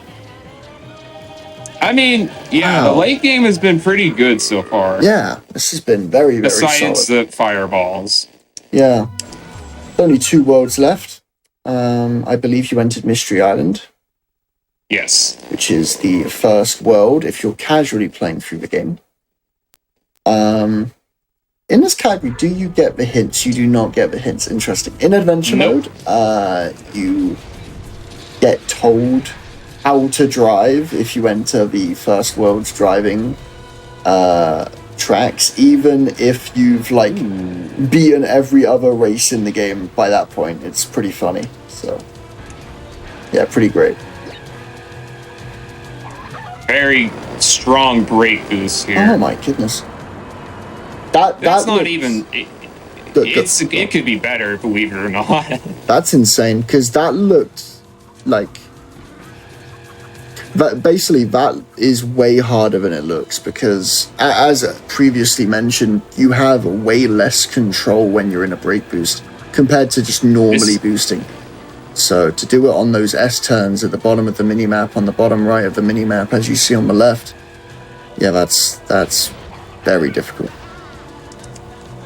Besides these landings, this Mystery Island is very good so far. Yeah, that is difficult, man. Like that is really tough to have that much control through those sections. Very nice. Oh, that was very close to bonking the corner on the shortcut. Yeah, that left wall of the shortcut there can absolutely just snag your car. It really can. It can absolutely just, even if you feel like you're nowhere near it, you can get hit by that and suddenly your car is turned around the wrong way, or you're just driving into a dead wall. It's pretty tragic. So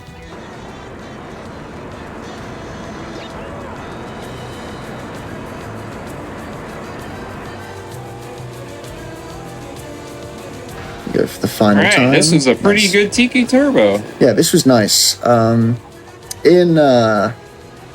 In casual playthroughs, this will most likely be the first track you see for the record. So nice to see it I go feel well. a bit of karma coming. I killed my sister. Yeah. no. Yeah, Coco's out for vengeance. It's over. I'm sorry. I should not have done that to her twice. Man. Alright, more clash techs at the start here to get up to the front early. Very nice.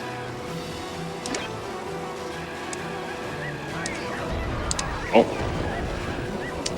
This is a lap, or rather a track that is absolutely defined, by one shortcut and one shortcut only. It is on the left coming up, and it cuts off the entire... I cannot first see. Oh my goodness. That was tight. Still made it. Yeah, that was scary because literally an AI blew up in your face and you like couldn't really see. Oh my goodness. Right, okay. We're good. I had to boost for the fireball. Yeah, that's another thing Normally I actually. slow down. We haven't mentioned that if you're being chased by a fireball and it's about to hit you, for some reason, using a boost makes all items that are after you disappear. So it's like, even if it's not a brake boost, it's at least something, which is pretty great. I would, going into lap 3 here, I would like to say one thing about this track. I teased it earlier, this is Pirates of the Carburetor. Basically, there's a shortcut that only, from what I can tell, only I have done once, and it was when I was a kid, when I was 14 and learning how to speedrun for the first time. I got underneath this area, and you can see the road is above you here. There's road above him. I got hit by a fireball, and the corpse of my car, the car wreckage, spawned on top of the bridge above me, and it skipped this entire section you're driving and spawned me here. Saved about 15 seconds. I have no idea how to replicate it at all, but pretty cool that exists. If someone happens to do that in an all Grand Prix run and saves 20 seconds for no reason at all,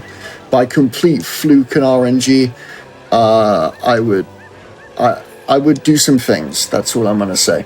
I would do some things. He would like to see it. I would love to see it because I still can't believe it happened to this day. I wasn't recording because I was a 14-year-old child, and yeah, I would like to see it. Yeah, I wouldn't mind seeing someone pull that off in a run again. You also may have noticed Nina's car is also different from the console version. That's another car from the PSP version. It unlocks more than just this one car for Crash. It also unlocks 2 battle arenas and about 5 different cars for different characters. And also an exclusive racing mode called Race Co-op that I believe only myself and maybe 3 other people in the world know about. Yeah, I mean, not many people connected their PSP to their PS2. I'm almost sure. I would love to be proven wrong, but yeah. The item that Eggy just got in the shortcut here, in adventure modes, there are crystals actually inside shortcuts. Of certain levels, 1 per world. This is one of them. I just thought that would be interesting to mention for anyone playing through adventure mode at any point. That is actually a crystal right there. Obviously, this is not adventure mode, this is all Grand Prix, so that is not a thing, but yeah. Also, this is one of the areas we actually try not to brake boost. There's a couple areas where brake boosting is not optimal, for the sole purpose of better turning and less airtime and such. Yeah. Yeah, as you can see, the track is very, what do you say, undulating, I suppose is the word. It's very not flat. And so if you brake boost on it, even on PSP car, there is a chance that things could happen like that. That was some physics. There it is. Yeah, that's normal, believe it or not. Oh, that's very normal. That is very normal, especially on any car but this. On anything that's not PSP car, you would go even more flying than that. So, yeah. Also, nowadays you don't really even need a PSP car anyway. You can just copy and save a save file with the PSP car unlocked onto your memory card. Yeah, because technology is based, and we love to see it. All right, what were you gonna say though? I was just gonna say if you did play another Crash racing game, Crash Nitro Kart, you may notice that Deep Sea Driving has just been copied as a name because it is also used in the 2003 game Crash Nitro Kart, and as this game came out in 2005, it most definitely just copied, but can't have it all. Sometimes they just run out of names at the writing table and just have to use something from an old game, I suppose. Alright, final world. This is the second world in the speedrun of adventure mode, but it is what we went into first due to routing and glitches and stuff in the any percent no PSW run. You will probably remember one track from that run, which was Track in the Beanstalk, which will come after this, but for now, Once Upon a Tire, actually sneakily one of the longest tracks in the game. The fast lap gold time is 1:04 for this track, which not many I nearly said gold relics, like this is CTR. Yeah, not many gold trophies, as this is CTTR, go over a minute, but this is one of them.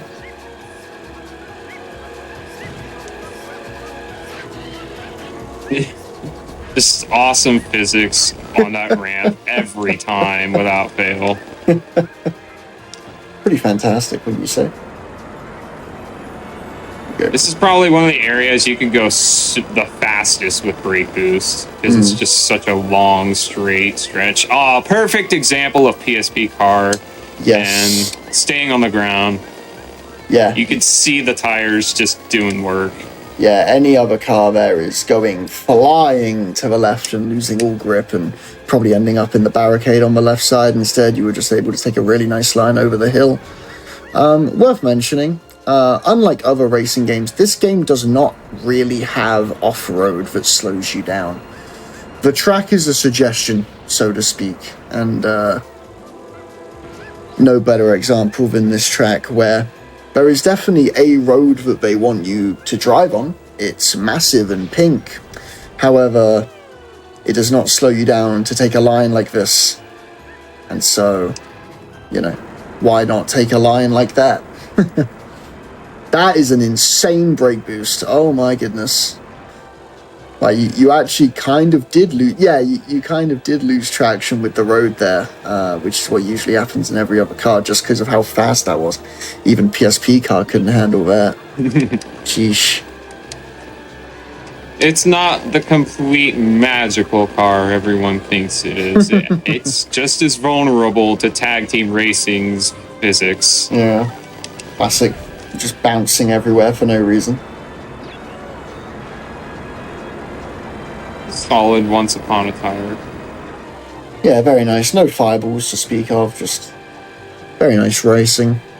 Nice lines. It's a very chill track. It's usually all depending on the beginning, because if you get a plus 100 boost at the very beginning, that's sometimes that is actually a power-up from the item pool. You can get plus 100 boost instantly. Yeah, it's quite rare, no? I believe. Yeah. It's relatively rare, but it can happen, and when it happens, it's pretty fantastic. Alright, so this is Track in the Beanstalk, and I was actually optimizing this track earlier today with these, there's a gingerbread man target who's a good example. I was mentioning earlier, there's targets on the ground that you can hit with chickens for boost points. This is one of the very few tracks that has an abundance of those targets. This being one of them. The massive foot of the giant, because this is a obvious Jack and the Beanstalk reference. Track and the Beanstalk, Jack and the Beanstalk. You didn't need me to say that, but I did. Oh! The AI! Oh my That's goodness. normal. That's normal. Oh my I goodness. unfortunately don't get a chicken to use for the houses, so... Yeah, basically any kind of object you see. Okay, so CTTR physics for the win moment. There it is. There it is. I'm happy that even PSP car is succumbing to the pain that is CTTR physics at times. It's pretty great to see.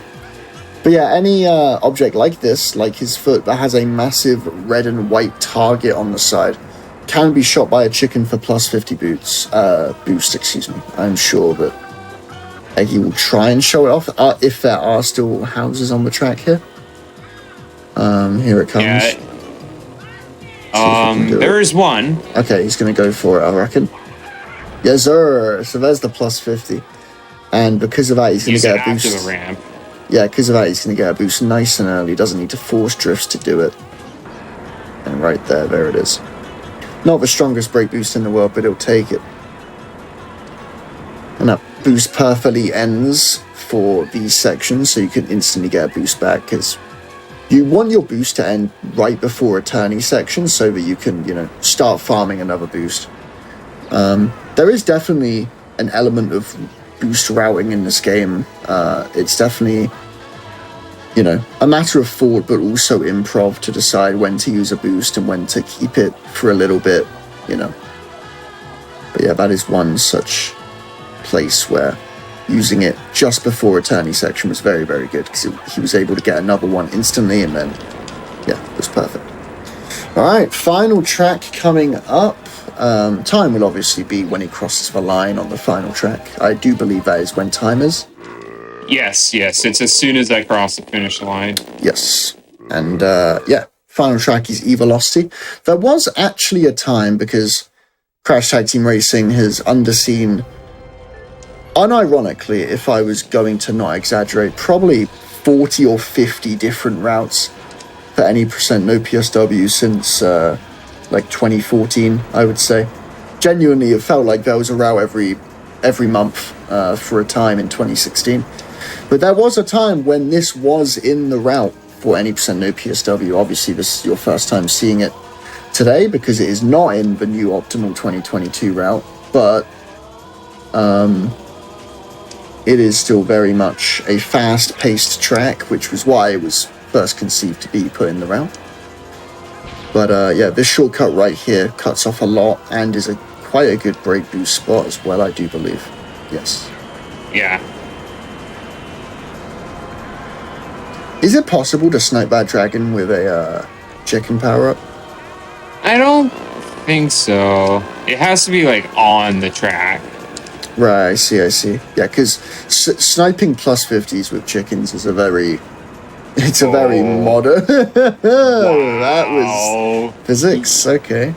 Yeah, it's definitely a 2022 development. It's not really been thought of. Most people would just go for drifts and get 100 boost that way and save items for blocking fireballs, but using chickens offensively to save time as opposed to defensively to block fireballs is a pretty modern concept. Very nice.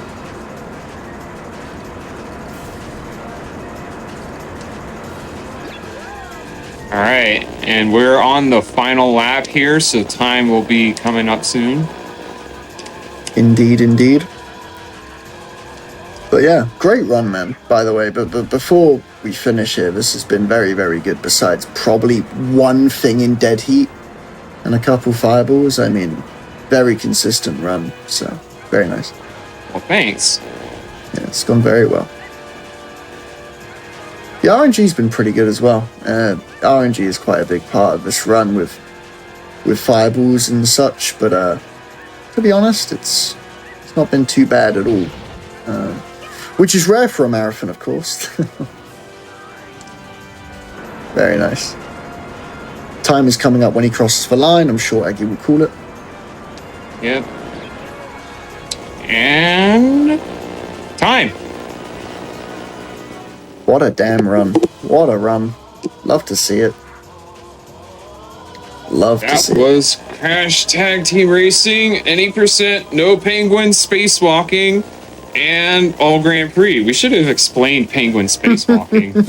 Well, all I will say is this. If you want to see what on earth penguin spacewalking could possibly mean, speedrun.com/CTTR is what you want to be typing. The any percent category, only one person has done it because it is so mental, and there's a good reason for that. So, but yeah, I mean, any percent no PSW, definitely the main category, and yeah, definitely a good showcase. That was good. Looks like it was a 44-27, by the way. What was that? Sorry, 47? 44-27. 44-27. Yeah, that's, again, with loads, because this game uses without loads time. That's that is actually like 20 seconds off of world record RTA. Yeah, that's phenomenal. That was an okay run. Yeah, okay covers it. Yeah, that was pretty phenomenal. Yeah, like, goddamn. Oh, dude. Thanks. Yeah, that was sick. All right. Well, I think your run's next, isn't it? Yes, sir. I am doing Crash Tag Team Racing minus the tag. I'm doing Crash Team Racing. So, yeah, this game is a little bit older on the PS1 as opposed to the PS2, but absolutely tons of things to explain in CTR. So, looking forward to it. All right. Well, unless you two have anything else you want to cover real quick before we go to the next run. Anything to say, Aggie? I'm gonna save all my things for after my run, I think. I just want to give a shout out to Mike. He's insane. If you think I'm driving good in this game, this man has world records on fast laps on a actual PSP console. Wait. With the little stick thing that's not even an analog stick. Mike the Merc, big right? ups to him. Mike the Merc, right? Shout outs to you, obviously, for being such a great co-commentator. Thank you very much for joining me. It was a pleasure. And also, shout outs to Go Cubbies, who's going to be running Bash soon after. He's a good friend of mine. The Bash community are awesome people. And yeah, that's about it for me. Hell yeah. Awesome. We are going to go to a quick break while we get the next run set up, and then we'll be back with Crash Team Racing. See y'all then.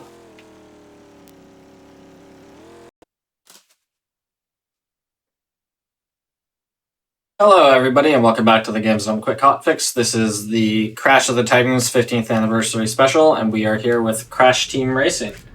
And we've got Hypnoshark again. How are you doing?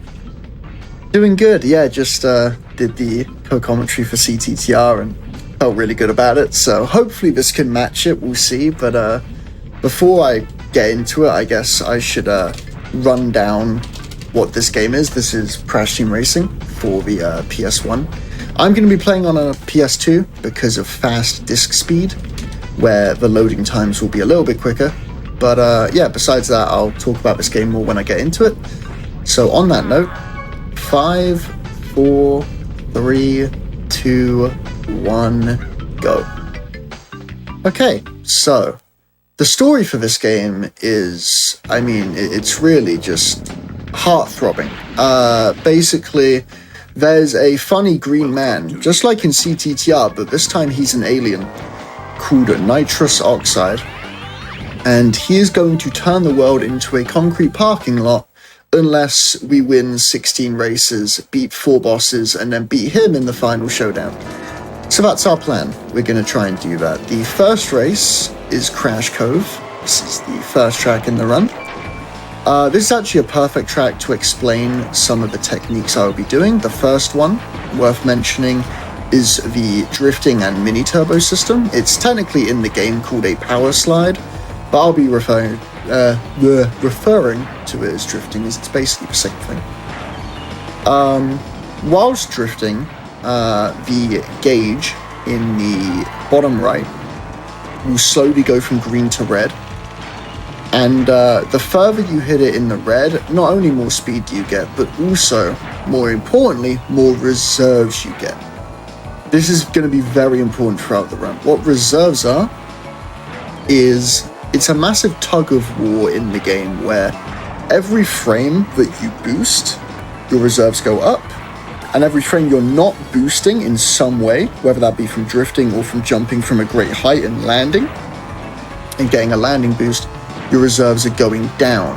And what your reserves do, this is all very complex, but I'm sure it makes sense, is that your reserves grant you the power to keep the speed you currently have. As you probably noted during this level, I was able to keep the speed from the turbo pad at the end of that lap the entire race. That's because I kept my reserves high. So that's a very, very good showcase of the main technique that will be used in this game all over the place, reserves. The second track, after we skip this Uka hint real quick, lovely, is Ruse Tubes. And Ruse Tubes, named after the boss character of this world, Ripperoo, who we'll be facing later on this track. So you'll see this track twice, so in case anything goes under the radar, I'll be sure to mention it in the rerun. Ruse Tubes is a perfect level to showcase the other very important tech, which is froggying, or aka the art of holding L1 and mashing R1 after going down a downhill like this. I can maintain the speed of the downhill by executing a froggy, and I was able to keep it all the way to there and then do the off-road shortcut at the end of the race. That was a very, very good lap one. Again, another froggy down a downhill. Basically, at the end of any downhill, you'll probably see me bust out this technique. It's very, very good for maintaining speed. And it's used a lot in this level and the level following this one. Let's see if I can get this shortcut again. Very nice. The off-road will slow you down eventually, but if I land really low to the ground and get an SG, An SG is another thing that I will explain after this track. Again, there's a metric ton of techniques in this game that I will get to. But one at a time, try not to overwhelm. I went to split there. this is a marathon run, Sam, behave. Yeah. What an SG is, or a speed ghost. Basically what that is the way you're able to go off an uneven piece of terrain. So something that's not flat. It can literally be anything in the game. A wall, like a hill, anything. Even just like barely a slope in the ground. Anything. And if you land on it in the correct way, the game will push you off of it. It can even be a bit of land going uphill. You can get uphill SGs, which is very interesting and something that I'll try to show off on this track, which is Mystery Caves, the third track in the game. This is also a good track to showcase the importance of Wumper as I get this SG and convert it into a Froggy down this downhill. What Wumper does is every one Wumper you get speeds up your car by about 0.18%, around there somewhere. And every Wumper speeds you up except the 10th Wumper that only makes your items better. So 9 and 10 Wumper, for the purposes of going fast, are essentially the same thing. So that is another thing in this game. But yeah, to explain SGs and to try and showcase the power of a uphill SG, I will try to jump off these 3 ramps in a certain way and get propelled forward by them. I didn't do it there, unfortunately. Basically, I want to jump at the base of the ramp and time it so that I get another jump off of the very, very tip of the ramp, and that should send me flying if I execute it correctly. Well, this is just one example of a speed ghost. There are so many variations of this technique that you will see throughout the run. I can't possibly name them all because there are so many. I will try my best to point it out when it does happen. There'll be some that are more obvious than others, but yeah. Again, not quite. There was one. That was nice. And again, that was nice. This is also an SG here. I try and double jump into that hill and get propelled forward. Didn't quite get it there, but not bad. 39, 37, 37 laps is pretty normal. Not bad at all. Okay, very nice. Okay, so 3 tracks down, 1 more to go in this world, and then a boss fight at the end of it. This next track is easily the hardest in this world. It's kind of a gatekeeper of runs up to this point. It's not something you should be resetting on a lot, especially if you're doing a trick that I'm doing in about 7 minutes or so, but well, we'll get to that. But yeah, for now, Sewer Speedway, the 4th track in the game. But this is actually a lot of people's favorite track that play this game. A lot of people do love this track. So yeah, in the speedrun, it's quite something because this is the first level that really introduces the idea of cycles into the run. These barrels that you're going to see after the shortcut, these barrels are on a cycle that starts as soon as you load into the level. So they are consistent and you can, manipulate them and know where they're going to be. So you should be able to avoid them at all times. This is a great example of a wall SG. I'm going to try and go off the wall and get a bunch of speed from it. I didn't quite get the best one there. I'll try and get a better example in the laps to come, but that is still not bad. But yeah, basically any uneven surface, I can get a speed ghost from it, which propels me forward. So this barrel should be, yep, and this barrel should be on the left side, about to come right. Yep, so easily avoid that one. And let's see if I can get a good SG this time. There we go, there it is. And then I convert that into a Froggy and go absolutely flying. A 32 lap is optimal there. That is excellent. Very, very good lap. Very fast. Let's see if we can get this shortcut one final time. Very good. The intended shortcut is to actually keep on that path, but it's actually faster to just jump off to the right, bail out to the right side, and just do it this way. But avoided all the barrels, which is nice. One more SG would be lovely. Very good. That is easily the best. Oh my, another 32 lap, 32.99. That is definitely the best track of the run so far. That went very well. That was very, very good. Very nice. Okay. First boss of the run. Ripperoo. The only real change in the boss races compared to normal races is the fact that the AI will place an item infinitely out behind them, which can be a real problem for casual runners. However, in this, it's not really that big of a deal, because you're a speedrunner, you should be ahead of them. Also, there's a gimmick that's worth mentioning. I'm actually going to start placing these items behind me here, because what that's going to do is it's going to mean that, there we go, that the items disappear actually immediately. Because there's a gimmick in the boss races of this game where, for whatever reason it may be, the items disappear the lap that, like, after they're placed. And that doesn't just go for the boss items. That is also your items. The reason being, I suppose, is because the PS1 probably couldn't handle Ripperoo placing 60 TNTs and them all staying there. So they had to disappear at some point to make way for new ones. But you can actually see them disappearing in front of me now. You can see them exploding. There they are. But what that means is, because your items also disappear at the same rate, it means that I can kind of post items behind me and farm for good items, which is pretty useful. Also, something hilarious, my headphones are running out of battery, so I'm just going to turn them off. Don't worry, it's not connected to my mic, it's fine, the mic is right there. So yeah. Okay. We're all good. That's really funny. Okay, let's keep it going. Alright, on to the second world. We have a key. Uka was going to tell us what that was about, but no need.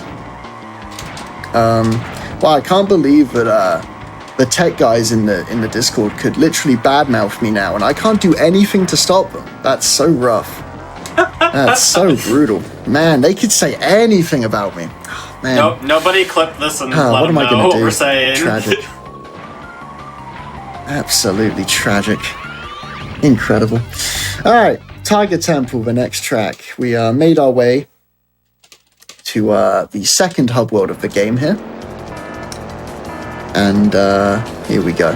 Alright, this is the first track of 3 that is gonna involve a shortcut dependent on RNG. I need an item from this box that I can throw forward. And I got a TNT, which I cannot. The 2 items I cannot throw forward are a TNT and a boost item, because boost items are obviously to be used on Dingo, not on other races. A bomb is something I can throw forward. That is perfect. I can also throw forward a shield item and a potion. There are also, missiles and stuff like that, but I can't get them in first. These are the only 5 items I can get. Bomb, boost item, TNT, potion, and shield are the only 5 I can get. So, but this is useful. I'm able to bomb this wall right here and get another box and a potion. I will take 2 out of 3. That is not terrible RNG. I actually had a session today on my stream where I got like 4 or 5 runs in a row that all got 1 out of 3. It wasn't exactly ideal. It was not exactly ideal, let's just say that. So could have been worse. We'll absolutely take 2 out of 3 here. Okay, we are 1 track away from something insane. There is a track coming up called Papu's Pyramid where there is a shortcut for only I have ever gotten in a speedrun. And there's a good reason for that. It's because I lack the perfect amount of brain cells to think it's a good idea to go for it. So I decide to go for it in runs. No one else does, because they're all smarter than me and cleverer than me. And yeah, we'll see how it goes. I mean, it is not marathon safe. However, I have gone for this in a marathon once, and I am 1 for 1. Some of you may remember January 2022, the GDQ. I was there. I did a tech called the single Tiziano and lost my mind. Since then, it is actually standard for me to go for 2 Tizianos in the same visit. So I will be going for double Tiziano this run, and I do have a world record that gets triple. However, I've decided to remove that from the current run, or the current runs that I go for my own sanity. But we'll see how it goes this run. Coco Park, there's not too much to talk about here. There are a couple of SGs on the undulating surfaces, such as this one, that you can get, and on the grass shortcut here. Grass can't really slow you down too much as long as you hop in the right places to stay off the grass. Also, getting an SG in the off-road will override all slowdown. So if I get an SG here off of this very small slope, I didn't quite get it, but still definitely worth cutting across the grass for. That's a good SG. I'm able to froggy that out very nicely. I just hit the split key again. I'm stupid. Here we go. It's Tiziano time. This is the biggest run killer in the run. There is another trick probably about 15 minutes or so into the future, but for now, this is it. This is where all runs go to die. And yeah, it is pretty silly to go for this in a marathon, but why not? First thing I'm going to want to do is I'm going to want to grind for a mask. This is a 13.5% chance, and then I'm going to want to land in a very, very small place. I got a clock item, that is no good. I got the mask. Okay, wait for AI to clear out, and then let's go. Here we go. I cannot believe what I'm seeing. Go for double. Go for double. Oh my goodness. Oh my goodness. Oh my goodness. Oh my goodness. Oh my goodness. Oh my goodness. Oh my goodness. Oh my goodness. Oh. Oh my goodness. Well, this is world record pace, lads. This is world record pace. Luckily that you do get to play this track again, and in boss races, you can't get masks, so I will explain the rest of that track when we get there. I am shaking. This is world record pace, guys. Yeah, I'm in disarray. Okay, Sam, you've got a couple more tracks to commentate. Let's keep it together. Dingo Canyon is the next track in this run. Okay. Right. Just for context, I haven't hit that trick with good RNG in about a week and a half, and I just hit it at GDQ. Yeah. Okay. Okay. So. Dingo Canyon. There are some opportunities for speed ghosts here.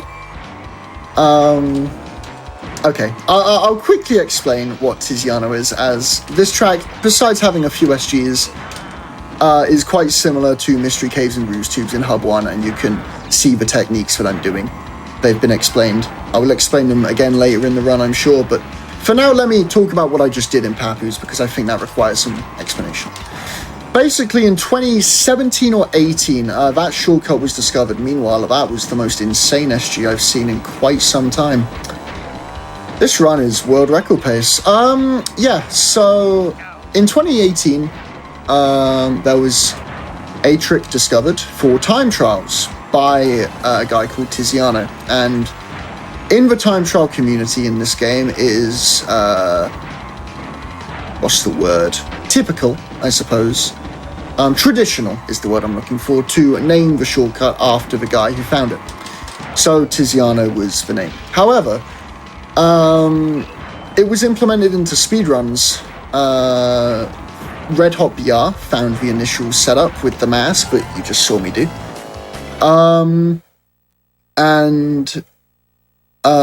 Yeah, that was implemented by me, and again, only me, because it's really, really hard. I cannot stress enough how difficult that is. And to do it twice in a marathon run is absolutely ridiculous. You need to go off the wall after getting a mask and take a really, really precise line, jump off the wall and land in a very specific section. Too far left, you get respawned and the lap doesn't count. Land too short, which is the normal way of failing it because you don't have the speed to make it usually, because it's really hard to get that speed and time the jump right. And keep your balance on the wall that has incredibly sketchy physics. As you'll see here, actually, and you get respawned. Land too far right, and you don't respawn, but the lap doesn't count. Land just perfect, and you get the lap count like that. So that's what happened there twice in a row. I cannot get over this. Okay. The normal way that everyone else is doing Papu's Pyramid, which is the way you should do it if you do possess brain cells, unlike me, is this. Basically, you have this grass shortcut here. You can get a double jump SG off of it. You then combine two intended shortcuts, that one off the podium and that one off the wall, and combine it with this unintended shortcut off that wall there, which we also used for Tiziano, funnily enough. This is the common way of doing Papu's Pyramid, and the reason why you can't do Tiziano in the boss fight is because in boss races you cannot get masks. It's actually not a thing you can do. Again, intended shortcut, unintended wall shortcut here. The wall is not supposed to be driven on, but we do it anyway. And yeah, this is absolutely world record pace. Like, I mean, I can't see a timer right now, but safe to say, very, very, very safe to say. There are so many run killers left in the run. I mean, so many. But yeah, there are so many. But to get off to the start in a marathon run is surreal, let's just say. We have two keys now after being Papu and Ripperoo, which opens the next world. The next world is the main problem area. This used to be the second hardest hub in the game until two techs were introduced. One was discovered and one was introduced and converted from time trials. It was seen as time trial safe but not speedrun safe until probably 2020. So this hub is easily the hardest hub in the game now. However, that doesn't mean that the last hub got any easier. It just means this one got harder. First track is Blizzard Bluff. This is a relatively unchanged track in the meta of this game. You have the lake shortcut and more difficulty with the rail shortcut right here. Very good. This track is incredibly short but incredibly volatile. It's one of those tracks where you can practice it for 10,000 hours and hit the tricks 10,000 times and then get into a run and suddenly your game gets patched. And yeah, that is pretty common. Nice lake shortcut there. See if we can get the double jump over the rail. Just like that. Very, very good. Here we go. Nice SG. Off that downhill right there. Again, I should really, really bring up, in case you weren't here for the start of the run, the reason why I'm able to keep my speed like this is because of a system called reserves. The more mini turbos I do and the more times I boost, the more time I have to keep the speed that I currently have. It kind of refreshes the time that I can keep the speed for. And so doing that forever keeps the speed forever. So, and if I stop boosting, I will eventually run out. A Hub 3 and 4 specific tech to this game is simply called pauses. After being a race, you've probably heard it by now, Uka Uka will say, "Congratulations, you win a trophy." The thing is that by mashing start, when he's not going to give a hint, aka in hub 3 and hub 4, not in hub 1 and hub 2 in this game, you could actually hit a frame with the start button by just mashing and praying. And if you get lucky, you pause, unpause, and it skips the dialogue. Saves about 2 to 2.5 seconds every time you get one. You have 6 opportunities to get one.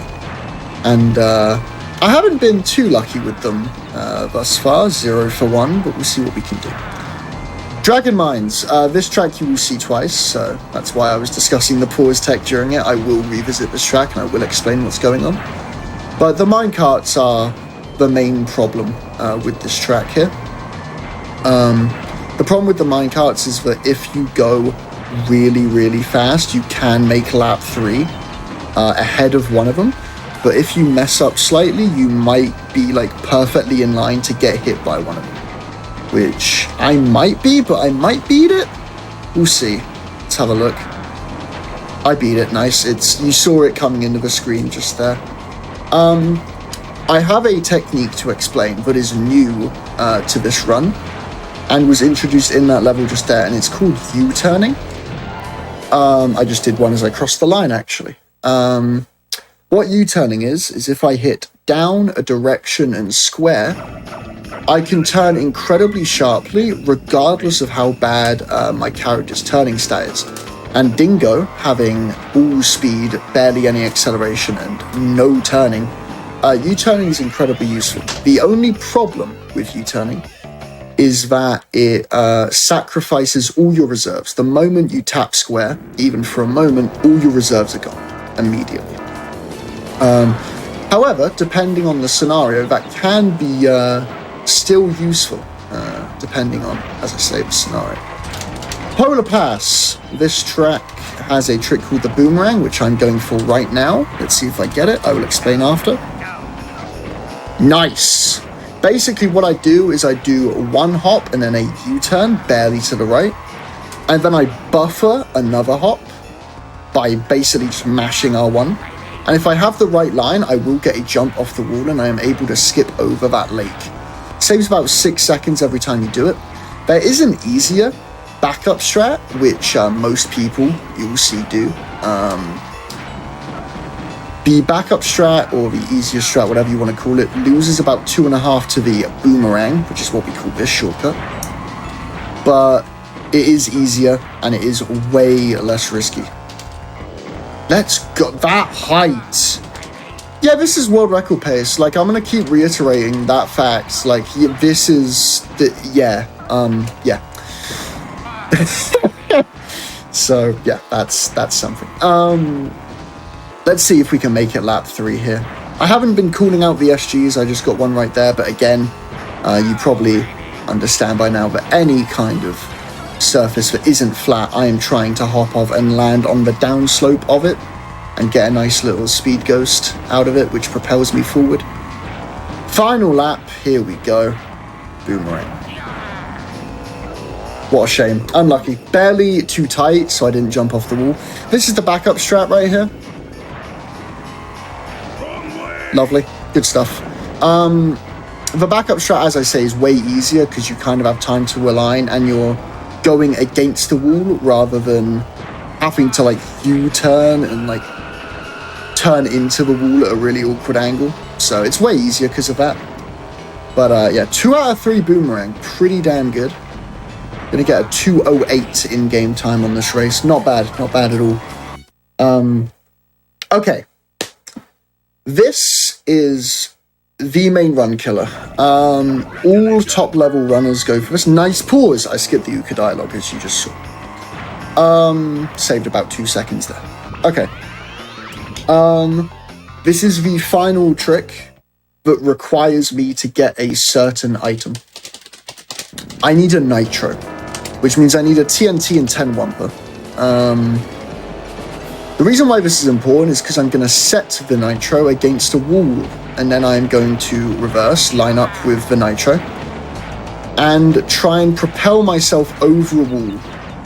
The net swing of this skip is 45 seconds a try.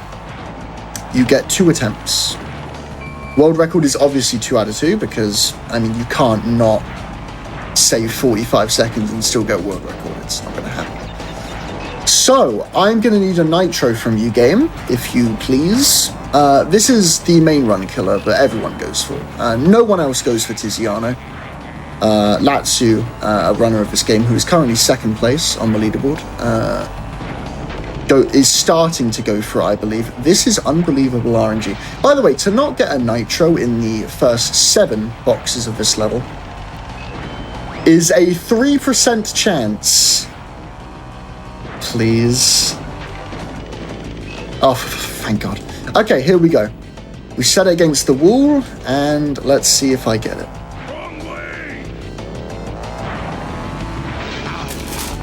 That's 1! Oh my goodness. If I get 1 more, it's world record pace, by the way. Just a heads up. This is, without a doubt, the best marathon time. It's going to be easily the best marathon time by quite some distance. If I get 1 more... My God. Okay, bad RNG. Every item I don't get it now loses a little bit. What a shame. Okay, 4th try. That loses about 9 seconds. Not the worst. It's not the best nitro setup. It's a little bit too far right. We'll see if it works, though. What a shame. Unlucky. Unlucky, dude. Wow, man. I'll tell you what. If you told me I was going to get 1 out of 2 TA and double Tiziano at the start of this run, I would have told you you were insane. Yeah, so... For context, world record is 48.28 by me. 2nd place is 49.35 by Latsi. And getting a 49 is absolutely unbelievable. Getting a 49 is incredible in this game. To get 1 in a marathon, that would be something. That would be just ridiculous. I think the best ever marathon time is a 50:41, I believe. This is easily on pace to beat that. It's not even close because double tizzy is disgusting, and I can't believe I got that still. But yeah, okay, not bad at all. Okay, the 3rd boss of this game, Komodo Joe. If you played Crash Bandicoot 2, you may recognize this character. This guy is one of the 2 Komodo bros. They left Komodo Mo out of this game, I imagine because of just I don't know, actually, just not being able to fit him in the game, whatever it may have been. But Komodo Joe posts nitros behind him, and the nitros are actually going to be a significant problem. There are about 5 or 6 variations of Komodo Joe's nitros that he can do, maybe more. I've definitely memorized 5 or 6 of them. He can place a nitro right there. I'm very happy he didn't. I didn't get that variation. That's very good. I will explain, rather than explaining Komodo Joe's nitros, because they only really impact lap 3. I will take lap 2 to explain the U-turn tech. So basically what it is, after this SG from down this hill here. Very good. That's nice. That's lovely. The U-turn tech, where I hit down, right, and square, and I'm also going to combine that with a froggy, and it means I can get in this minecart shortcut and get basically, we call that the quad jump, where you get 4 jumps in the minecart shortcut, and basically it like skips the off-road portion. Because that minecart shortcut is actually off-road. It doesn't look it because we're constantly hopping. That nitro is scary. It doesn't look like it because we're constantly hopping, but again, U-turn, good quad jump, very nice, lovely. Besides getting crushed by the minecart, that wasn't bad. Especially the lap 3 wasn't bad. Okay, no nitro there, very good. Very nice. Okay. Very, very good indeed. Okay. On to the last world of the run. The last hub, whatever you wish to call it. This is Citadel City. This probably has the most iconic tracks, I would say. In probably just Crash racing history, because, you know, I don't think any tracks are more iconic than Engine Labs, Cortex Castle, Hot Air Skyway, and Oxide Station. I think these tracks are very, very well known and revered, so hopefully I can give a good showcase for them. The first track is Engine Labs. This is actually the hub world that is going to demonstrate a new technique, a new tech, if you will. It is basically only here because only certain ramps in the game give you it. And they can only be found in the last warp in the game. Specifically, they can only be found in the speedrun in Engine Labs and Cortex Castle. Basically, I am not going to jump off this ramp. It is a rarity, but I'm not going to jump. And as you can see, I'm going really fast now. If you didn't quite catch it, it will become a lot more apparent in about 20 seconds time. That is a USF ramp, or a Ultimate Sacred Fire ramp. And basically, your reserves get converted into speed here. So the amount of reserves I've kept gets converted into this, and the moment that I either boost or my reserves run out, I will lose speed. I cannot boost in this state. If I do boost like that, it runs out. However, I was able to froggy and maintain the speed. So, and then that of course links back to here. And the whole track of Engine Labs is built around this tech. The whole track. If you... Nice AI. I have lapped in AI. How is that AI that far behind? Do you see the minimap in the bottom right? I have already lapped. Is that Engine? No, that's not Engine. That's Pura. Oh my... Okay. Anyway. Yeah, I get reserves for the entirety of the race. And then I keep it to here. I lose it here, but I froggy, because what frogging does is it maintains the speed you currently have regardless of reserves. And then, oh, unlucky. The USF barely ran out because I didn't have too many reserves there. Unfortunate, but still good. Honestly, not the best Engine Labs in the world, but it'll get the job done. Engine Labs is definitely the easiest track in Hub 4 by quite some distance. But you shouldn't really be messing this up, ideally. Especially as there is a lot bigger fish to fry in this hub world. As you can see, the speed is so strong that you can just jump over holes, no problem. Very good. Very good. Not bad at all. It wasn't the best I've ever done, but certainly not the worst. I'm going to go for another pause here. We'll see if we get it. Nice. Good stuff. That is 2 for 4, I believe, on pauses. Very, very good. Next track is Cortex Castle.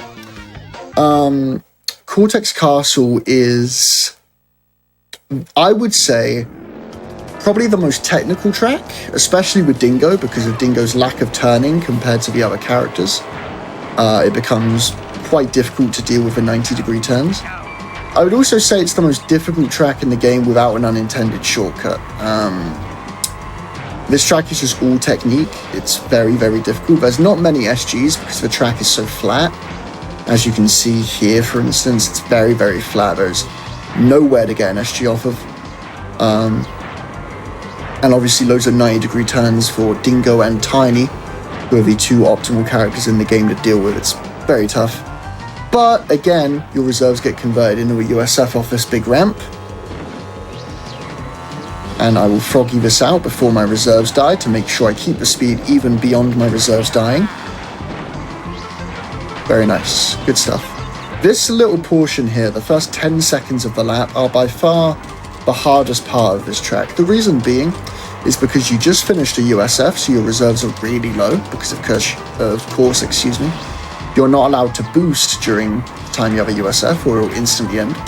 So your reserves are really low, and you need to keep them round some of the hardest turns for Dingo to navigate in the entire game. So it's very, very common to mess that part up. I will try and drift inside the spider without touching the wall. That is very nice. 41.25 lap. is very, very good. Yeah, this part here is very, very tough because you need to not hit the walls whilst also maintaining reserves, and that was done very nicely. I'm very, very happy with that. That was very good. Yeah, lovely. Love that. This has been excellent. It's been absolutely fantastic. Jump over that hole.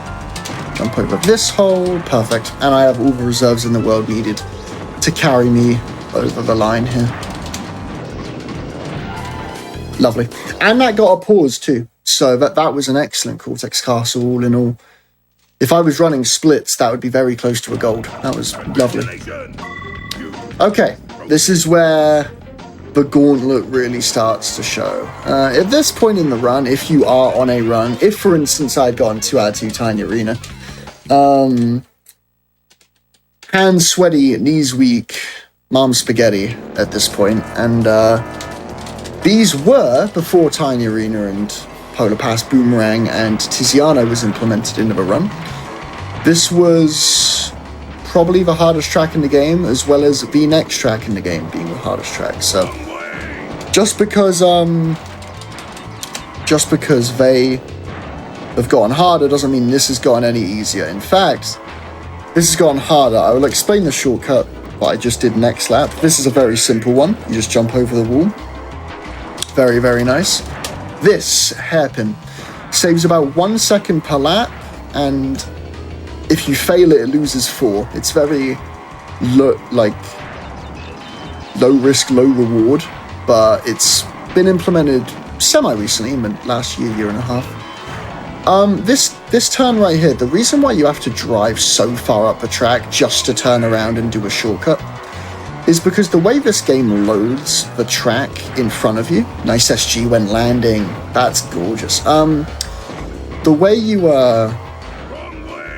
nice, didn't die, very good. The way you are able to do that shortcut and the way the game loads the track in front of you is basically, unlucky, basically every time you drive forward, but this is layman's terms, this isn't exactly correct, but basically, every time you drive forward an inch, 10 seconds into the future, an inch loads. And if I was to do the shortcut without driving this far up, the track would not be loaded beneath me. However, because I did drive that far up, the track beneath me is barely loaded. If I drove any further forward when landing there, Uka would have picked me up and said, no, you don't get to do that, because the track hasn't loaded. However, I barely load enough track, and I'm able to do that shortcut. This will also be recognizable in Oxide Station, which is the next track coming up. Very good. That lap 3 was especially good. That felt nice. So, Oxide Station. We're into the final 3 tracks now. Nice pause. 3 for 6 on pauses. You know, the average is about 1 out of 6, 2 out of 6. So, man, let me tell you, if this run got 2 out of 2 TA, man. Okay, so, yeah, but this really could have been Whir if that happened. Wow. Right, Oxide Station. Like I just said about the track's loading and how it does its thing, we are gonna get on this rail and drop down, and then drive back up the spiral. That is to load the next section that we are gonna jump to. We're going to jump back on the rail, and we're going to drop down to here, and then we're going to combine this into the easier shortcut, which is jumping down to the left to here. That last shortcut where you jump down to the left is so easy that I do recommend you do it before even doing your first ever speedrun of this game. It makes the final boss very easy, because spoilers, the final boss is on this track. It's called Oxide Station, and you face nitrous oxide here. Who would have thunk it? But, yeah, it makes the final boss very, very easy. And, yeah, it's good. That was very nice. Again, loading parts of the track in front. I'm going to go for the time trial shortcut, which is drifting off this rail and then jumping way wide and giving myself tons of room. That is the optimal shortcut. That is probably going to be a high 38, low 39, I want to say. I mean, very, very good. Let's see what lap time this is. High 38 is optimal. Oh, hello. Oh my. Okay. Alright, man. Alright, man. Look out for AI here. They might ram into you if you are fast. They might hit you because if you're a little bit slower, right there, the AI are already gone. But this has been a excellent Oxide station, and it's going to continue that way, apparently. This isn't quite a 38, but this is a low 39. Still very, very good. But yeah, that's a nice showcase of what Oxide Station's all about. It's very, very high risk, high reward, that shortcut. But hit X, please. But yeah, that went very, very well. That was very nice. The penultimate boss of this game is Pinstripe. You all may recognize him from Crash Bandicoot 1 if you did play that game.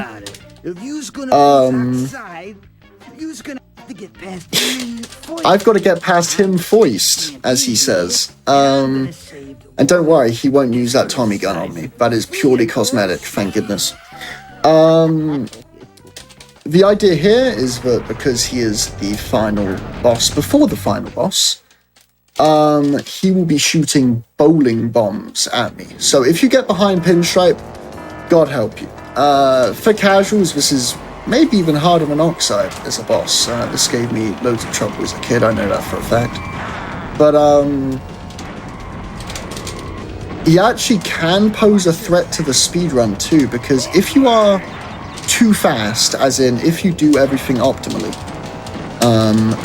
there will be bowling bombs like on you on lap 3.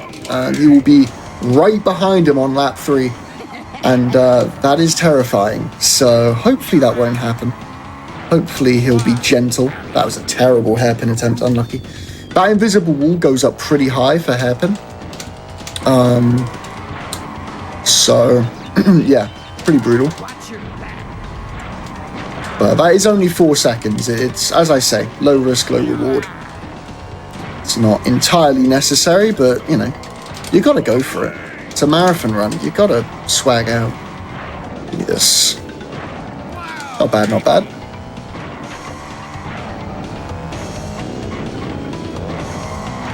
Very good. If you're wondering, by the way, why bat skip works, because you would think that you're skipping so much of the track that the track may not have loaded that much, but actually it barely does.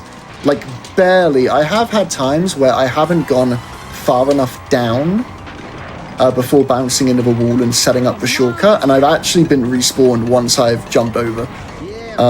Like, it barely is enough. It's actually quite perfect, really, and you'd almost think it was a deliberate setup. There's the bowling bombs I was talking about from Pinstripe, but we are safe because of failing hairpin. We failed hairpin on lap 1, so as you can see on the minimap, we are ahead of him. I just tried to hit him with a red potion. I missed, damn. I'm gonna try hit him with a nitro. Please hit it. It'd be funny. For content? Aww. You can tell if an AI gets hit, by the way, when their placement on the left flashes red. There was no such thing there. Okay.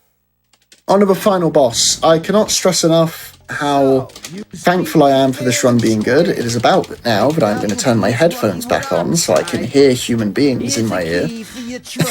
So they can tell me what time I get. Yeah, classic headphones being low on battery at the start of the marathon run. Good job, Sam. What up, mate? You absolute bona fide moron.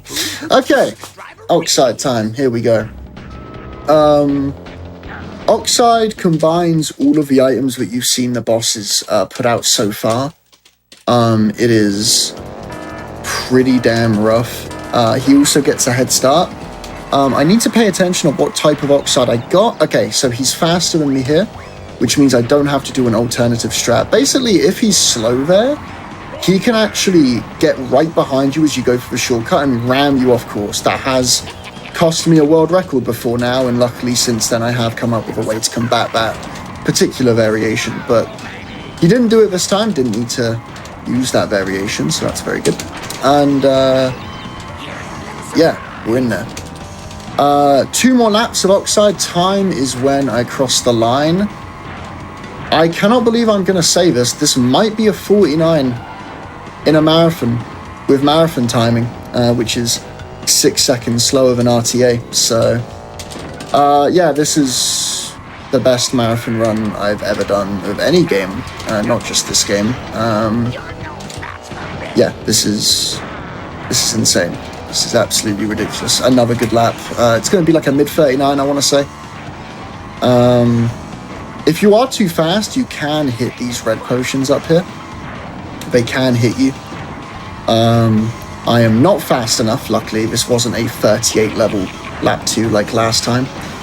This was a 39 low. Green potions can troll you here. They are not in the way of a shortcut, thank goodness. There is a nitro down here that can be in the way. It is not. We are good. One last shortcut. Let's see if we get it. This would be the ribbon on the present, but is this run? That is... Wow, what a speedrun. That, yeah, wow. Sorry if I sound like egotistical, but I did not expect this in the slightest. Double Tizzy, 1 TA, 2 out of 3 boomerang, good hub 4, besides 2 hairpins, I mean. And time. I dread to think what time I got. I really do. That was very good. It felt very good anyway. I'm not sure what I got, but yeah, that was insane. Yeah. If someone has the time, I would like to know. Can you hear me finally? Wait, what was that? Can you hear me? Oh, okay. Wait, let me check. That's a no. It's all good. I'll check the stream real quick. 49:47 in a marathon.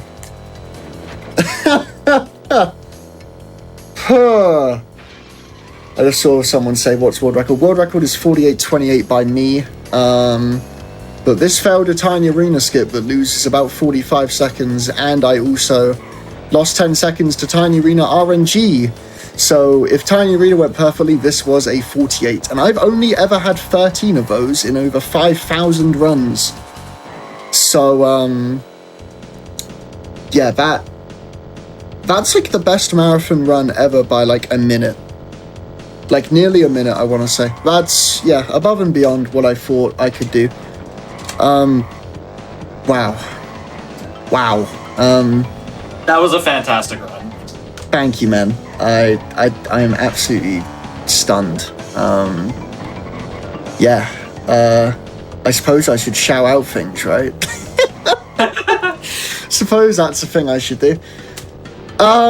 Okay. First of all, thank you to my streams community for allowing me to stream every day and allowing me to put time into this game and other games. Just thank you, you guys are the best. I love you all. Secondly, if you wish to find out more about the speedrun, there are tutorials on YouTube. There is also speedrun.com/CTR. That is something that you should certainly look into if you are looking to get into this. Yeah, there's also a Discord link that you can follow that is on the Crash Bandicoot series on speedrun.com if you wish to join the Crash speedrunning server. And yeah, finally, for one last shameless plug, I do stream every day at twitch.tv/hypnoshark. I play this game, I play other games. Thank you for having me. Yeah, I hope to be back on this channel again someday. Yeah, thank you so much for having me. Much appreciated. Yeah, absolutely, and thank you so much for providing commentary and doing the run. You've been excellent all day, and that was a spectacular run, especially with amazing commentary.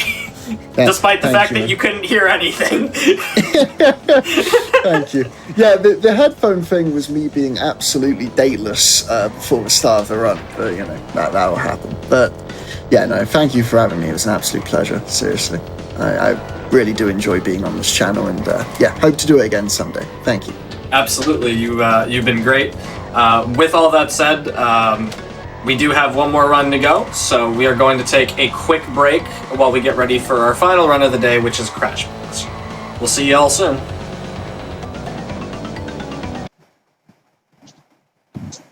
Hello, everybody, and welcome back to the Games Done Quick Hotfix. This is the Crash of the Titans 15th Anniversary Special, and we are closing it out with our final run of the day. We have Crash Bash. I will hand it over to y'all, and y'all can introduce yourselves. All right. Thank you all very much for hosting us. Hi there, my name's Go Cubbies. I'll be the main runner of this game today with my awesome 2 commentators over here. Yo, I'm Pi. Hello, I'm Logic VQ.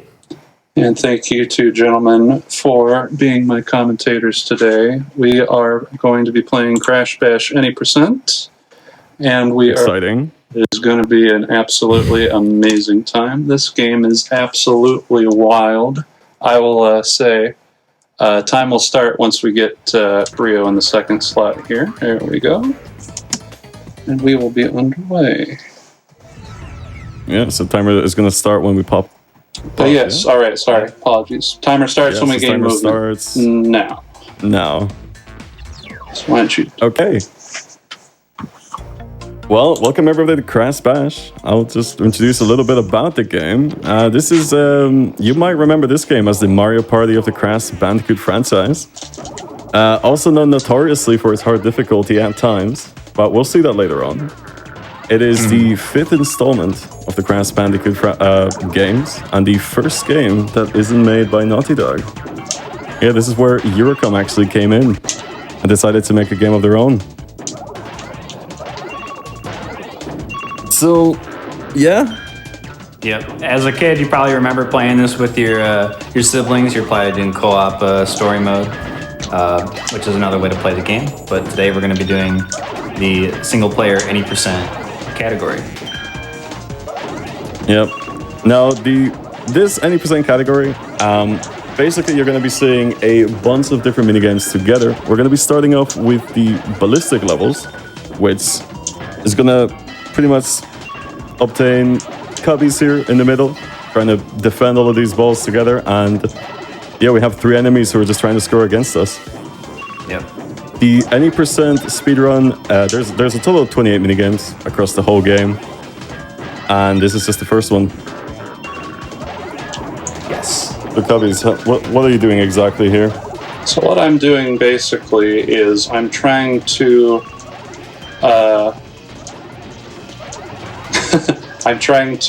get these balls into the other player's nets. It's sort of like a 4-player Pong minigame, if you will.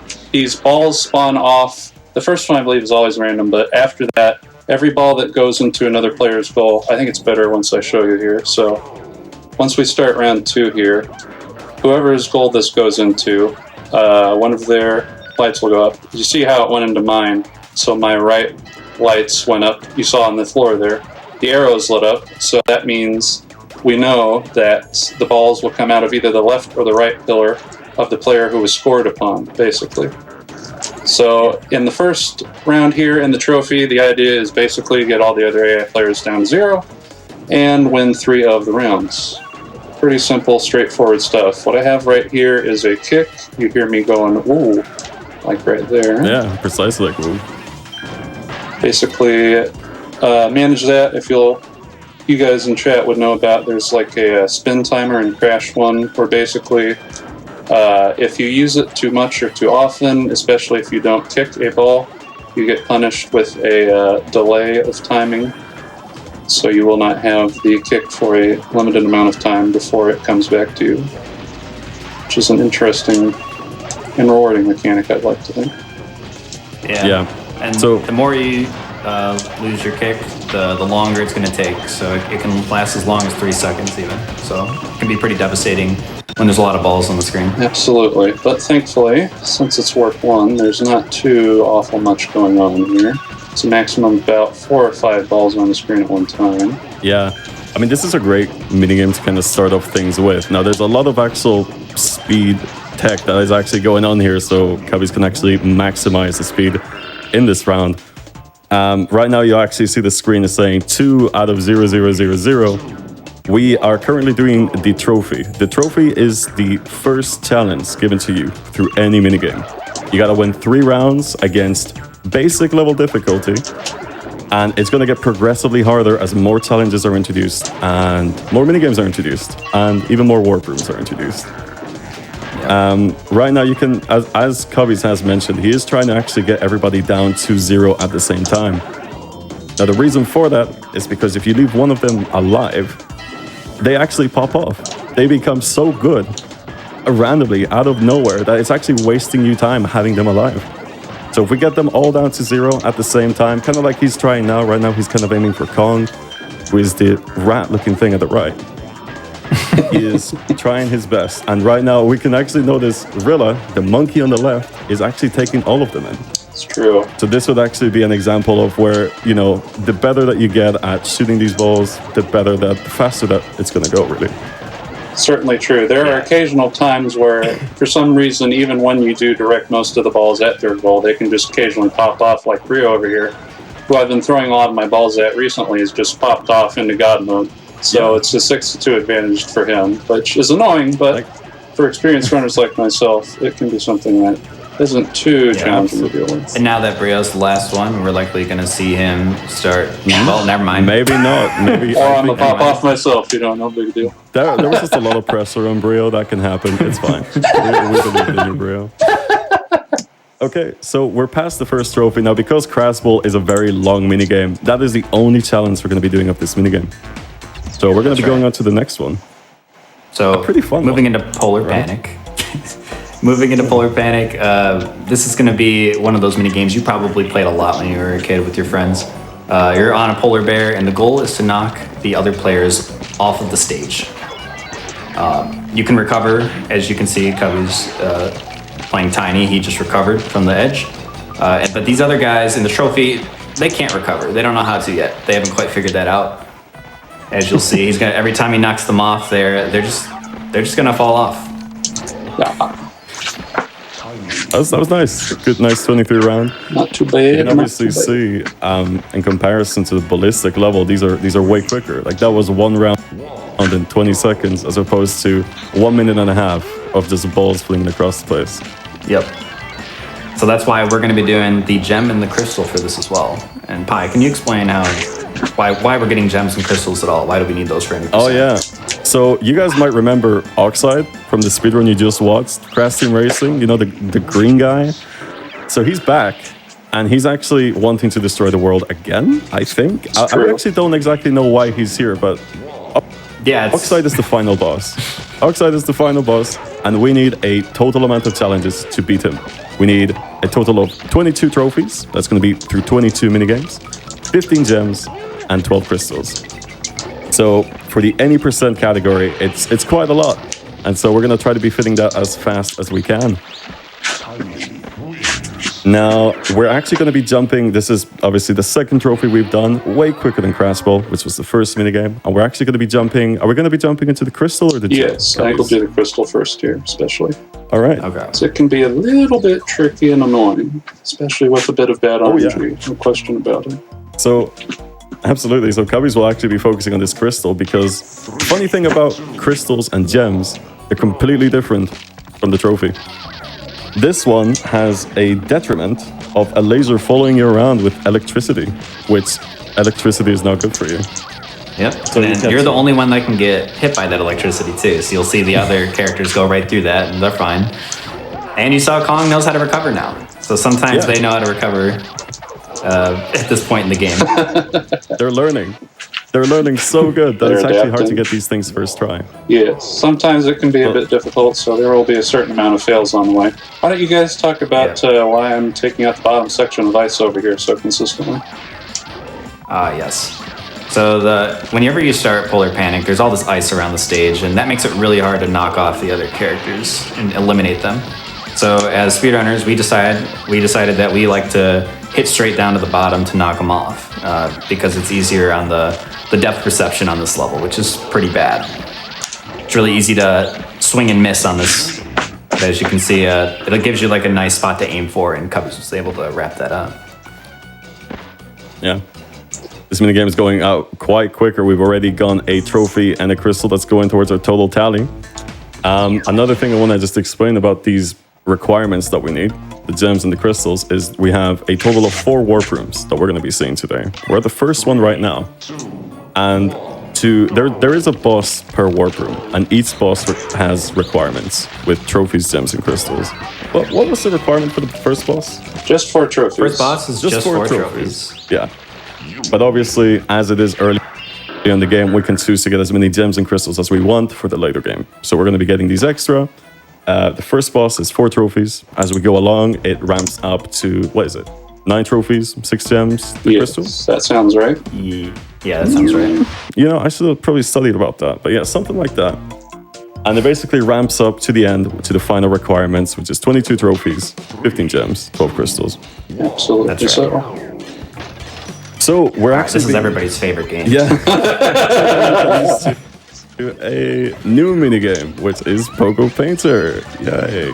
We love Pogo Painter in this house. Absolutely wonderful. So here, completely different dynamics, complete opposite of what we were just doing. We were just in an icicle with polar bears pushing each other off. Now we're bouncing around with slings and pogos and jetpacks. Bouncing around, throwing missiles at each other, jumping around on speedy shoes. That was a 40, by the way. That never happened. Nice 40. That was unbelievable. Where did you just pull out a 40 from? I just zigzagged all over the place. I'm like, let's crash one. It'll work out. No big deal. That was unbelievable. So basically what we're doing here is we're covering... You might remember this if you guys played Mario Party. There's a very similar minigame. But yeah, we're basically going around the arena and we're covering as much of it of our color, and then all of it is being collected into a box. So as soon as you collect the box, all of the colors that are on the screen will turn into points. It is a, 8x8? Yep. Which is a 64 total. So getting a 40 just randomly like that, so quick, didn't even need time to prep out. Yeah, awesome. No kidding. And yeah, you will see there's obviously a lot going on. There's stuff falling down. There's rockets, which you can obviously use for your friends. You can stun them for, maybe 2-3 seconds? 2.5-ish. It's like, low 2s. Yeah. And then there's arrows, which will obviously cover the pointed direction. Man, Brio popped off there. Dude, oh my God, yeah, he did. And then finally, there's the most important element, which I'll let Logic explain because it's my favorite part of Pogo Painter. You know, the boots. The boots. What do you think of the boots? Well, the boots are, to put it lightly, extremely overpowered. They are the most important item in this game for this game type, and it allows you to move twice as fast, I believe. Something like 1.5, 2 times as quick. That sounds about right. Yeah. So getting them is a huge advantage. Not nearly as good as the missile, which only targets one of the enemies, and the shoes essentially allow you to monopolize the boxes and all the other good items for yourself. Yeah, and it's such a huge advantage. As the game progresses later on, I mean, right now you're looking at the AI. They're actually being kind of chill about it. They're being easy going. They're not going for things straight away. But as the game progresses, they will zone into those boots faster than you can. Just faster than you can. They're robots. Like, as soon as they're spawning on the screen, even if you haven't seen it yet, they're already targeting it. They're already going. Wait till we get to the Warp 3 Pogo level. That level, oh my goodness. They're going to be flying. We are going to be seeing... Oh boy. We're going to be seeing a great example of what the AI can do in those Pogos. It's not fun. I would say pain even might be involved in that. You know, since we're speaking about the negative side of the AI, well, I should probably mention that this minigame, the trophy-wise, you don't waste time. As long as you win, you're golden. Because it's on a timer, 1 minute 30 seconds. So your only objective is to win. Winning can be kind of hard sometimes, though. It's true. Because there is this character called Rillaroo, who is the fella on the right, the monkey with the circus pants. Green squares, yep. Yeah, green squares. He actually has an advantage that you can't see. Each time he jumps, he saves a frame of speed. He goes a frame faster than you every jump. So he will actually overtake you, take your boots, take your boxes, take your points, take your round, just completely, absolutely thrash you here and there and everywhere. Break your heart, break your soul. Yeah. So, if the monkey is so good, why aren't we playing as the monkey right now? Why are we playing as Tiny? Oh, good question. You might be thinking to yourself, wow, that sounds overpowered. Why are we not the monkey with the circus pants? It's because that's the only thing he's good at. now would be a good time to actually explain that characters are different in Crash Bash. They have different statistics, they have different throws, they have different pushes in the polar level that you just saw. And it makes a huge difference. It's night and day. Basically, Kong and Tiny, they're the buff characters. They are strong, they have good throws in the box levels, which we will be seeing soon. They have good pushes in the polar levels, extremely consistent. And later on, we're going to be seeing a bunch more minigames where they are just superior. They're stronger because the game just gave them everything. But as the minigames come on, you will see why. We have like concerning trophy. Yeah, That's so basically right. as the minigames will come on, we'll point those out and we'll actually show you just how strong Tiny is. But keep that in mind, because Tiny is extremely strong, an extremely strong character. And congrats on the trophy. Thank you, thank you. Congrats on the trophy. Rio was an absolute heck. Oh my goodness, that was a little scary. And I feel All right, Pi, let's get ready. We didn't really talk a whole lot about the strategy in Pogo Painter, but I think it applies especially well to the gem here. Yeah, go ahead. You want to talk about it? Let's start talking about it. So, especially the gem, you need to score 80 points as fast as possible. So obviously, shoes are going to be your best friend, and arrows as well. So you'll see Cubby's honing in on those shoes and arrows as he goes along here. Besides that, if no shoes are on the field, you'll see him start picking up missiles because only 4 items can be on the field at one time. So that way, if you pick up a missile and then use it right away, you can get more shoes to spawn, potentially. He's actually getting quite good luck for shoes here. Yeah, the problem is I can't bank any of my points. They're all squaring me off pretty well. This is actually kind of scary. This is an amazing example. This could very easily be a loss because as many boots as Cubby's got, we had no boxes to finish the job with. So it's literally a balance of all of that RNG at once affecting you. Brio's looking a bit cheeky right now. Yeah, he's looking like a little thief. Yeah, he stole the box. As you do. Okay. It's all this good. happens in Crash Bash, and this is one of the main reasons why it's such a... Oh, what's the word I would use for this? It's such a demanding speed game. Because you need to get all of this stuff first try. If you want to go fast, and you want to get it quick as well. It's true. And obviously you can see just how easy for someone experienced to actually be able to just lose a round just because he didn't get the luck that he needed. But True. Sometimes you just don't get the luck, and that was a good example of that. It happens a lot in these Pogo gems. Because you started at a disadvantage to the other characters. If you were paying attention at the very beginning, Cubby's needed 80. The other characters actually needed 60. Keep in mind, real with the frame advantage always has that one frame on us, which adds up a lot over even just 35, 40 seconds. Yeah. So all of that together, I mean, they need to get less points. They're actually faster than you. And to a point, they all kind of focus on you more so than others. There is actually something we will touch on that.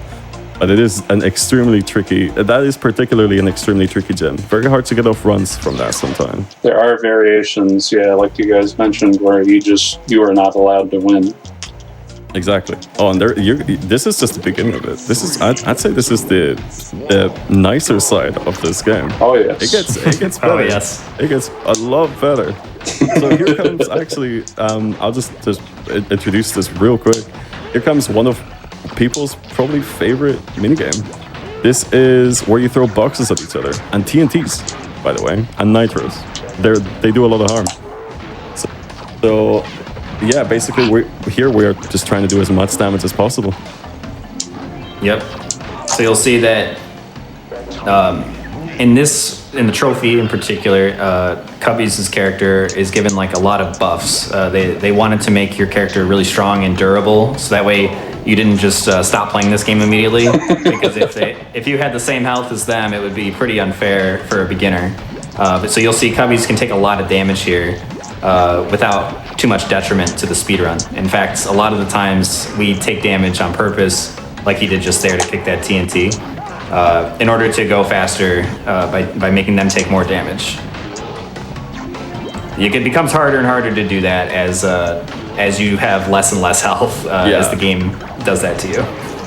Absolutely, it becomes extremely important actually having to just watch your health and just making sure that you're not doing anything too risky, which could cause another fail, which is a huge time loss. We really want to avoid those fails as much as possible. But man, there's so much to talk about the box levels. In my opinion, the bash levels, I guess they're called. so much experience, or so many little mechanics are really fit in here to try to go as fast as possible. One of the better things, oh, by the way, launching yourself towards the nitro to hit the AI, great strat, lovely thing, and taking advantage of the abundance of health that you have at the beginning of the game. Yeah. That's what I was actually going to mention, the double hits as well. The splash damage of the box actually can reach all three of them at once. And that, as you can imagine, is going to be the fastest way to get rid of them all. So that was really well done, and especially if it's a TNT, which if you haven't gathered yet, the boxes do less damage than TNTs. TNTs and nitros are exactly what you want to be throwing. So much better. And we're already at the crystal, which you're going to notice something a bit odd happening here. Something has something against Cubbies and is currently throwing nitros at him. But just it seems like the Ancients don't want him to win. The Ancients will not allow it. Ancients have stacked the deck against us. So nitros are flying out of the sky, trying to knock Cubbies out here. So he's got to constantly move around to make sure he's dodging those. Yeah. I'm not sure how decently I mentioned this, but crystals are basically the minigame with a huge detriment just to you. Which we could see in the crystal with the electricity following you around, and now we can see in Jungle Bass Crystal with nitros literally flowing out of the sky. Yeah. This is actually one of the few detriments that you can actually use to your advantage, because if you time it right, if you go to where the AI are, the nitros can actually fall on them. That's another great strategy that can be used. Mm-hmm. Yeah, there's honestly so many strategies that can be applied in the speedrun at any point that it's kind of hard to talk about all of them at once. So definitely, we'll try to mention them when they happen. But for the most part, we're just going to be talking about the general ideas for each level, because there really is because it's RNG based. A lot of the game is RNG. There's many strategies that can be applied depending on what RNG you're getting. Yeah. A bit of RNG that I've been seeing a lot, which actually just happened now, is the raining of Wumpas. The time zones of Wumpas, I believe some people have called it. Which is basically a particular set of time in the minigame itself where a bunch of Wumpa will just fall down and the AI will just slurp it up, healing all of their health back, wasting a lot of time. But that was really well done. That Jungle Bass was overall extremely solid. Good stuff. Yep. Not a bad start for me. Not too bad at all, I would say. All right, and now we are moving on to the first boss fight. It is going to be everybody's favorite boss in Crash games, Papu Papu. And obviously, he is one of the easiest bosses again in the game. Just like in all the other Crash games, he doesn't do a whole lot. For some reason, he spawns these little crashes. We don't really know why. Not sure what they were thinking with that. Master strategist. What's going on there? And he's going to have this little barrier around him. You can see that fire barrier. It goes away once you get rid of his swarms of minions here, and then you can finally hit him as he's laughing at you for some reason. Papu Papu is intelligent as always. Yeah. Now we're loving these crashes popping out of no lore, no logic. So. Hey, logic, sorry. Hey. No, they should have spoken to me about that before they You guys might actually wonder, where was Papu after Crash Bash? There. You go. That's why you don't see him up until Twinsanity. It's something... He had a vacation. He had a vacation. He went over to Hawaii. I want to check out the volcano and see how the lava looks. He didn't enjoy the fate he was given. And that was actually Warp 1. So that was the first boss, which required 4 trophies. And now we're up to Warp 2, which, by the way, transitioning from Warp Rooms can softlock the game. I just want to put that out there. If you have a lot of progress on, and you're moving from Warp 2 to Warp 4, Warp 5, Warp 3, whatever warp you want to go to, and you're actually spamming the X button in the transition, you can actually softlock the game. Lose all of your progress. You can't do anything about it. So in speedrunning, we do our best to completely let go of the X button, make sure we're not pressing it, because our run could just completely disappear, just like that. Yep. A horrible. It's one of those notorious things that happens in races of this games where people aren't paying attention as much, talking with their friends, and you're just so ready. In between normal loading screens, I'm right there with them. I had the hardest time unlearning after I got past Warp 2 here and got into Warp 3, my splits still said for the longest time, don't soft lock, because I got so excited to get past the main warp, first 2 Warp 2, because Warp 3 is where the beginning of the hard part of the speedrun really begins.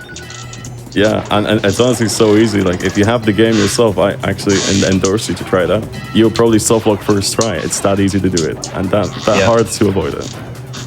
But yeah, now that we have made it safely to Warp 2, you might notice, wait a minute, this looks like the first minigame. Well, it is, kind of. It's the second variation. It is the Warp 2 version of Crash Ball, called Beach Ball. I have a bit of bad luck explaining about Beach Ball, Logic. Do you want to talk to us about Beach Ball? What's different about this? All right, so Beach Ball has the kicking mechanic once again. You'll see Cubby's using that occasionally. It's the same one from Crash Ball. It kicks the balls that are within a radius of you. But now we also have a new mechanic, and it's everybody's favorite mechanic. It's the little green magnet. The sticky mechanic. Sticky magnets. An extremely useful mechanic, yeah. Yes. So as you see, the balls seem to be moving really slow on this level, but after you use that sticky magnet, they move at light speed, fastest in the game. So suddenly you have 2 extremely different speeds on this level that make it really hard to like focus in on where you need to be looking as a player, making this probably one of the hardest ball levels in general. As far as going quickly. Because the balls normally move very slowly, so you have to have really good aim. And there are a lot of other speedrun techniques that we use for this. Would you like to go on, Fire? Yeah, I mean, as you said, it is extremely easy to actually lose this because the thing about this minigame itself is because of the base speed of the ball being the complete slowest in the entire game, it means it is the slowest ball minigame in general. Like, the rounds take the longest, and that kind of gets your guard down a little bit. But as you said, as soon as you use the magnet power, they go to the top peak speed. The top speed that you'll see in any ball level from now on. So it's extremely, extremely difficult. A few things that we're doing here to try to go as fast as we can. Obviously, we want to make sure the balls are not going slow at any point. So we're going to be using the magnet power a lot. When the balls spawn on the bottom left and the bottom right, you can actually kick them and give them a little boost, which is extremely... It speeds up things if you do it enough times. It really speeds up the round. Yeah, it can save as much as like a whole minute to do that throughout the entire 3 rounds that we're going to be seeing. Exactly. So if you're missing something as little as that, you're wasting time. So there's so many things to constantly be paying attention to. And you're going to be seeing Cubby's right there. He gave the ball a little boost. Otherwise, it's just going to be going on the base speed, the lowest speed in any ball game. And yeah, it's going to be wasting time. A whole lot of time. But right now, I'm going to say this is looking like a really good Beach Ball. I'm really liking the speed here. It's good stuff. That was smooth, yeah. It's going well. Usually when you have an AI with 4 balls or more left, they usually take a little bit of time to deconstruct there, but I got really fortunate. A, that Brio's up at the top, and that he can be more easily managed with than one of these 2 on the sides, and B, he gave me a lot of leeway with getting his balls off very quickly and giving me the opportunity to parry his points. Yeah. I will say though, yeah, what were we going to say, Logic? I was going to say, a lot of these levels in Crash Bash are designed based off of, like, the aesthetic is designed based off of another Crash game. Specifically Crash 3, a lot of the inspiration is taken from. And this level has the design as well from one of those levels in Crash 3 called Under Pressure, which is one of the first levels in the game. And a lot of people who played this game when they were kids probably thought they saw fish in the background. I know a lot of people say that for whatever reason. If you look hard enough, you won't find any fish. It's one of those like Mandela effect type things. Yeah, I was one of those. I swear I saw fish. And a lot of people are like, I remember seeing fish in that Beach Ball minigame, but no fish. Would you believe it? In fairness, if you look under Kong's point score there is a sort of red flipper-looking thing when the fish in Crash 3 are the red puffer fish, so I can sort of understand where kids may have been coming from. Sure. Maybe that's where the confusion came from. I will say, that might be it.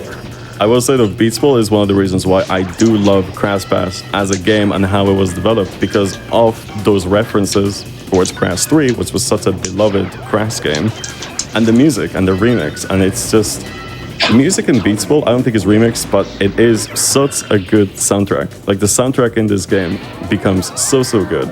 And one of the main reasons why I started speedrunning it myself. I agree. I think the soundtrack is excellent. It is outstanding. Lots and of. Say, that was an outstanding trophy. I think that went really quick. That might have been maybe. That was a reasonable one. It was like 615, which ain't too bad, all things considered. That ain't too shabby. Beatsballs can really go up to like a whole minute plus to what you've just seen, if you're unlucky and if you don't take advantage of what you see. And here's Tilt Panic. Yep. Moving right into the second polar variant. This is a very quick minigame. So what do you think about Tilt Panic, Logic? All right, we gotta start talking about everything that's going on here, because we have almost no time. And this is similar to Polar Panic, but there's no more ice around the edge. For whatever reason, they removed the handicap of the ice. They thought that was better, and it is better for speedrunners. It's great because now we can knock them off much faster. Even though they're smarter now and they can recover, as you're seeing, they're still quite easy to finish off after they use their. They often will push one time, and then they're pretty easy to knock off the stage. Yeah. Which is great. I love this minigame. It's probably the fastest minigame you'll ever see. You can get this entire trophy gym crystal done in maybe 2.5 minutes? Just about 2.5 minutes with insane luck, yes. Yeah, you'd be happy to have a sub 3 minute time in your runs. Did you guys listen closely right there? I heard a little burr noise when he went right through Rilla. I did not hear that. No. So there is a little thing that happens in this level that's well known, and it's when you hit a character, sometimes the game just doesn't want to let you hit that character, so it makes a burning like glitching through them. And instead of hitting them, you just pass right through them. And as you saw right there, it didn't fare well for Cubbies. That happens to anybody. Physics takes a little bit of a back seat and goes, okay, let's see how you play this one.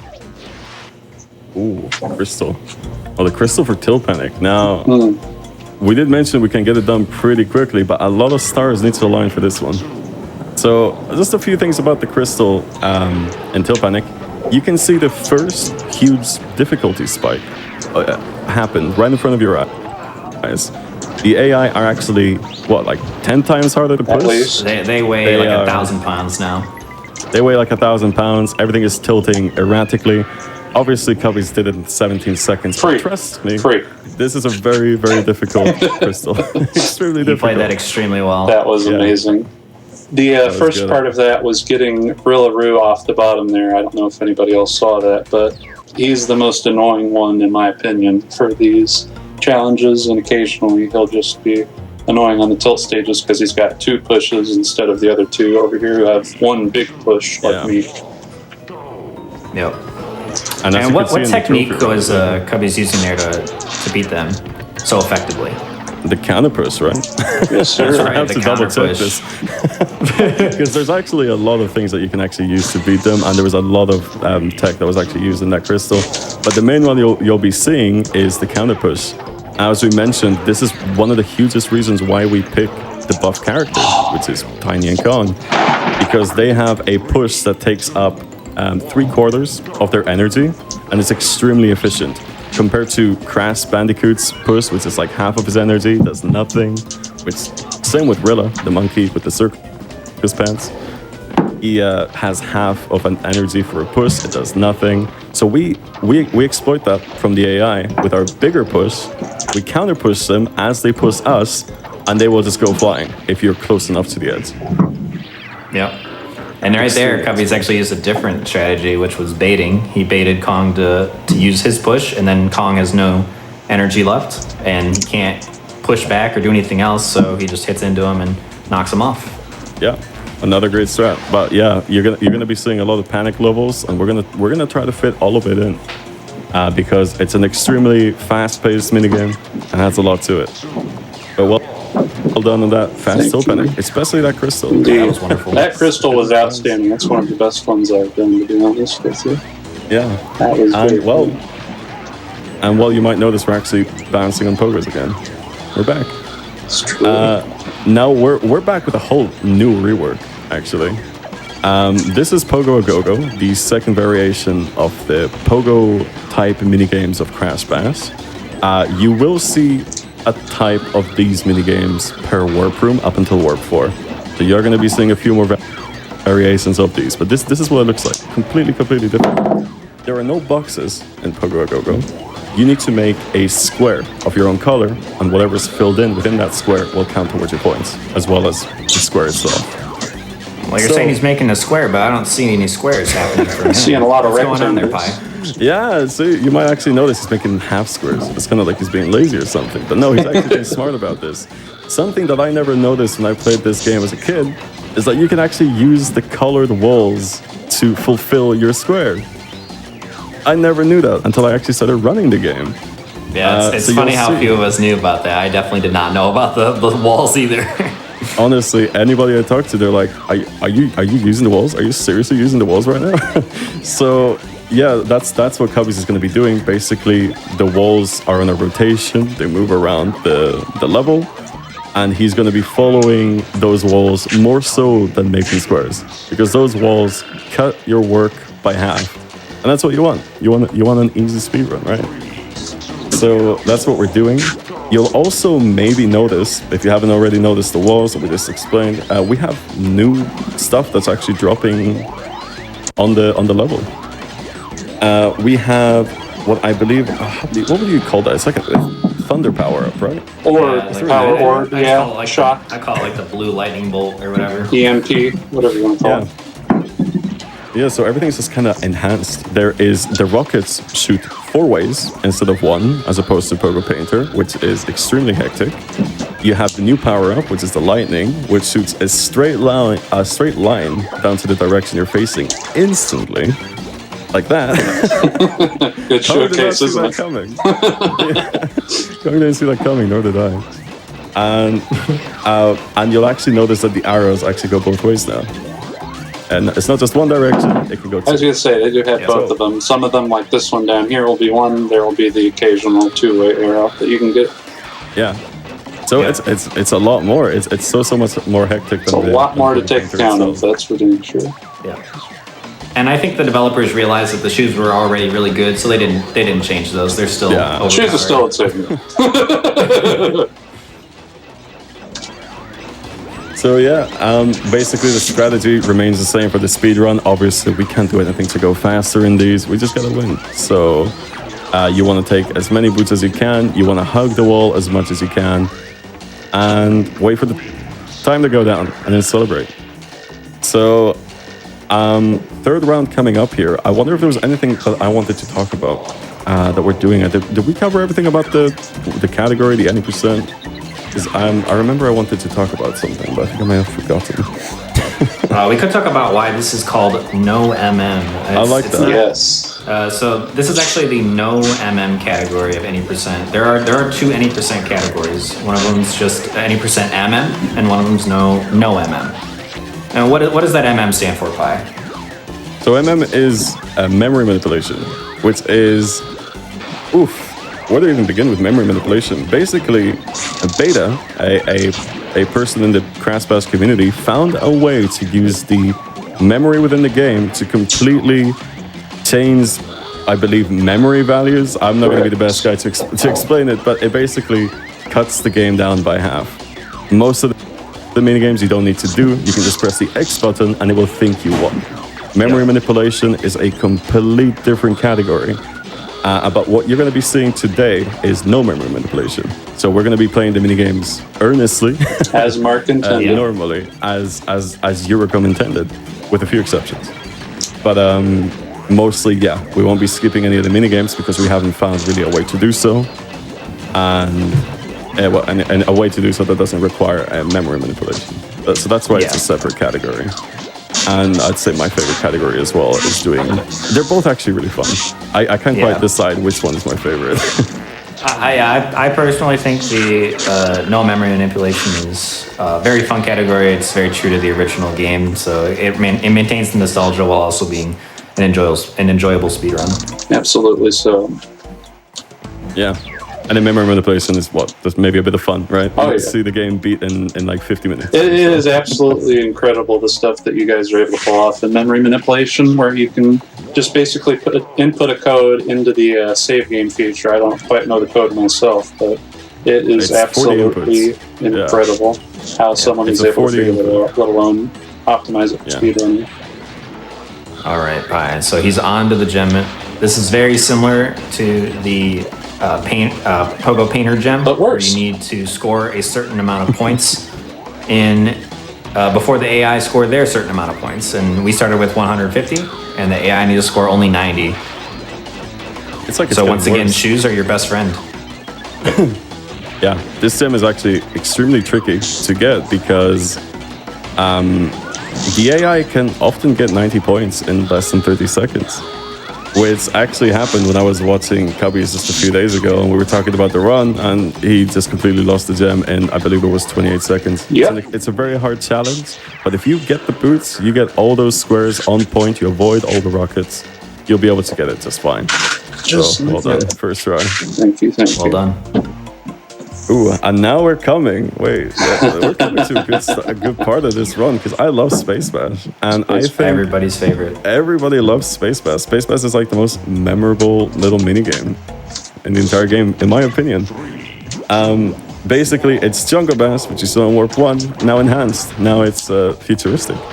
A few things to note about this: we have more stuff happening, more boxes are spawning, and new power-ups are appearing.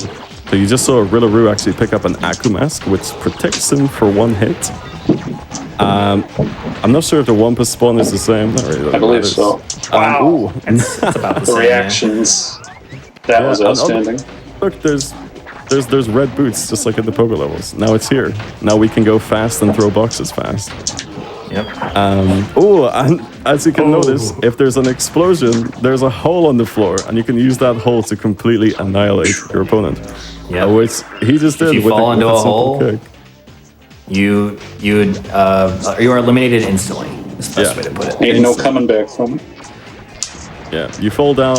Nobody knows what's down there. Nobody knows where you're falling, but you fall down and you don't come back. You don't win the round. You don't deserve it. So It's alright, you get better next round. Exactly. You could bring you back for round 2. So what?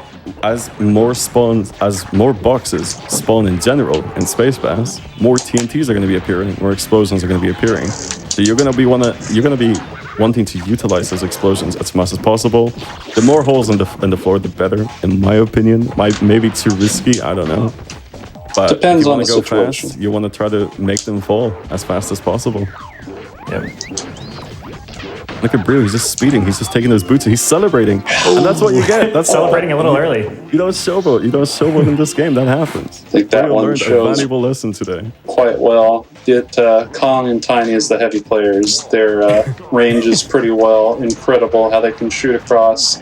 I would say 3/4, maybe a little bit more of the stage length of this 8x8 grid. It's absolutely remarkable. Yep. How they There's can do the weight that the way power that they up can from Polar effortlessly. Stages. Oh yeah, that's there as well. There's a lot going on in Space Bass. And Yeah. I'll tell you one Yeah. thing. I'll tell you what's my favorite thing about Space Bass is you can go either really fast or extremely slow, or you can just be a victim of the hole. You know, like you just fall down, lose a round, have to start over. That's 2 fails so far. It's a very hectic minigame. Yeah, So- there's a lot more box spawns on this than your average, or from Jungle Bash. So there's a lot more chances to have chaos happen to you. Because there's so much chaos, actually, an amazing thing about this minigame is just like the famous Mario Party gif that we all know and love, where Luigi wins by doing absolutely nothing. You can do the exact same here. You know, you can, if you decided, if you were brave enough to just not do a single bit of movement, you can just win and hope that everybody else falls down or just too many TNTs are going off. It's just a lot in a minigame, and it's why it's my favorite, and a lot of people's favorites. It's an absolute. Yeah, that was definitely This is definitely one of the levels that I played the most as a kid. I remember playing this. I would get to this point in the game and I would just sit here and play this for a while. Yeah, it's absolutely same. And yeah, this is pretty much why. It's just fun. You could see there, by the way, in the previous round, Rillo was actually so confused with everything going on around him. He was just going in circles. He couldn't get out of the box that he was in. He couldn't. His AI wasn't able to jump him out of there. So there was like this. So there was so many like holes on the ground that there was like this whole island that Rillo was in, and he just didn't know how to get out of it without falling. And that's fair. The AI was just being safe about it. And there we go. That's the trophy done. Oh, that was a mean trophy. That was a tough trophy. It's a tough one. Yeah. Are you going to be doing the crystal or the gem first? I think we'll save the crystal for last on this occasion. That's cool. So the gem, I don't know if we've touched on the gems. We didn't really too much. explain those gems too much. Yeah. Basically, what you're going to be seeing here is the same kind of preface as the trophy, but just with a lot less time. And that's going to be the challenge. Usually the gems are timed, and you need to beat it really, really quick. Yeah, and once again, like we said in Tilt Panic Crystal, the same applies for here, where all of the gems and crystals are generally going to have the AI having like huge health differences compared to you, where they can just tank hits and you die in probably 2 or 3 usually. Yeah, it's very uneven. Now you'll see that their health, they're better, even though their statistics, their character stats are not better. It's just the game enhancing the difficulty just for fun. The game buffs why them wouldn't up. you? Absolutely, yeah. It's one of those hidden little features that Mark Cerny, the development company, and I believe he was one of the creators on the original Bash trilogy. Mark Cerny Productions had a say in that.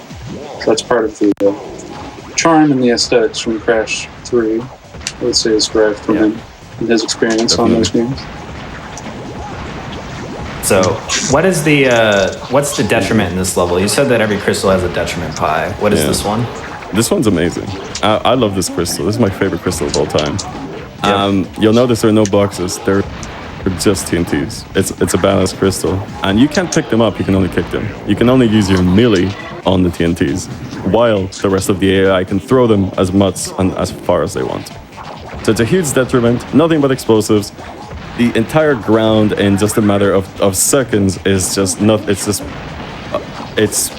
a danger zone, complete danger zone. And what you're actually gonna see Cubbies do here is he's not moving. You might actually see, he might be the Luigi of the Crash Bash here. He might actually be able to get a dub here without a single bit of movement. Hands are up, controller is down. Brio is celebrating mindlessly. And we already have the Rillaroo. We already have Rillaroo having been lost to the depths. This is looking quite intense. Ooh, Brio's trying to finish the job off. Yes, we as speedrunners, we really enjoy coming up with silly categories, and this has got to be one of the best ones. Yeah. Brio is like, he's not having it. He is absolutely not having it. Now Brio's actually might be a bit of danger here. He might be a bit of danger here. He might be a bit of danger. No way. Oh, let's go. No movement. Perfect. Why would you move in the speedrun? You don't need that. You don't need to move. Be lazy. Let the game play itself out. Yeah. As Logic said, we love coming up with our arbitrary speed categories, and not moving into Space Bass Crystal, trying to go for a certain amount of wins, is probably my favorite category. That's how easy it is. You know, you just don't move. After a minute, you're celebrating. You're just wondering what just happened. That was part of the charm and the glory and the agony of Crash Bash right there, I would like to think. Yep. No, that's great. This game is amazing. Takes a lot of skill to play. Would recommend picking it up. Definitely. High skill cap. Very nice. All right. Well, this seems like a different minigame. This is a totally different minigame. Well, yeah, I don't think we've seen this one yet, have we? No, we haven't. So, welcome everybody to the tank minigame. One of my favorites, with the best music, the little tune in the background. I loved this minigame as a kid, and I still love it speedrunning to this day. The tanks is actually one of the hugest reasons why we picked Tiny. You will notice that each tank shoots out a bullet, and all of the bullets are different. Brio, the scientist, has this really lightning fast green one, and we have this spiky ball of a bullet. Our bullet does more damage. We are faster, we are stronger. So that is why, a huge reason why we picked this character. Yes. You will also see mines that we're putting down, kind of like Bomberman mines, which do a huge amount of damage, and you want to maximize as many mines as possible to try to get rid of all the AI as fast as you can. Extremely fun minigame. I love this minigame so much I could talk about it all day. Yeah. This minigame is definitely in my top 2 as well. It's for the trophy in particular. You're gonna see that once Pi was describing that we do more damage. We do about a third of their health, and they only do about, or the other characters do a little bit less than us. So, because once again in the trophies, they try to give you a little bit of an advantage, especially if it's the first time you've seen the game. But as you saw right there, Cubbies did a pretty good job cleaning that up. So 2 trophies, pretty good, I would say. Well done. Oh, That was really good. Everything worked out pretty well there. Good mine placements, all that. This crystal, on the other hand, will be interesting. Oh, this crystal is incredible. You'll actually notice there's a bit of a puddle of water in the middle now. Not only are there 4 tanks and a bunch of bullets everywhere, there's a submarine. And it's looking around. I wonder what it's looking around for. That's right, it's looking around for you. So it is trying to use its own little bullet to only get you. It does a lot of damage, the same amount of damage as a mine. So you want to avoid that at all costs. And the trick to avoiding that is really to stay away from the middle part and try to stay in the corners as much as you can, or move the opposite direction if you're quick enough. But obviously, being in a slow little tank, that's a bit difficult. And now that we're on the crystal, they're going to start doing a lot of damage, and we're going to start doing a lot less damage to them. As once again, the game is pretty fair with how it divides up who does the most damage. Even though our character is the best, they all get damage buffs, and we don't. Yeah, no matter if your character is the best, the game is always better, and it will tell you that. It will show you that. That's exactly what's happening here. They do a lot more damage. We're taking a lot of health, but still really well done. You need to take that crystal safe because, you know, anything can happen. All of your health can just be gone in just a matter of just 2 hits. Yeah. And one other speedrun strategy that we haven't mentioned yet, but you may have noticed Cubbies is doing, is that whenever he's getting shot at by the AI or a mine's about to go off, he will often shoot the wall next to him, which will cause him to take damage from his own bullet. So what that does is self-damage in this game. It is lower than the AI damages to you. It seems like it does about half of what the damage would normally do. So it's quite advantageous to tank the damage that way rather than allowing the AI to do quite a bit more damage to you. Yep. Right there with a pixel left of health, there was not much you could do, but kind of ganged up on me a little bit. That was a little bit mean. I did take a mine a little bit early. I was a bit foolish. I was trying to do the damage abuse there. Unfortunately, it didn't work out in time. Yeah, well, taking a mine of damage or taking the little submarine that was in the middle in the previous challenge can be the difference between you winning first try and just having to retry. And obviously that can make or break a speedrun. So, unfortunately that bullet came back. Silly. That was silly. I was trying to damage abuse myself. I billiards my way out of the win there. Yeah, Tactical skill maneuver. It's very difficult to win this because the AI like to aggro you a lot instead of each other. And so you usually find yourself to be the center of attention. And with such little space to move around and so many angles that you're being shot from, you can see just how difficult it can be. Not only that, but we're in the gem now. We have 40 seconds to get rid of all 3 of them. So it's a lot, but it's a great time. I'm smiling just watching this game. Sometimes the game just decides, yep, you're stuck here. Have fun getting out of this quiet time.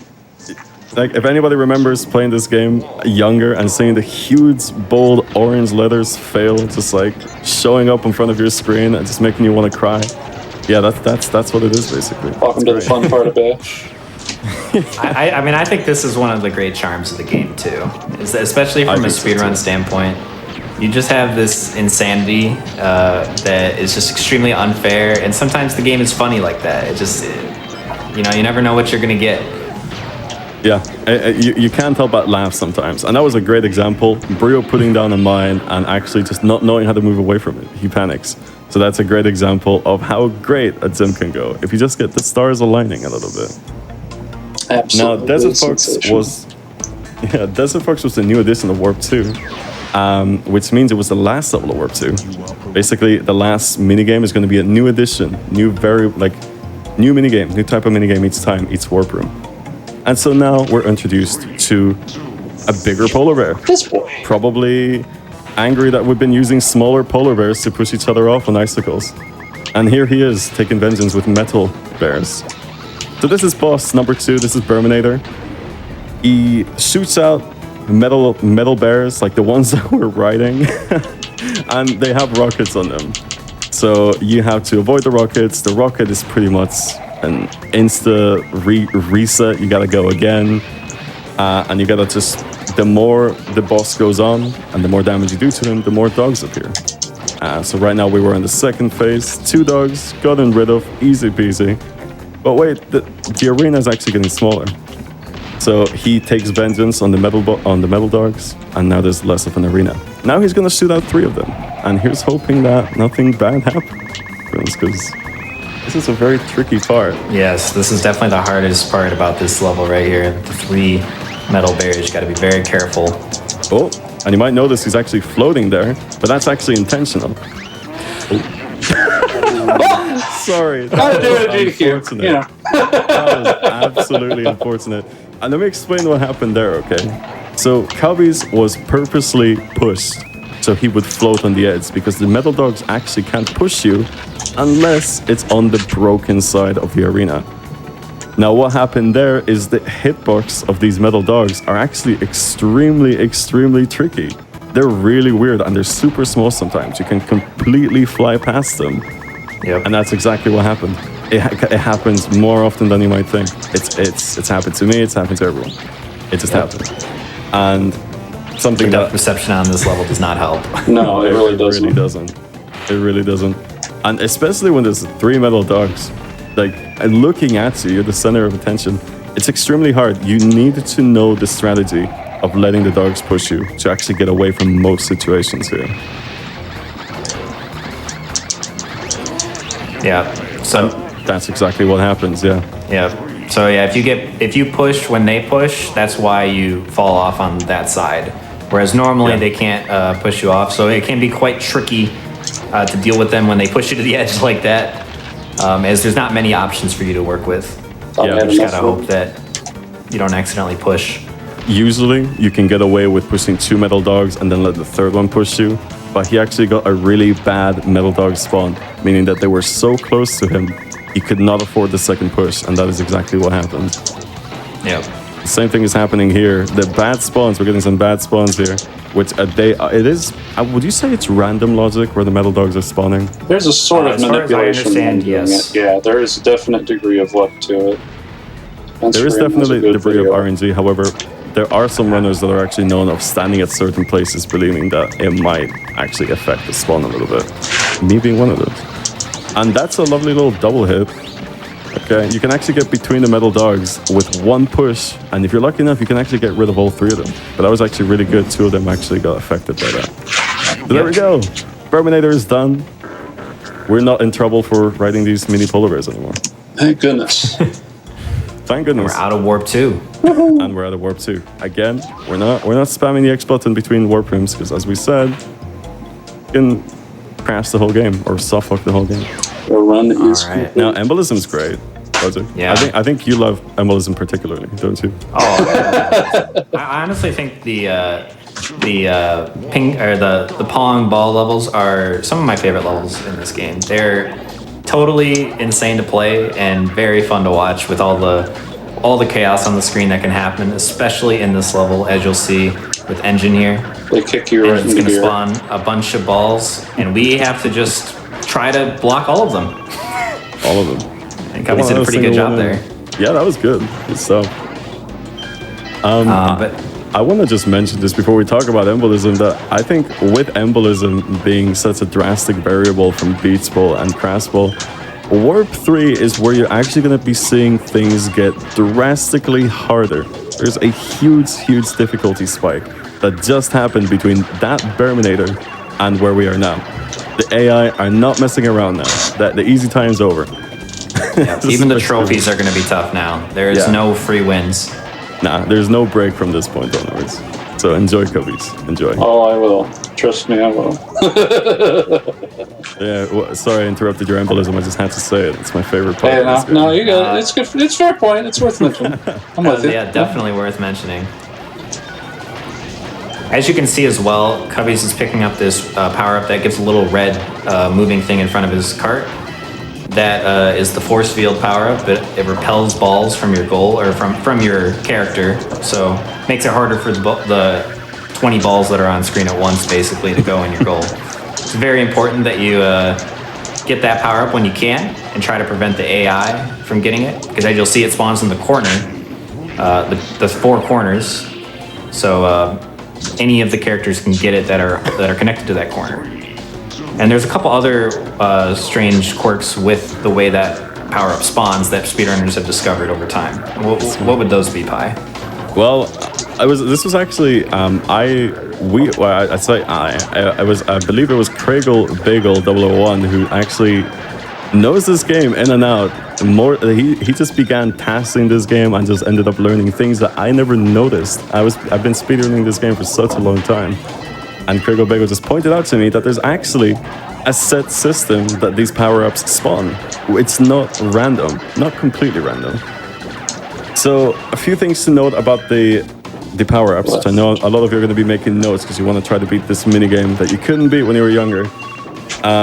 They can't be at the same spot at the bottom twice at the same time. So if it's once in the bottom right, like it just spawned, it has to be on the bottom left next. And that is extremely useful. That means you can actually predict that it's going to be bottom left next, and you can take it from the monkey, gorilla, through circus pants. Okay. That didn't happen that time. So what happened there is it was top right. Let me just explain why that happens. Whether it's up or down is not up to you. That's random.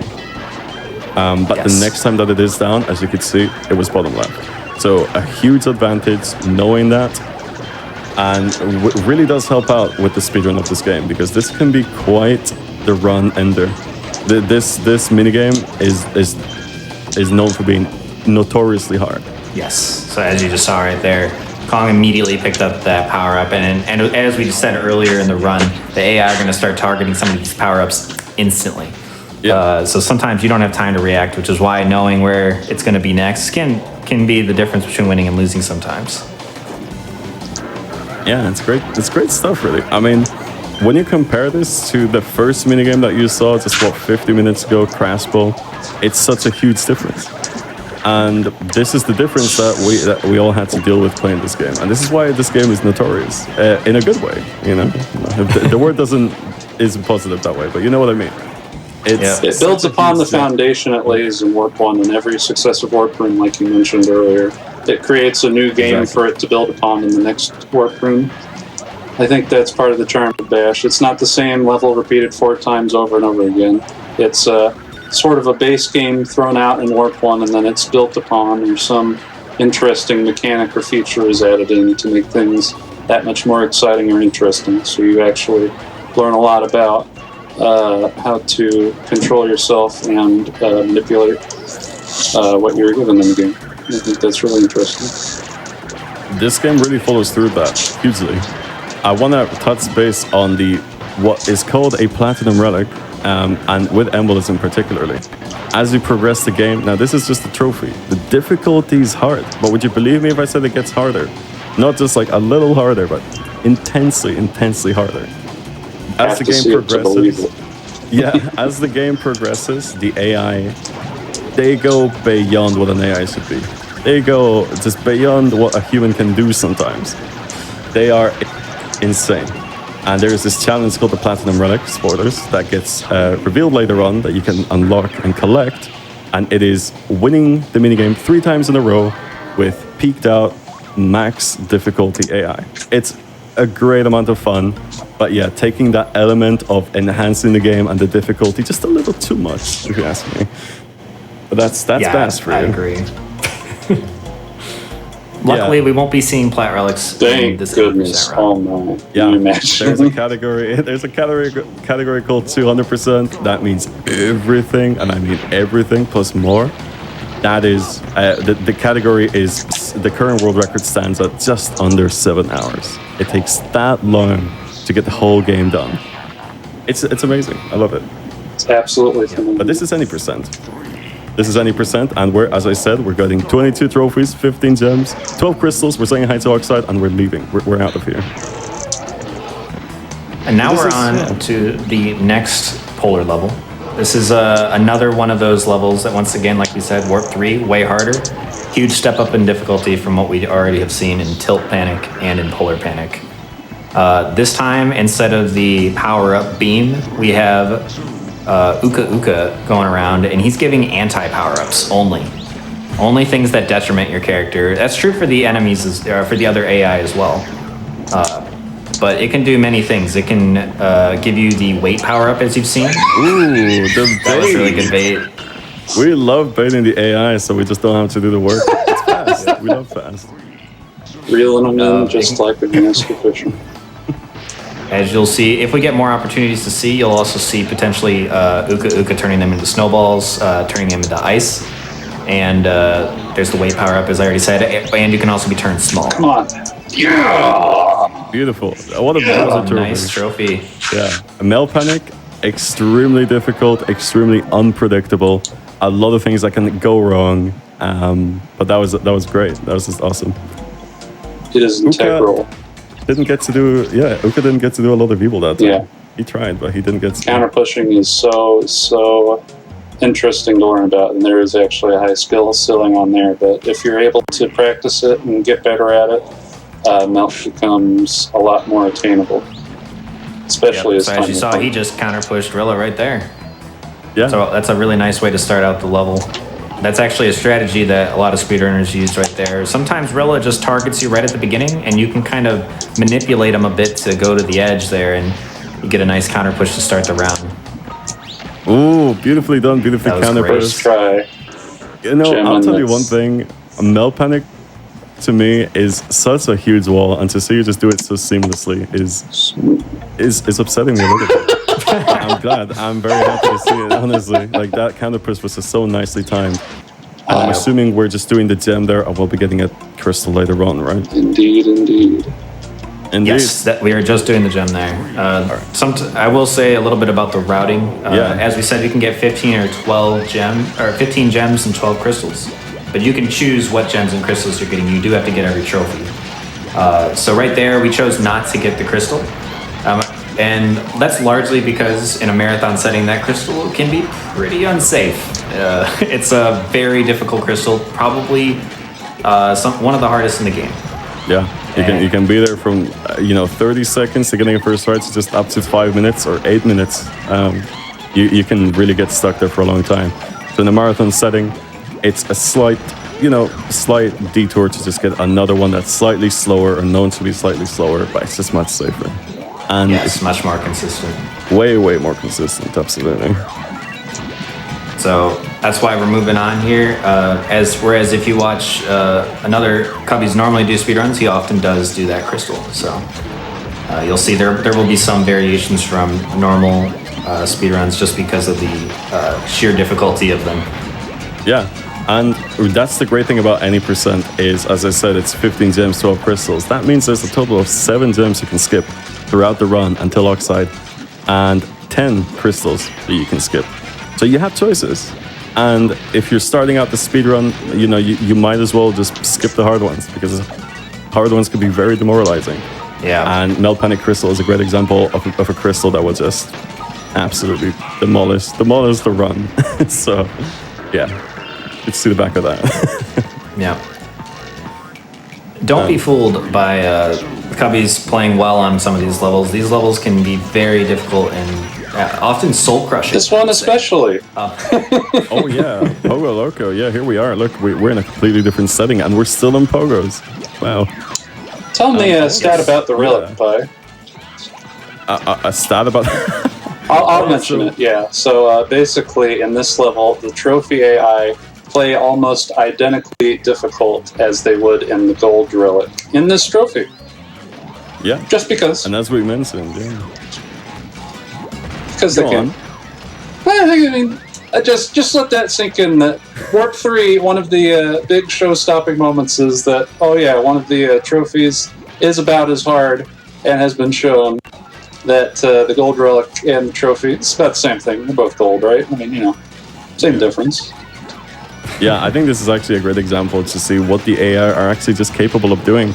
I mean, we're not even a minute in, and we can see Rillaroo at 89 points. He's vibing. He's loving this minigame right now, and he is enjoying it. He's going to win. He's going for the win. Not if Cubbies has something to say about it. Right? Yeah. So in this minigame, because the difficulty has spiked so much, you want to utilize everything. You want to utilize the rockets. You want to stun the AI. You want to double stun them, maybe even triple stun them if you get a rocket spawning on you like that. And you want to get all of the boots. But it's not up to you. That's the sad thing. It's not up to you. Oh, Brio. Brio just coming in there. Slipping in for the box that would have actually maybe given you the win. It would have been close, yeah. Rilla ended up scoring one at the end too, unfortunately. Yeah. So I don't know if it would have. Not sure. Yeah. Either way. But did you all know this? Perils. Did you all know this? Everybody was above 100 points there. I missed Every single AI. I just saw just saw Kong and Rilla had Kong had 108 and Rilla had 122 and I was like, oh, well, that was a good run. Yeah, honestly, it was. But this just goes to show that the difficulty spike was maybe a bit not calculated. I'm not sure. I'm not sure what happened there with the dev team, but we're actually playing a different game now. We're playing a game that's actually challenging. We were coasting in Warp 1 with Pogo Painter, and now we're here. We're stressed out. Ripperoo is going around with a pogo stick. Why is he here? He's putting TNTs all over the place. Which, by the way, is the gimmick of Pogo Loco. Ripperoo is the host. He loves sprinting in the middle, putting some TNTs, and occasionally a little advantageous arrow, which the AI will automatically lock onto, by the way. They love that stuff. And sort of similar to Pogo Go-Go, whenever you make a square, it will fill in the entire square. Instead of scoring it for you this time, it will just fill in the points for you, and you still have to go get a box. As you saw, Cubby's just filled in one right there. And that is nice, and that's another type of strategy thing that you're going to see Cubby's doing here, is trying to make squares and then getting a box when he can.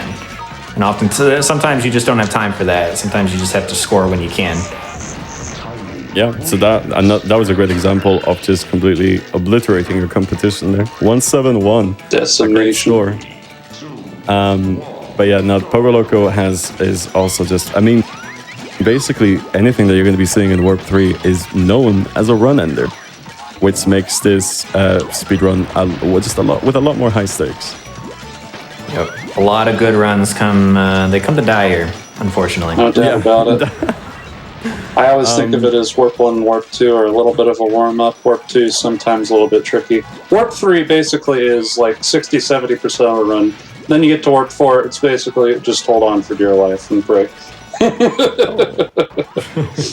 this is another minigame that I actually love, not for the mechanics themselves, but for actually the influence that you see from what I believe is Crash 3. The orange asphalt minigame. Yes. You will see a lot of influences that Crash Bash takes from these games that we loved.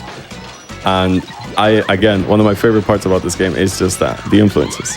Also, a fun thing about Pogo Loco is in 30 seconds, if Cubbies actually ends up at the top of the level, you might see something that doesn't look amazing. It's a bit of a... It speaks to how there are some imperfections here and there. Slight imperfections. But we love Crash Bash. We love Crash Bash despite the imperfections. Seems like you're doing good with points. Cubbies is handily winning here, and he'll probably go up to the top of the screen to show it off. There is once he wins, you'll see what we're talking about. See that lovely background? Yeah, something exists at the right top corner there. In and out just a bit there. Assets kind of having a little bit of a moment back there.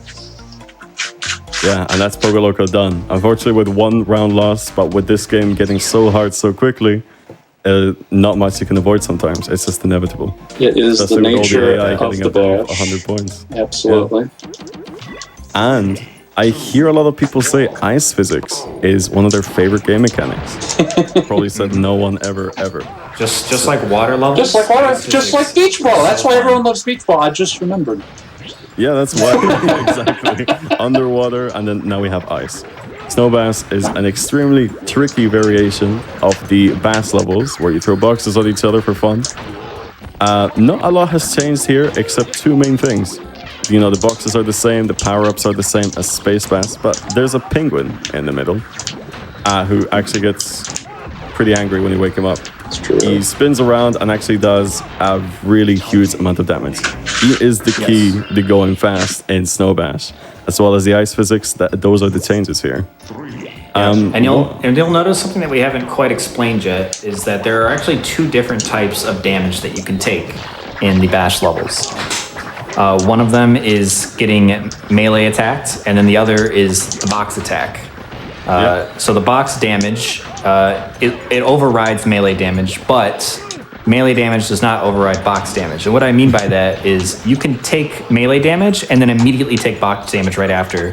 Whereas if you take box damage, you can't take melee damage. So this is something that you'll see heavily used in this level in particular because the penguin counts as melee damage, turns out. That's right. And that exactly means, as he says, that after a penguin hit, which does the same amount of damage as a TNT, I believe, right? TNT, I think it actually does the same amount as a box, yes. It's true, yes. So good. So the same amount of damage as a box, you can just throw a box right afterwards, and that's just double box in a super quick amount of time. So that is why Penguin is so good. I like to call him Pingu, just because it's a penguin. But I don't know what his name actually is. Pingu. I don't think he has a name, to be honest with you. I think he's just generic penguin enemy from Crash 2. I think this is a Mario 64 crossover. I was thinking that too. But yeah, without the penguin, I don't know if I would like this minigame too much. He makes it better. He definitely makes it happen. Couldn't agree more. Because I'll tell you one thing. Aiming these boxes with those ice physics is just not fun. Something that you'll actually see... Yeah, something you'll see a lot of runners do is actually jump a lot to negate the ice physics. Because it can be so inconvenient. And by jumping it, you negate it, you can actually go quicker than the AI because they're not smart enough to know that yet. Right. So yeah, you'll see Cubbies jumping around. Not only does jumping make you move quicker, but also one of the things that we haven't quite described yet either is that when you jump, as you're rising, you have iframes, I believe. You can't take damage. That's right. So you'll notice that sometimes Cubbies will jump and a box will hit right below his feet, and he won't take any damage. So that is another nice part about the jumping in this level is that not only are you faster, but you will also be slightly less vulnerable. Yeah, it can save your life. So jump around. If you're doing Snow Bass, if you're playing this game, jump around, jump as much as you can. Now, actually, what it protects you from is the splash damage of the box, not the box itself. So, as you know, the box does like a surrounding damage, and if you jump at a particular frame, it can protect that. Let's see if we get... There we go. Ooh, nice. Really well done. That's a really hard jump. That is a tough. I was in a deep hole there with Kong especially. You saw how that first TNT barely did any damage to him. You guys were talking about earlier how they're buffed up really hard for their health points, especially in these extra challenges like the gem and the crystal. It is so impressive. Speaking of, actually... Yeah, I'm going to be bringing this up now because we're at the crystal. Now, this is going to be one of the most extreme examples of just how much more health the AI will get just because it's an extra challenge, just because it's the crystal and the game decides it's the case. This crystal can take anywhere from 30 seconds to a whole minute plus because it takes so long to... Well, I'm doing proven wrong right now, but it takes this is going quite well. it takes so long for... It just look at how little that box does. It's insane. Yeah. And of course, Wumpa fruit. One of the scariest things too is that when you take damage, you're taking probably 2 or 3 times as much damage as them in some cases here at this point in the game, and they're only taking just a little slivers of health here every time you hit them with a box. So yes, nice minefield of Wumpa over there. Yeah, he just picked up half his health bar. Maybe Pengu can help me out. Sometimes can be pretty crushing. He's got to play a little bit safe at this point because he. One of these boxes will kill me. Yes. Nice spawn by the TNT. Yeah. Thankfully, Pingu didn't get that too. There we go. Penguin Nice. finishes the job. Good job, Penguin. Good Penguin. So that's that crystal. As you can see, took 1 minute and 10 seconds. If Cubbies had just gotten a little luckier with box spawns and Wumpa Fruit not being as annoying as they are, that could have taken 30 seconds. So another just example of just always having to have everything aligned for it to work and for you to be speedy in this game. And speaking of having everything to align, Metal Fox is an amazing minigame because it is so difficult. It is such a jump from Desert Fox. The AI have more health now, in general, from the trophy all the way through the crystal. It increases as it goes. And there's a lot more going on now. You may notice the actual platforms are shifting, which they weren't doing before. And it's not random. They shift into a set each time by the timer. So you know where they're going to change if you play the game enough, but it's still pretty tricky. You will notice as well in the background, there are these little bombs, which is a new power-up introduced to Metal Fox. Those bombs do the same amount of damage as a mine, so they're extremely important to get and handy if they spawn right on next to you. to you. Yep. Also, very hard to aim and can put you in a very precarious situation because you can no longer self-damage. You can't shoot a bullet into the wall and hit yourself anymore. Yeah. In fact, if you do accidentally self-damage with those, it's like taking a mine hit once again. There is no reduction there. Yeah. Wow. Pretty That was nice. impressive. Nice. That took skill. Honestly, I'm just glad you were in very little health, so I was really worried for that round. But That's alright. what Cubbies does here at the start, it's just a little, just to kind of, I mean, right now it's not working out because all Wow. of the AI are aggroing him. Look at this. Ganged up Look at and this how. absolute Yep. shamelessness. Absolute shamelessness. That from the was if that was war right there, they won the war on that one. AI. Outstanding. Oh my goodness. I think I hear Absolutely. Mark Cerny laughing. Yeah, I hear it too. Wow. Round of applause. I mean, that's just systematic Something that I and will absolute domination of you. Big Something that I props. will mention, as the difficulty spikes and it gets harder, the AI have within the development of the AI, there's this thing called, oh goodness, if I can remember it, what is it? AI target value and Yes. player target value, where they will either, aim for the AI or aim for the player. As the difficulty increases, as the warp rooms get higher, the player is what the AI will target, more so than the other AI.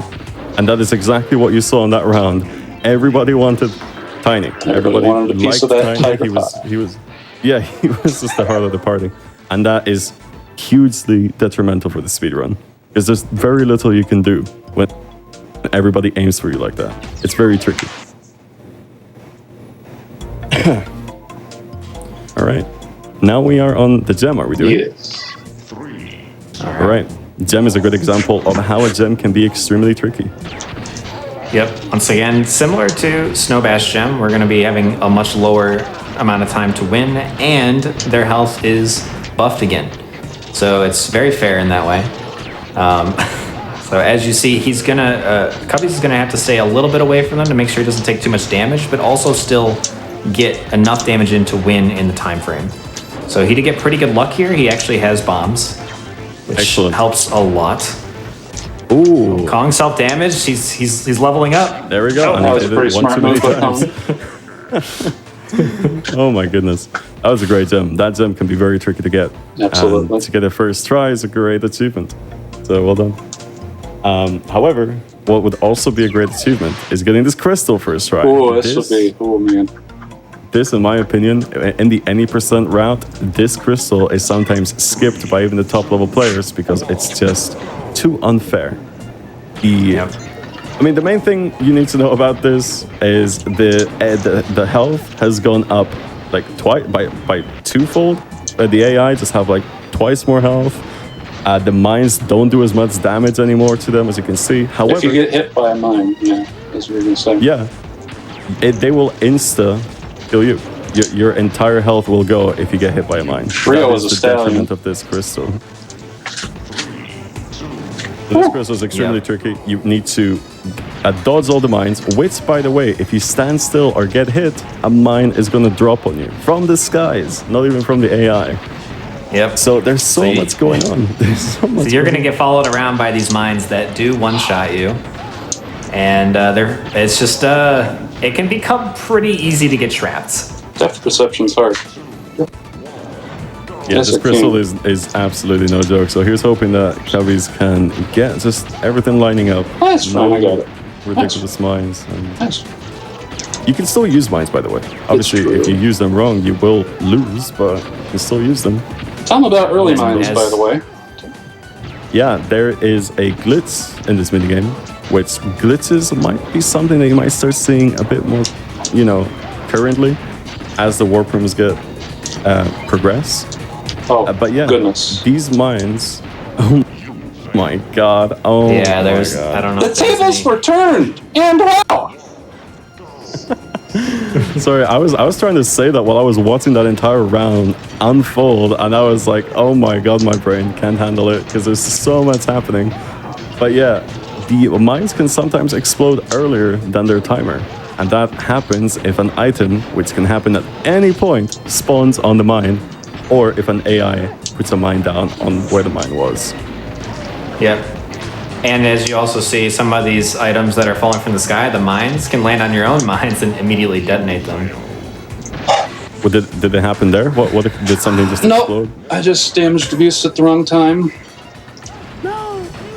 Oh man, so this again, I wasn't kidding when I said this run is sometimes skipped by the highest level runners of this game. It's going to become quite perilous. Rillo got lucky there with one of his invincibility frames. Yeah, it's technically a crystal. The reason why we do it is because if you're lucky enough, you can get it as quick as 20 seconds. Must be said, usually I don't have this much trouble with it, but I mean, Yeah, this is definitely an example of it being a bit excessively unfair. This is Bash's way of showing it's excited to be in GDQ. Let's just go with that. Oh yeah, Bash is very excited, if you can't tell. There we go. And just imagine trying to do this with a character whose shot doesn't do as much as Tiny or Kong's. This is just perilous. Oh, what is he doing? Kong having picked up a bomb, by the way. He is getting, oof. He still has one. Oh, good shot, Cubbies. The Wild West. Owned. In Bass. Owned. Shootout. Staring you down for a while. It's a shootout. Kong was but yeah, no, that's Metalfox. Metalfox is absolutely, it's insanity. Absolutely. It can turn from okay to bad to real quick. As you can see. Yeah. And this is going to be Warp 3's new edition of a minigame. So this is completely new. Yep, this is actually CTR. I'm just joking. So this is Dot Dash, and it's a dash mini game per se. And the goal is to drive around the course, which is just a circle, 10 times. And along the way, you're going to see you can pick up missiles, which act similarly as we saw in the Pogo levels, where you shoot people and it will knock them over. In this case, you can knock them off the track or simply just cause them to spin for a little bit. And there's also Wumpa, which gives you a boost. And if you look in the top left corner, you'll see there's the green bar and again, just like we saw in the Polar levels. And every time you get a Wumpa, it gives you just a little bit more. So Cubbies is going to be trying to pick up as much of those as possible, while also not going backwards at any point to try to get the fastest laps that he can. Yeah. This minigame requires a lot of everything not going terribly wrong for us to go fast.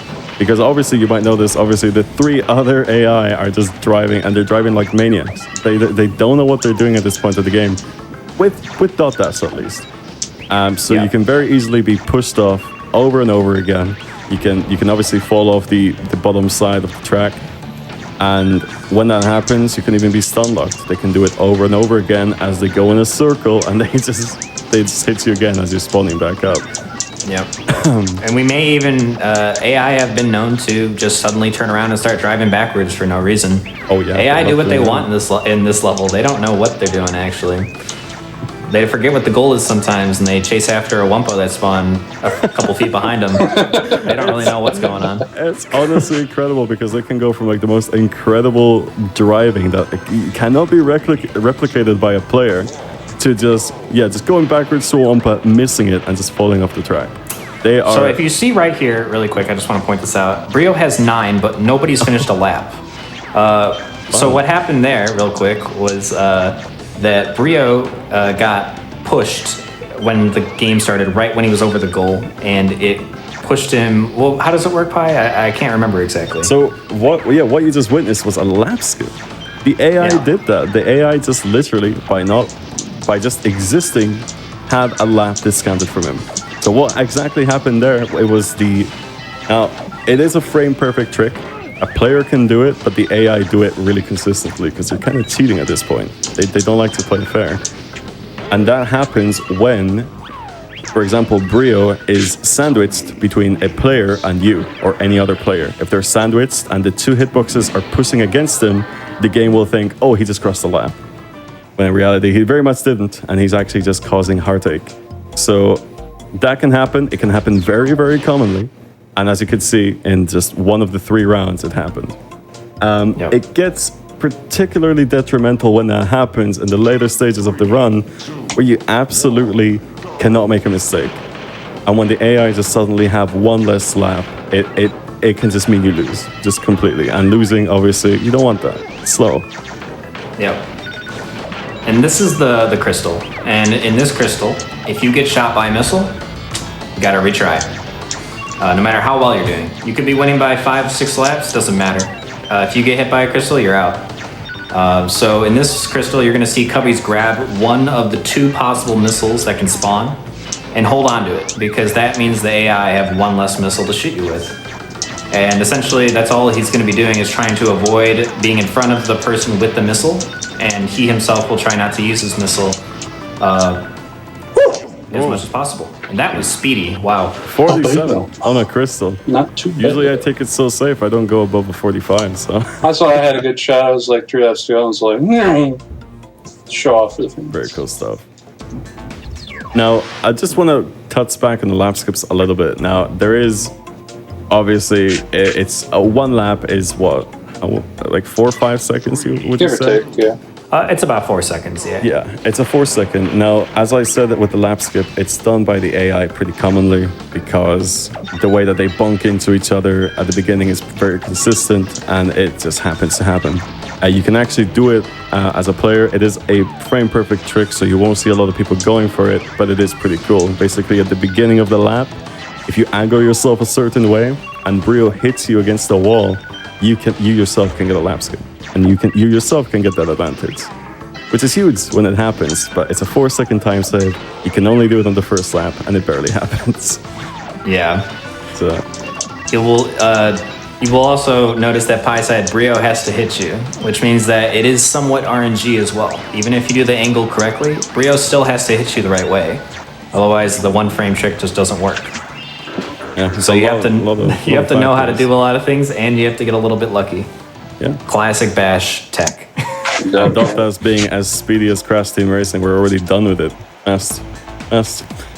And now we're on, what is this? The new boss of Warp 3. Yep, we are on the Komodo Bros. Shout out to Komodo, that sub 50. I think he said quickest time ever in a marathon. That was absolutely outstanding. Shout out to you. Well, there are 2 phases in this boss fight. You're gonna see Joe and Mo got in this gigantic thing. I don't know what to call this, but they have all these little turrets and stuff that you have to take out, and Cubby's is gonna try to take them out without taking too much damage, because obviously they can finish you off pretty quickly here. Basically, his goal for each section is to try to minimize the amount of time he has, and you can only shoot bombs at a certain rate. So every time he misses or something, it's going to take about 2 or 3 more seconds, right? So you'll see that he shot between the lasers there to try to hit both of them at the same time. And then right here, he used a mine to speed up the process for that, because once again, the bombs only go so fast. There you go. He death abuse, and how that works is but when the first phase is ending, you can eliminate your own player, essentially with the mine or a bomb, and then it skips the cutscene, and it makes the AI a little bit easier the next time around, because there is a weird mechanic in this game in the boss fights where if you fail, they become a little bit easier. And can you help explain that a little bit more, Pi? Why does that happen? Or do you understand how that happens? Well, it's something that was introduced on the Warp 3. I think the developers were actually, wait a minute, this is really difficult. And they made the default boss difficulty insane. You will struggle, I will struggle if I go against these two without already taking damage and having done a few fails to make them easier. So the more you obviously use a mine on yourself, you die, the easier it's going to be, because they needed something, I suppose, to make the boss easier, because it was just too difficult. The base is just too difficult. So the more you do it, the easier it will get. If you were ever stuck on it as a kid, keep doing it, and it will eventually become easy enough to beat. And that was, I believe, Eurocom's way of just saying, we're sorry, and hopefully this will help you. I got to give it a little bit of the hard extra strength, just like some other games, to make it memorable. Somewhat, a little bit unfair, as Logic mentioned before, but at least it can be learned from, and it can be dealt with patience and motivation. Yeah, and it's actually something I totally forgot. It happens in Berminator as well, which is in Warp 2. Yes, it's pretty rare to see it. Yeah. There's actually a pretty good reason for that. For whatever reason, Berminator's death abuses don't start really affecting it until it's happened like 3 or 4 times. So for a speedrun, you almost never see that. But at a casual level, you might notice that on some of the phases, the bears will just fly. He'll shoot 2 or 3 bears, and only 1 or 2 bears will land on the stage. The other one will just immediately fall off. And that's the difficulty limiter in that level. But it is rarely seen in Berminator. Yeah, very But anyways, we're on to Warp 4. Devils. Now, as you know, Warp 3 was a huge difficulty spike. Guess what we got for Warp 4? We got another difficulty spike. Yay! And this huge yay. We got a huge difficulty spike. Yet again, you're gonna see AI that are way harder about this. They want to win way more. And this is known as the RNG Warp Room, in my opinion, right? No question. It is where the RNG takes a huge spike as well. And you're going to be seeing a lot of luck-based moments here, where if you just don't get the luck, you won't win. Just black and white is that. Yeah, this is truly the greatest test for any good run as you're going. Anything can happen in this warp. Some of these gems and crystals, you just try your best and you hope the luck lines up. Yeah. So, we're gonna see great. Cubby's trying to work with that as best he can, and that is one of probably the most unique things about this speedrun that I don't think we've really talked about a whole lot. That makes it very unique compared to other speedruns. Oh yeah, it's an incredible speed game, and you'll see people throw themselves at this game over and over and over again, not just because they lack the skill, but because they haven't had every single minigame online yet. So what we're going for as speedrunners of Crash Bash is for every minigame to work out, for the RNG to be perfect, for there to be a perfect speedrun of the game.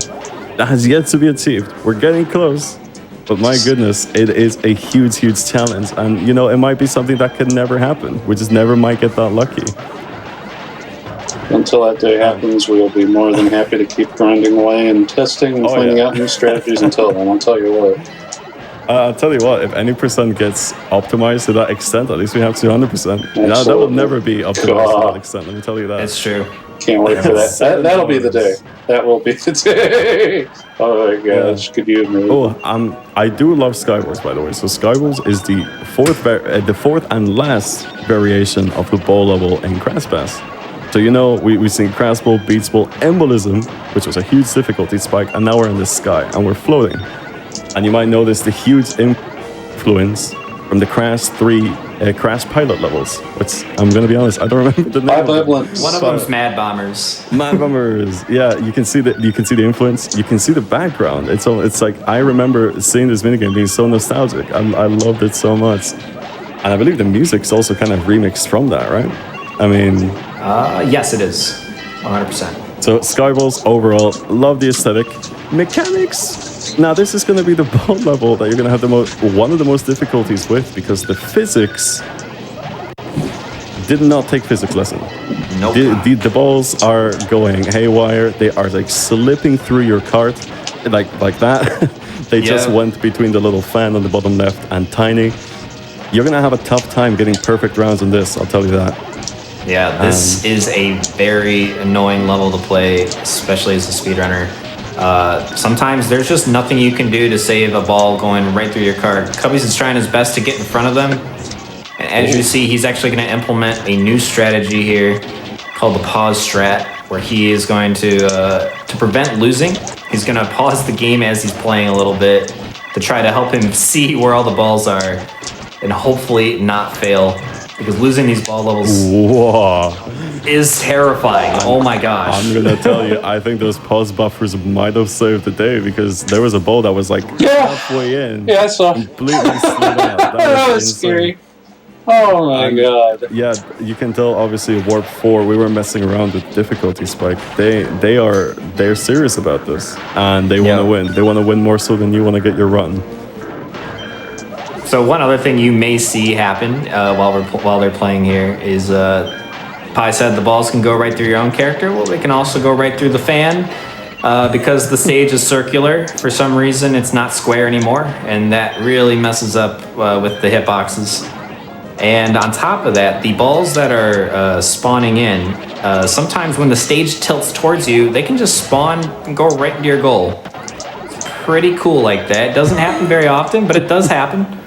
Makes for a very enjoyable experience. I think everybody enjoys that casually. No doubt about it. We love it. Very, very balanced gameplay. And obviously something you might have noticed as well. I mean, one of the developers decided this should be the perfect minigame, along with embolism, to just make everybody have 20 balls in total, because the difficulty is just so high that maybe they thought, hey, maybe the more balls the better. But it's obviously doesn't make it any easier. And in fact, you're still struggling to just hold on to that last one. Yeah. But I'm glad you got that second round. That was Thank you. That was, I assure you, that was as genuine as it comes. I did not set it up like that. It just came that way, and I was like, oh, here we go. You clutch it out. So Cubbies is still trying to do the same thing as before, which is try to knock them out at the same time, because once again, especially in this level, they get way harder if they're the last ones. So that's why we saw Cubbies. As you can clearly see from round 2, yes. Yeah, that was terrifying, because Brio suddenly was just amazing. He was unbeatable for a little bit there. And now we have Rilla, who's actually wanting to put up a fight for round 3. Yeah, now, this is pretty scary too. I feel like I don't want to talk too much, because I want to get in the way of the focus. Yeah, by all means, I'm good. You guys take it away. I'm scared. You might be good, but I'm fine. I'm scared of Don't worry about it. Okay. Oh, you might as well, by the way, notice the platform's tilting? It's great, right? That's obviously Skyballs' gimmick. And for the longest time, we thought the tilting was random, but turns out it's not. Turns out it's actually a set pattern of tilts. Good fun fact. It is a fun little fact. Unfortunately, it's not amazingly useful for the speedrun, but it is kind of cool that we know that now. Yeah. There is one small thing that we did see with that, but anyways, we are moving on. Let's talk about Manic Panic. Schmovin'. Yeah, it's Manic Panic time. Yo, okay. Manic Panic is again, you're gonna be seeing a lot of the last variations of the initial minigames that we saw.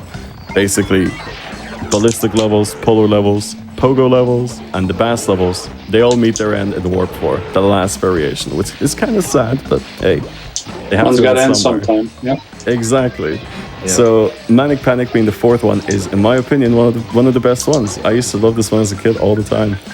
And there is a new addition, completely new mechanic, which are the bombs. And what the bombs do, if Rilla would demonstrate,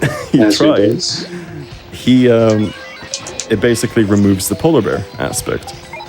So a few things that we want to note about that. Now you can see Rilla very angrily stomping towards Tiny. It's very scary when they don't have a polar bear, especially Brio. Brio being the scientist, when he doesn't have a polar bear, he is so fast that if he has a weight, you might as well just hope he doesn't look at you, because he will catch you. You better hope you have a bomb or something.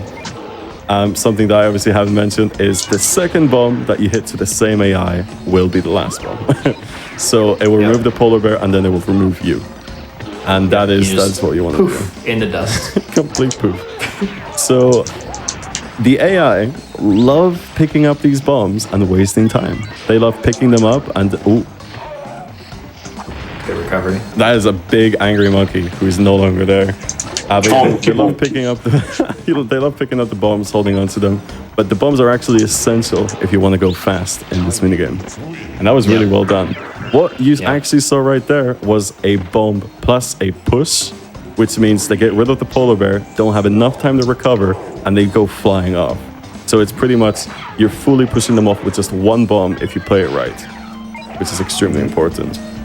There are two main strategies for the speedrunners in this level, as you saw Cubby's just demonstrated really well. The first one, which is to bomb and then immediately push them off because they are vulnerable right after you bomb them. And then the other one, which he also did right just there, was bomb two characters at the same time.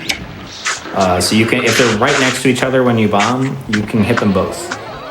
So those are the two main strategies on this level, and you'll see Cubby's try to go for them quite a bit, especially in the upcoming gem. Oh yeah, extremely important to balance them both. As you saw there, he bombed two of the AI at once and then pushed one of them. That's 1.5. Like that's pretty much. You just gotta do the other half now. That's great. This gem, extremely difficult. In fact, I dare say the hardest gem in the entire game. I think I hear boss music. I'm hearing. This is a brutal gem. Throw the bomb. I mean, they're extremely heavy, so very hard to push off. You'll notice that they'll hit you and you'll go flying, but if you hit them, they barely move anywhere. And on top of that, you only have 30 seconds. Oh, so it is just crushing. It's so crushing level. So here you're gonna be seeing Cubbies just try to utilize everything that you know about Manic Panic. Like, that was beautiful. That was Rilla and a push. Unfortunately, because they are so enhanced, it wasn't enough to push them. Usually in the trophy that would have done it, and the gem it doesn't, because it's harder difficulty. It's really huge difference. Still could salvage Right, you see, he's got them all without the weight, but unfortunately the bomb spawned really close to Rilla, and he's just gonna hold on to it and waste time. Yeah, that can just happen. goes to what I was saying, like how important it is for the AI not to take those bombs, but they always do. It always spawns on their path, and here, let's see what we got. Kong taking the bomb. There's a weight. Maybe use this weight to his advantage. Shoot. Unfortunately. Tried to hit Rilla, tried to get him far away, so he couldn't get it back to me immediately. Rilla with the juke. There's like a huge... Rilla's always with the jukes.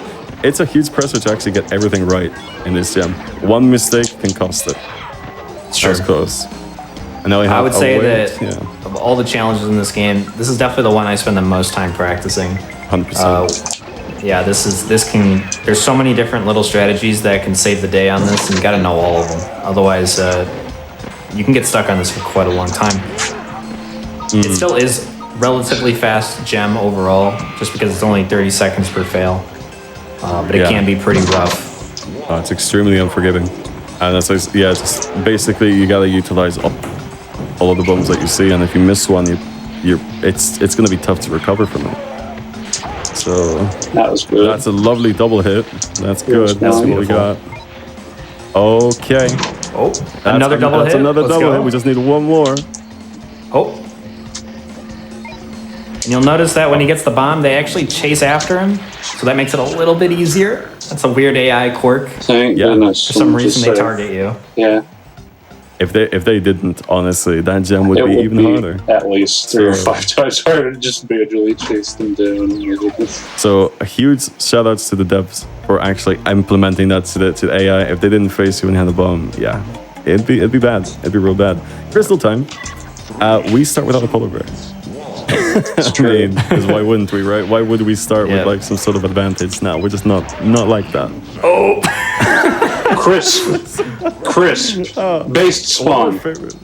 One of my favorite things about the crystal is scavenging around for the bomb and it's just spawning on an AI that just uses it immediately. And because of the detriment, you're just gone. It's 4 seconds and you're gone. Yep. So you'll notice a little bit of he's on his feet, and the way Tiny works now is slightly different. Every character on their feet, when they push, it only uses half of the stamina bar, no matter what now, instead of whatever their character stamina bar usage used to be. And then on top of that, when you're how did I don't know why that happened. For GDQ, why not? I think Rilla is thinking about some life choices. We're just not going to worry about that. Rilla just man, he really got me. Being in the world of Crash Bash is really tricky. It's really hard on him. But oh my gosh. I'm sorry, I just want to say that he got the power-up spawned as his was finishing, I think. I saw that. Yeah. So basically, if you mix those two, it can actually sometimes cause this thing where the AI they do not disappear.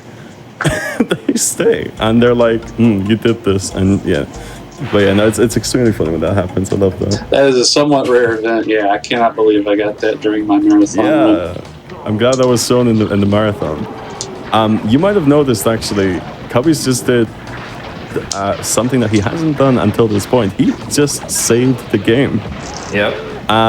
Just for safety. Warp 4, it's just for safety. Now, Warp 4 is a difficulty spike. It's an RNG luck spike. But it's also where the game actually starts kind of failing in some aspects of consistency and glitches, and in this case, game crashes. Drain Bass is notoriously known for just crashing your game through no fault of your own, nothing you can do. So what a lot of runners do sometimes, if they're on a really, really good pace, they might save the game because they don't want to lose it. Now, obviously crashing the game is a huge time loss. You just gotta hope it doesn't happen.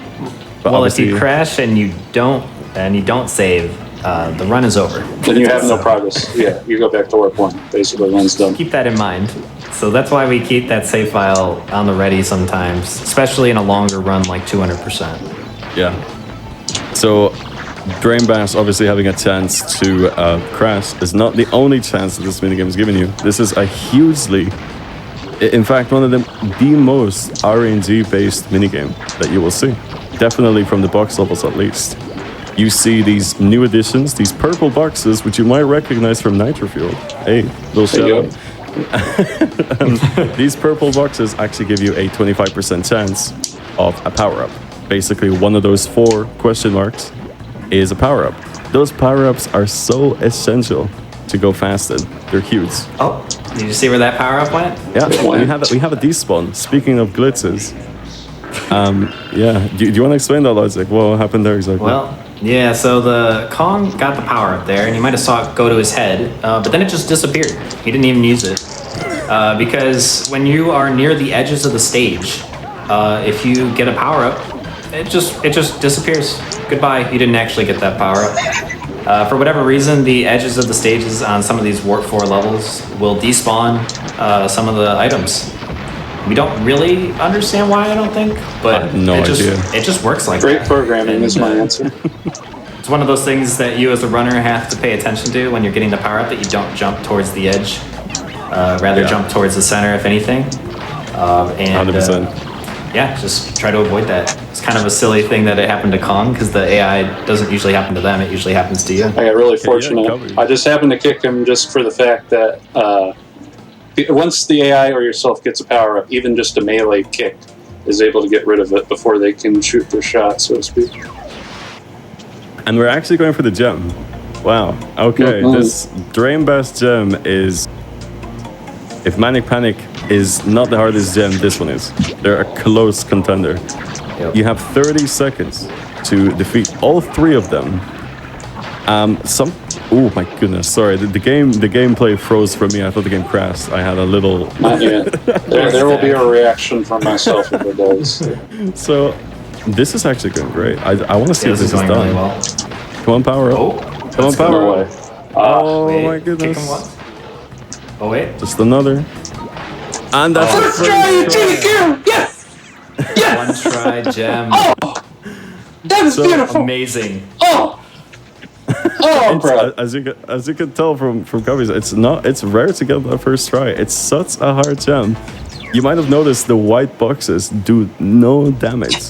They do just a little more damage than your simple kick, which does like, what, 1 in 20 damage of their health? Or Yes. something along those stats? Yes, I think so. And yeah, the boxes just do 1.5. They're so useless. Not that I'd like using that word for an item, but those boxes do nothing.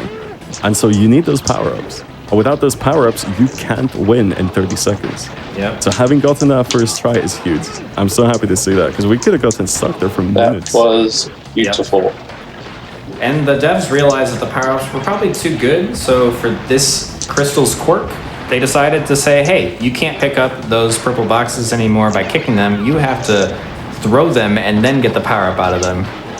Meaning that you can't pick them up as efficiently, and it makes this challenge pretty annoying, because if you accidentally kick one of these boxes, you immediately lose. Oh, goodness me. Oh, okay, that was terrifying.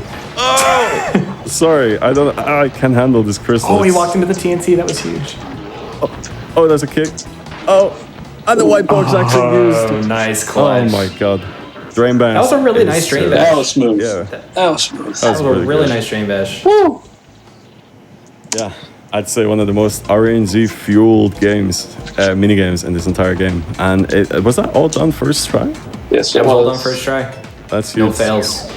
That is really good and really speedy, because that gem and that crystal, you know, you could easily pick a slower gem and a slower crystal. But if you get those first try, they go so fast. And it's such a huge time save in the long run. So Runners extremely love nice to see. throw away their runs to inconsistent stuff like that. It's great. Yeah. But that's All great. right, moving on to Pogo Padlock, the final variation of the Pogo stages. Cat and jams in one chat. of my personal favorites. Many This people. has one of the best soundtracks in the game. As you can hear. And as you can hear, Pi might even sing along with it. No, But no, okay. No way. No way. And we see a return. There's a lot of things that are going on here that make this very unusual compared to the other Pogo stages. First of all, there's a new power-up, which is the Padlock. And that makes it so other characters cannot override your spaces when they jump on them. Secondly, when you step on your own color again, it removes all of your squares. So you have to avoid stepping over your squares again. So it creates like this whole different way of thinking about how you play the level. And I like to call it space management, where you want to get as many squares as possible, but not limit where you can go on the stage as much as possible. So you'll see Cubby's trying not to run across the center as much as he can, because he doesn't want to cut himself off from half of the stage, where a box might spawn, because otherwise he'll have to step on his own color and he'll lose all of his squares. So there's a lot of planning that goes into this level to make sure you don't fail. And as you see, Cubby's did a great job right there. Yeah, that was great. There's just so much going on in this Pogo level. I've definitely, in my opinion, they outdid themselves when they made this. Because again, I know we mentioned it already, but I just can't get over the music. It's just so good. I love the little singing. That's like the first addition to singing in the game soundtrack. And it's the background sound is just so good. I just love it. And I love how bright the colors are. I just love everything about Pogo Padlock. It's so nice. But obviously, getting over the game's aesthetic, the speed and the efficient way of actually playing Pogo Padlock is slightly different from the earlier ones.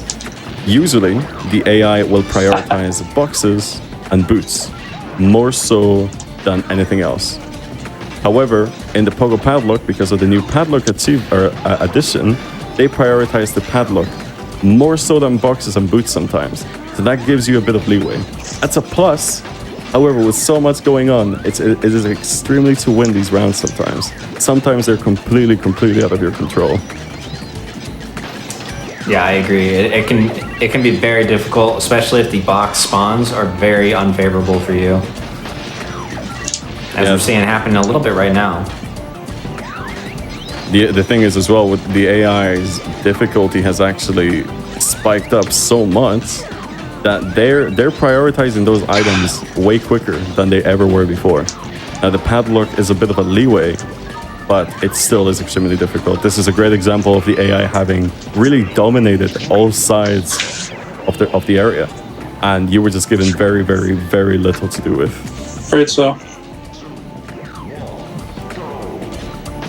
You may have been able to see also I was able to snipe a few of them with missiles, as now you can steal their points effectively. Oh yeah. Yeah, that's a huge mechanic. Stealing points in some of these rounds with how the AI are behaving is a necessity. Like, you actually need to not be aware of your colors, but be completely aware of their colors as well, because if you want to take their points, you can't just immediately step on it.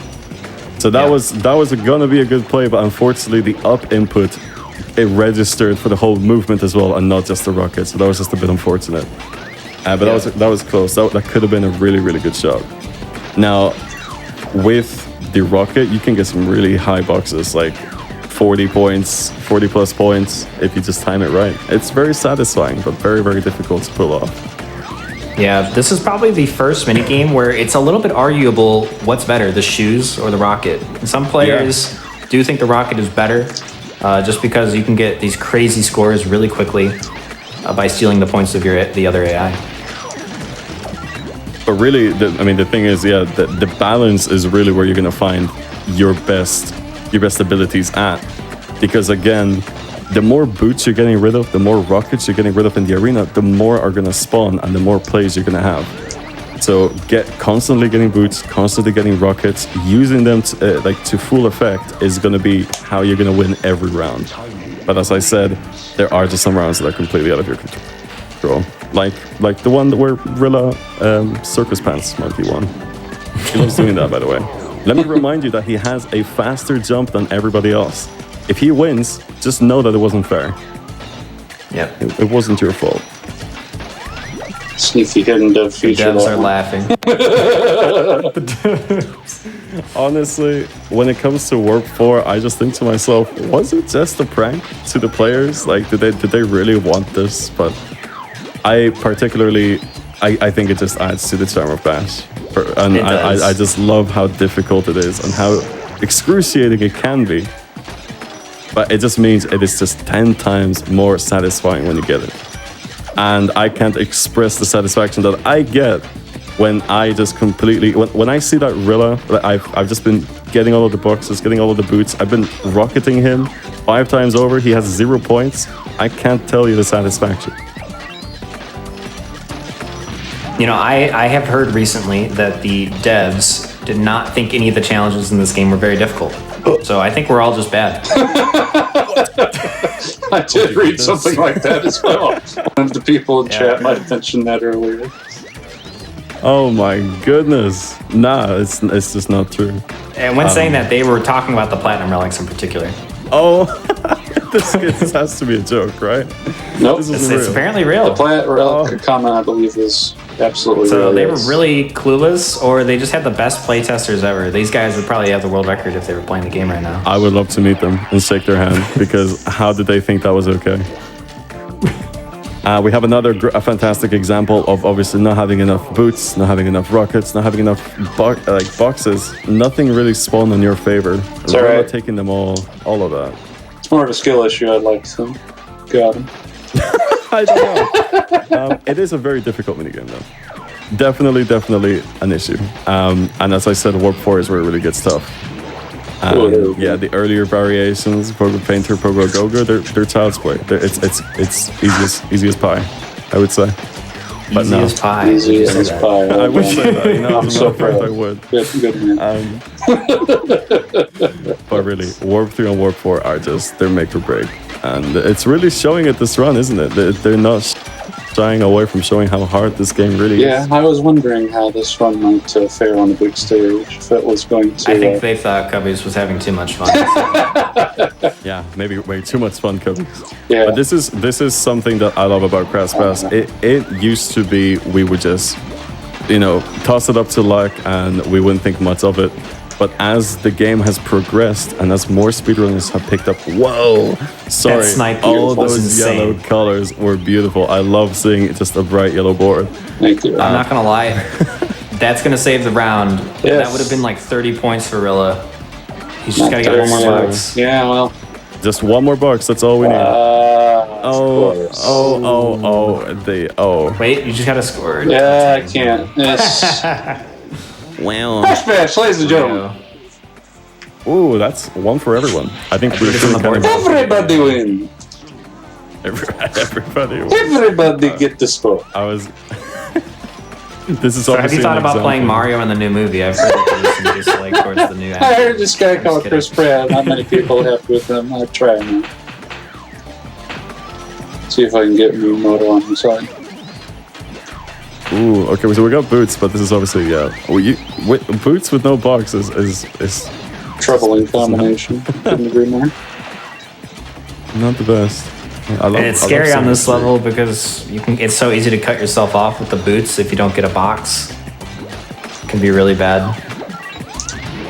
It's also, I think the last round, which obviously Cubbies was only 10 points behind, is my favorite showcase of this game, just having the potential of just giving you what you need, but just deciding not to. Deciding that, no, you know what, today is not your day.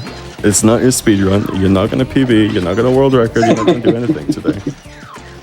Puts the little but carrot out on the stick in front of you and is like, what carrot? What are you talking about? I'm going to give you a carrot. It makes the run and everything working together just that much rarer.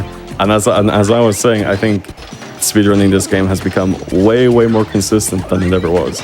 And at this point, we're pushing times that are as low as 1 hour is 51 minutes, which is the current world record, which is an insane time. Like we once at one point did not know if we were going to go under the 2 hours, but it has indeed gone under. And so I've been loving seeing the improvement of this game and how just consistent it's gotten. Obviously today being a great showcase of just how evil it can be. Absolutely. I loved the rocket uses on that round, by the way. Thank you. Those rocket That was uses were excellent. extremely good. Thank you. Thank you. You just crushed them. I had to showcase that for everybody. Yeah. So yeah, perfect balance of boots and rockets, and you'll be fine, right? Yeah, pretty much. Okay. So Jungle Fox. Jungle Fox. I love this level. It's one of my favorite tank levels in the game. And it changes the formula really well, I think. It changes from being a lane-based type of game, kind of like Bomberman, as we described earlier, into a open shooting type of field here, where you have to aim your shot really accurately in order to actually do reasonable damage. So I think there's a lot more skill in this variant of the level, but it also means that you can go faster because there's nowhere for the AI to really hide except behind the middle here, just like as you're seeing. Rio, who had absolutely full health once everyone else had gone away, has decided this is the time for this to happen. He's dodging you like such a madman. I can't believe it. That was one of the most impressive trophy outings by an AI I've ever seen, let me just say. Wow. He really went for it. That was terrifying. As you saw, the totems, they fall down, and that is a set pattern. They do that same pattern every single time. And that might actually be the farthest that we see them get. They do eventually travel around the entire stage, I think, before the timer runs out. Correct. But we don't see that very often in the speedrun.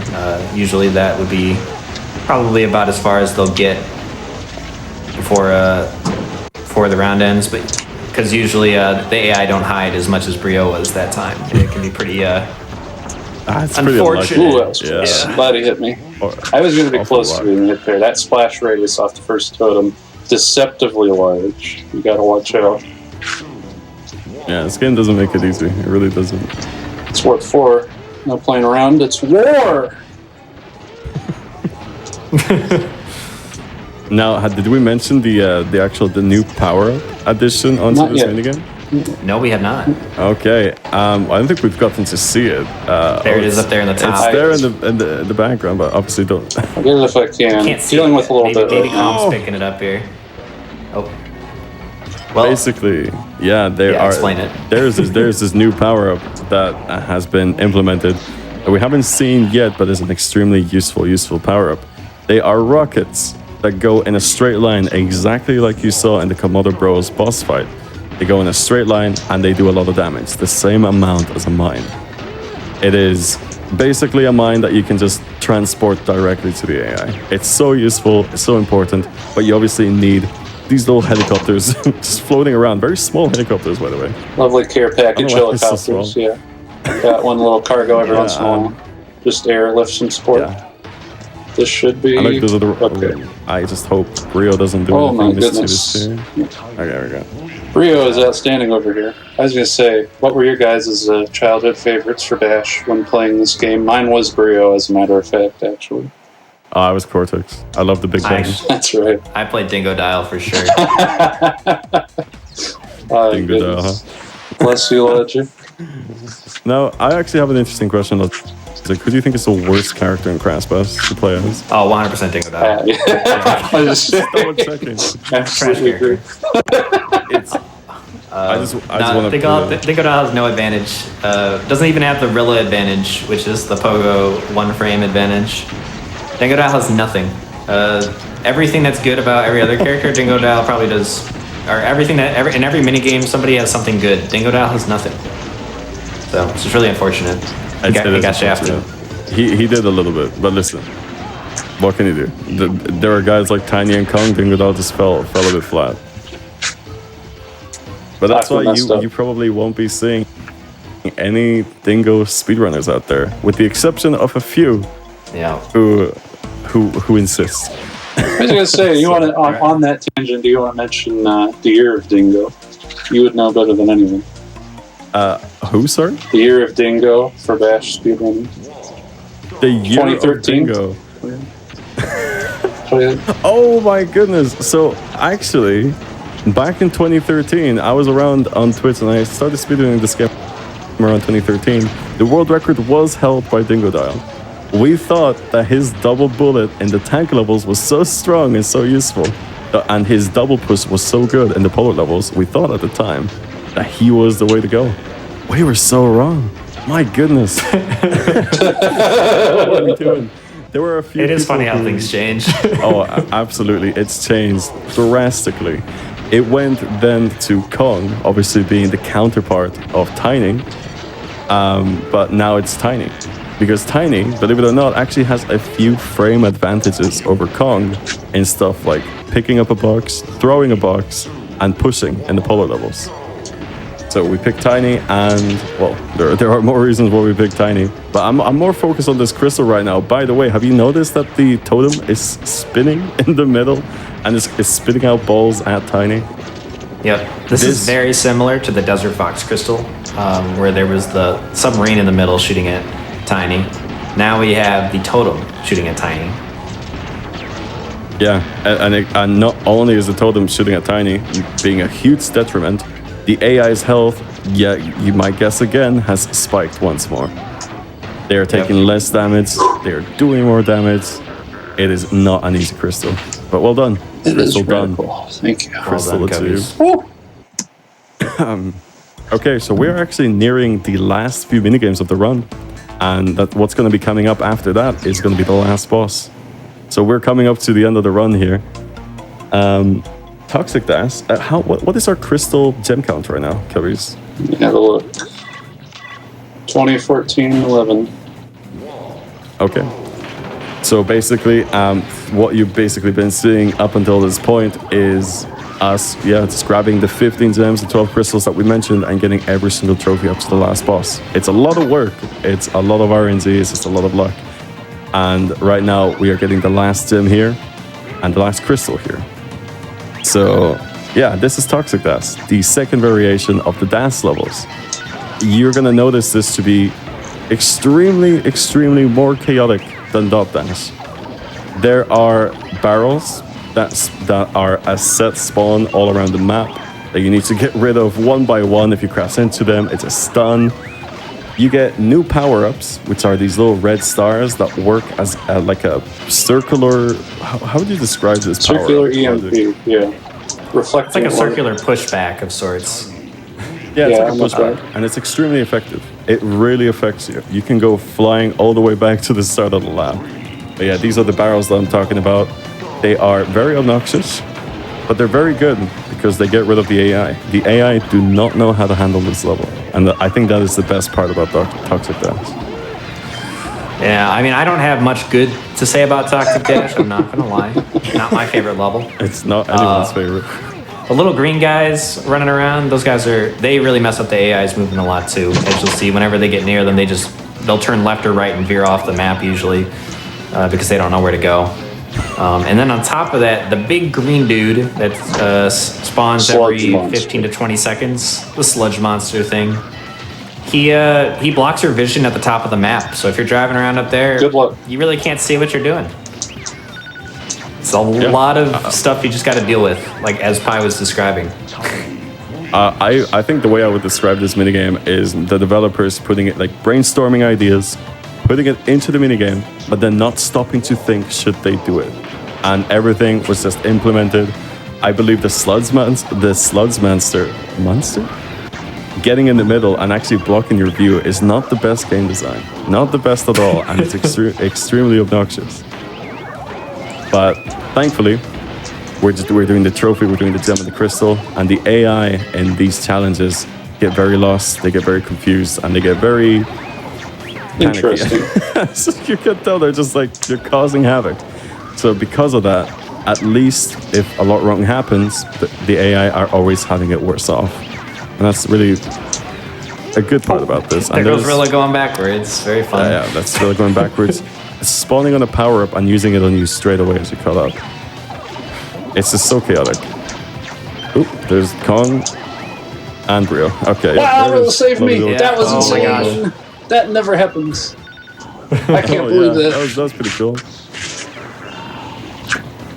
Holy okay, smokes. so the trophy done. So we're only on the last 2 challenges left before the last minigame, which is going to be the Gem Toxic Dance and the Crystal Toxic Dance. The Gem being obviously the AI have 8 laps to do, you have 10 laps to do, so you have to cut up to them from the get-go. And it can actually be quite tricky. Sometimes the AI will just like learn how to drive perfectly. Oh, actually, we're doing the Crystal first. Yeah, I think this one has more probability to fail. But go ahead. Oh yeah, this one is actually way harder than the Gem. Basically, if you fall off on this one... Yo, how would you describe this one, Logic? I know you love Toxic Dash from what I can tell. Oh gosh, this is probably... It's just one of the worst ideas they ever had. So if you fall off, they made it so that your character has about 5 seconds where he can barely move, and the physics are very janky. So it sometimes works in your favor, where if you get a power-up used right next to you when you're in that state of being barely able to move, the power-up barely affects you, luckily. Otherwise, you could get chained off on this level and never have a chance. But the AI, if they fall off, they don't have to worry about that. They're fine. They drive like normal. You're the only one that gets this green juice stuffed into your engine. And do you see what's happening right now? Do you see what's happening right now? Yep, it's just goodbye. Oh my god, that was absolutely ruthless. Railed. That was... Into that can happen. Just because. I fell off one too many times. Yep. You see why it's called Toxic. You see why it's called Toxic. This Absolutely. is just... I've never seen such a stun lock. Well, I have seen such a stun lock. It's Toxic Dash, but... Man, that was impressive even for this crystal. It's impressive. That's unfortunately what Toxic Dance does, and what the crystal is there for. It slows you down because the devs know that that's gonna happen. That's why they do it. It's amazing. Oh my goodness, that was sensational. Oh wow. Oh no. Oh no. The green slime. Self-inflicted. Yep. The lesser-known Crash 2 sequel is coming. Well, to describe a little bit of the speedrun strategy that goes around here, a lot of it revolves around safety, because generally you can win as long as you don't fall off. So the main strategy is to hold on to a little bit of Wumpa a lot of the time, just in case you get pushed by those power-ups. The Wumpa will generally cancel out the momentum if you use it in the right direction. So it's nice to save a little bit of Wumpa, and besides that, just try to avoid the chaos when you can. Yeah. Always nice to steal one of the stars away, like the last Warp Room's crystal, so they don't have one. It can be a bit tricky, especially with the little blobs bouncing around, and the treachery is falling off in the first place, and having some Wumpa reserves to combat them if they get a good shot. I was waiting to see it happen. I wanted to show it off. I never did see a homie barrel there. Yeah, that was impressive. No, 4 for 4. Props to him. I think this pretty much tells you what kind of run this has been. Just very unforgiving. The RNG that could have been there is just not there. You're being left alone right now. Cubbies, it's just It's alright. I got my friends in the VC. I'm chilling. Yeah, let that be a lesson to everyone out there. Bash is better when shared with friends, especially. Bash is better with friends, 100%. Don't play this game alone. Sometimes it's a bad mistake. It's true. We in the Bash community love to race. Oh yeah, we absolutely do. Yeah, honestly, this game, I don't know if anybody has been watching this. It's very easy to pick up. It's very easy to pick up and play and join us with races, and anybody can win. Anybody can win because there's so much happening and there's so much luck involved that you could be the winner. You could be the winner of the race. It could easily happen. Because Cubbies could be in the race and he could be having a run like this. Yeah. Right, where like all the RNG is just going against him, and it's amazing to see. It's again one of the reasons why I love this weekend. I just love seeing it go wrong as much as I love seeing it go right. All right, this is the new mini game. Pi, do you want to do the honors of talking about this lovely game? Yeah, I mean, wow, ring ding, incredible stuff, really. This is the. How would I describe it? I thought you were going to stop talking right there. Incredible stuff. Just leave it at that. I mean, honestly, with ring ding, it isn't the most riveting minigame. But let me tell you what's actually happening here. You're in the inside of a clock, and there are balloons for some reason. Maybe someone's birthday. You gotta collect the colors that represent you. You will obviously see the color behind your shadow. You're yellow, which you have been yellow throughout the entire run. You gotta collect as many as you can, and you gotta beat the opponent. And that's pretty much what's happening here. Balloons spawn randomly, and there are these black balloons, which are kind of like a miscellaneous kind of random effect balloon. There are, I believe, 3 effects that happen, which is all of the balloons in the stage will turn to your color, which is they're doing 5 times in a row now. Here we go. Yeah, it's the only useful stuff is if everything turns your color, that's what you want. That's the main reason why you're going for the black balloon. The other thing is, you'll notice that the clock wheel is spinning. If you hit the black balloon, it might spin the other way. Super cool, right? And then the third effect of the black balloon is any color that isn't yours completely disappearing and just having yours standing.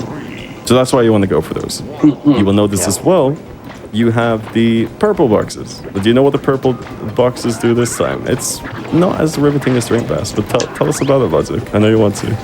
Oh, I do.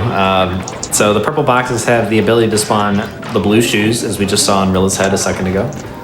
Those make it, they have such a fun power-up. It makes it so that the spinning wheel doesn't affect you anymore. That's all it does. So now, you know how the spinning wheel moves in a direction, that gives you momentum going in that direction? Well, the blue shoes cancel that out. That doesn't work anymore. But the nice thing about it is you can walk going on the backwards direction now. So there you go, great power-up. The other power-up in the purple box is the vacuum, which is actually really good. It's probably one of the easiest ways to get a win on this. Just get a vacuum and hold on to it. Because all the balloons of your color will go right over your head, and you just gotta jump into them, and more will continue to spawn as you get them. So you can very easily rack up 10 to 15 points with one vacuum and just win the game outright. Yeah, but, it is the absolute best combination. I love to see when it happens. You can just rank up to 30 points just by having that happen. It's very satisfying. Maybe the only satisfying thing about this minigame. Yeah, and the other thing that we haven't mentioned yet about the way this is structured, the difficulty of this, is that it's not a very hard mini game most of the time, but if you don't get the vacuum or the black balloon turning it all to your color, it turns out that it's really hard to win because you get the red and the yellow player get fewer balloons spawned than the blue and the green player. So you're actually at a disadvantage if you don't get lucky. Yeah, and it's a huge example of the game as it goes on later on, the harder it gets, and slight little detriments like that somehow being present for some reason. So yeah, you literally get less balloon spawn than your opponents. It's slightly unfair, but that's why you need to go for the boxes, for the black balloons, all of that. Yep. All right. Well, with the last minute here, we should probably get prepped for the final boss fight coming up. Yeah. Oh, yeah. So basically, guys, we're at the end of the run. It's been a long journey. It's been a tough journey. We've seen a lot of big fails coming up, as you will see in any fast speedrun. But we are coming up to what's probably the hardest boss and one of the hardest challenges coming up right now, which is Oxide. You remember the green alien, that guy. So there are going to be 2 phases in this boss, and I'm actually quite excited to see how it goes. It is an extremely difficult boss fight that we are going to need to lose at least maybe once or twice to make it easy enough for us to actually win. That's how difficult it is. And every time you lose in that boss fight, we kind of, as speedrunners, we gave that a name. So that way you're fighting the Oxide after dying or after losing this many times. And we call that Oxide 0, Oxide 1, Oxide 2. It just keeps on going up until you get a win. So I was going to ask Cubbies before we get started here. Yeah.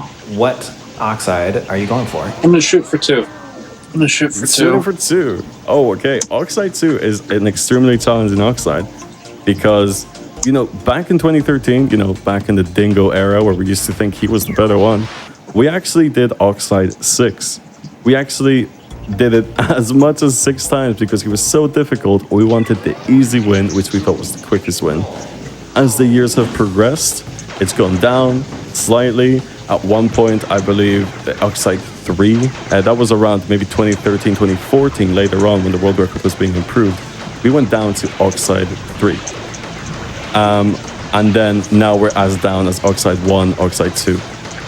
It's an extremely difficult feat, so here's hoping it happens. What you're seeing right now is phase 1. We're chasing Oxide, he's running away, and he's putting a bunch of obstacles in front of us.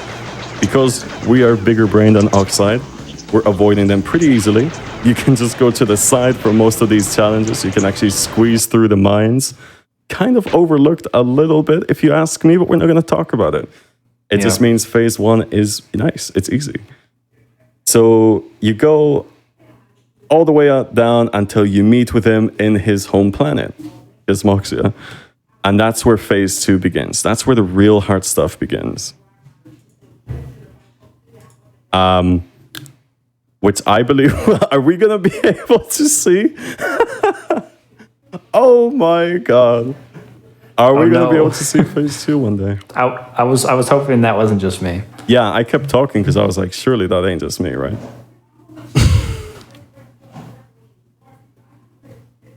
Oh, wow. That's some timing if I've ever seen it.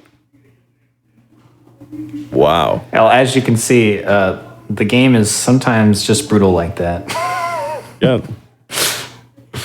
Phase 2 is no joke. Crash the internet. Oh, there we go. Good evening. We're back.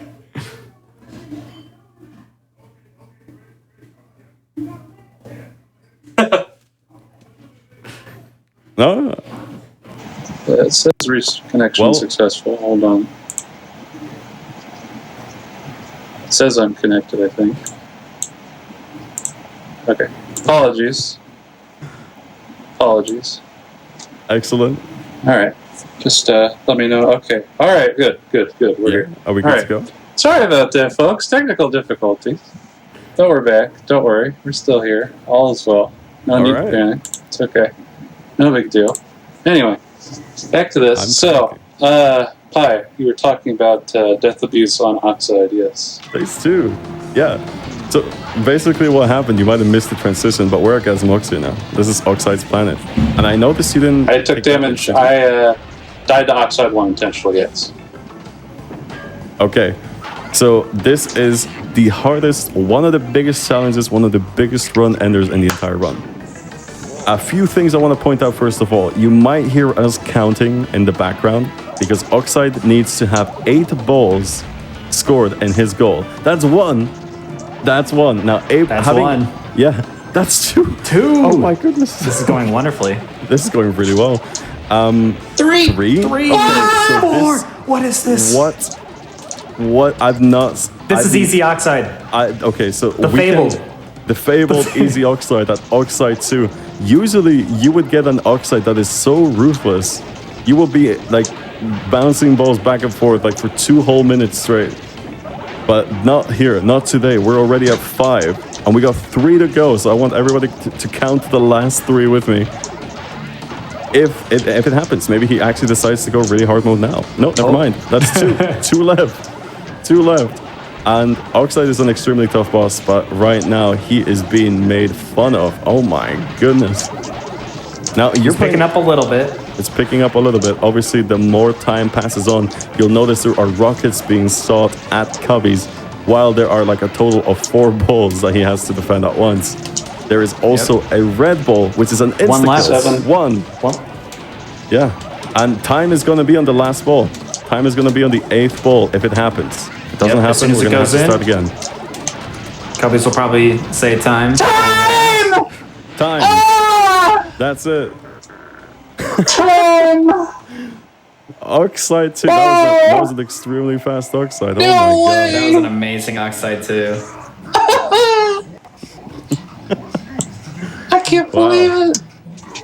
Yeah, maybe you should talk about Oxide. Huh? Describe to us what you've done to him just now. Oh my goodness. That was not it. Yeah, that was great. There's a reason why I'm popping off. Wow. That was great, Cubbies. That is a win. Wow. So yeah, Oxide is a really, really difficult boss where you have to just parry those silver balls back and forth, back and forth. He is, in some cases, unable to lose balls, whereas you, as you can see, I was pretty well hectic back and forth, avoiding his missiles, which come out in a semi-determined set. The red balls that you saw, the reason why I let those into my net, if I touched those would have killed me on the spot, no matter how much health I had. Right. Well, that was a great run. Oh, that was great. Yeah, good job, Cubbies. What a Finishing run. that out. What a run. Apologies for the technical difficulties there at the end, but wow. Yeah, we definitely want to thank GDQ Hotfix for having Crash Bash on as the last run of the set. It was definitely a fantastic time commentating, showcasing this run, and I hope everybody enjoyed it. I want to give we want to give a huge shout out to the Crash Bash community for just how active and how amazing it's been lately. And thank you, Cubbies, for the run that you've showcased for us. Thank you again. Yeah, Games Done Quick Hotfix for the amazing opportunity. I think shout outs to I believe ESA 2013 or 2014 was probably the most recent big audience like this for a Crash Bash where they had 201%. But for 2,000 folks here for Games Done Quick Hotfix is absolutely phenomenal. Thank you so much for the opportunity.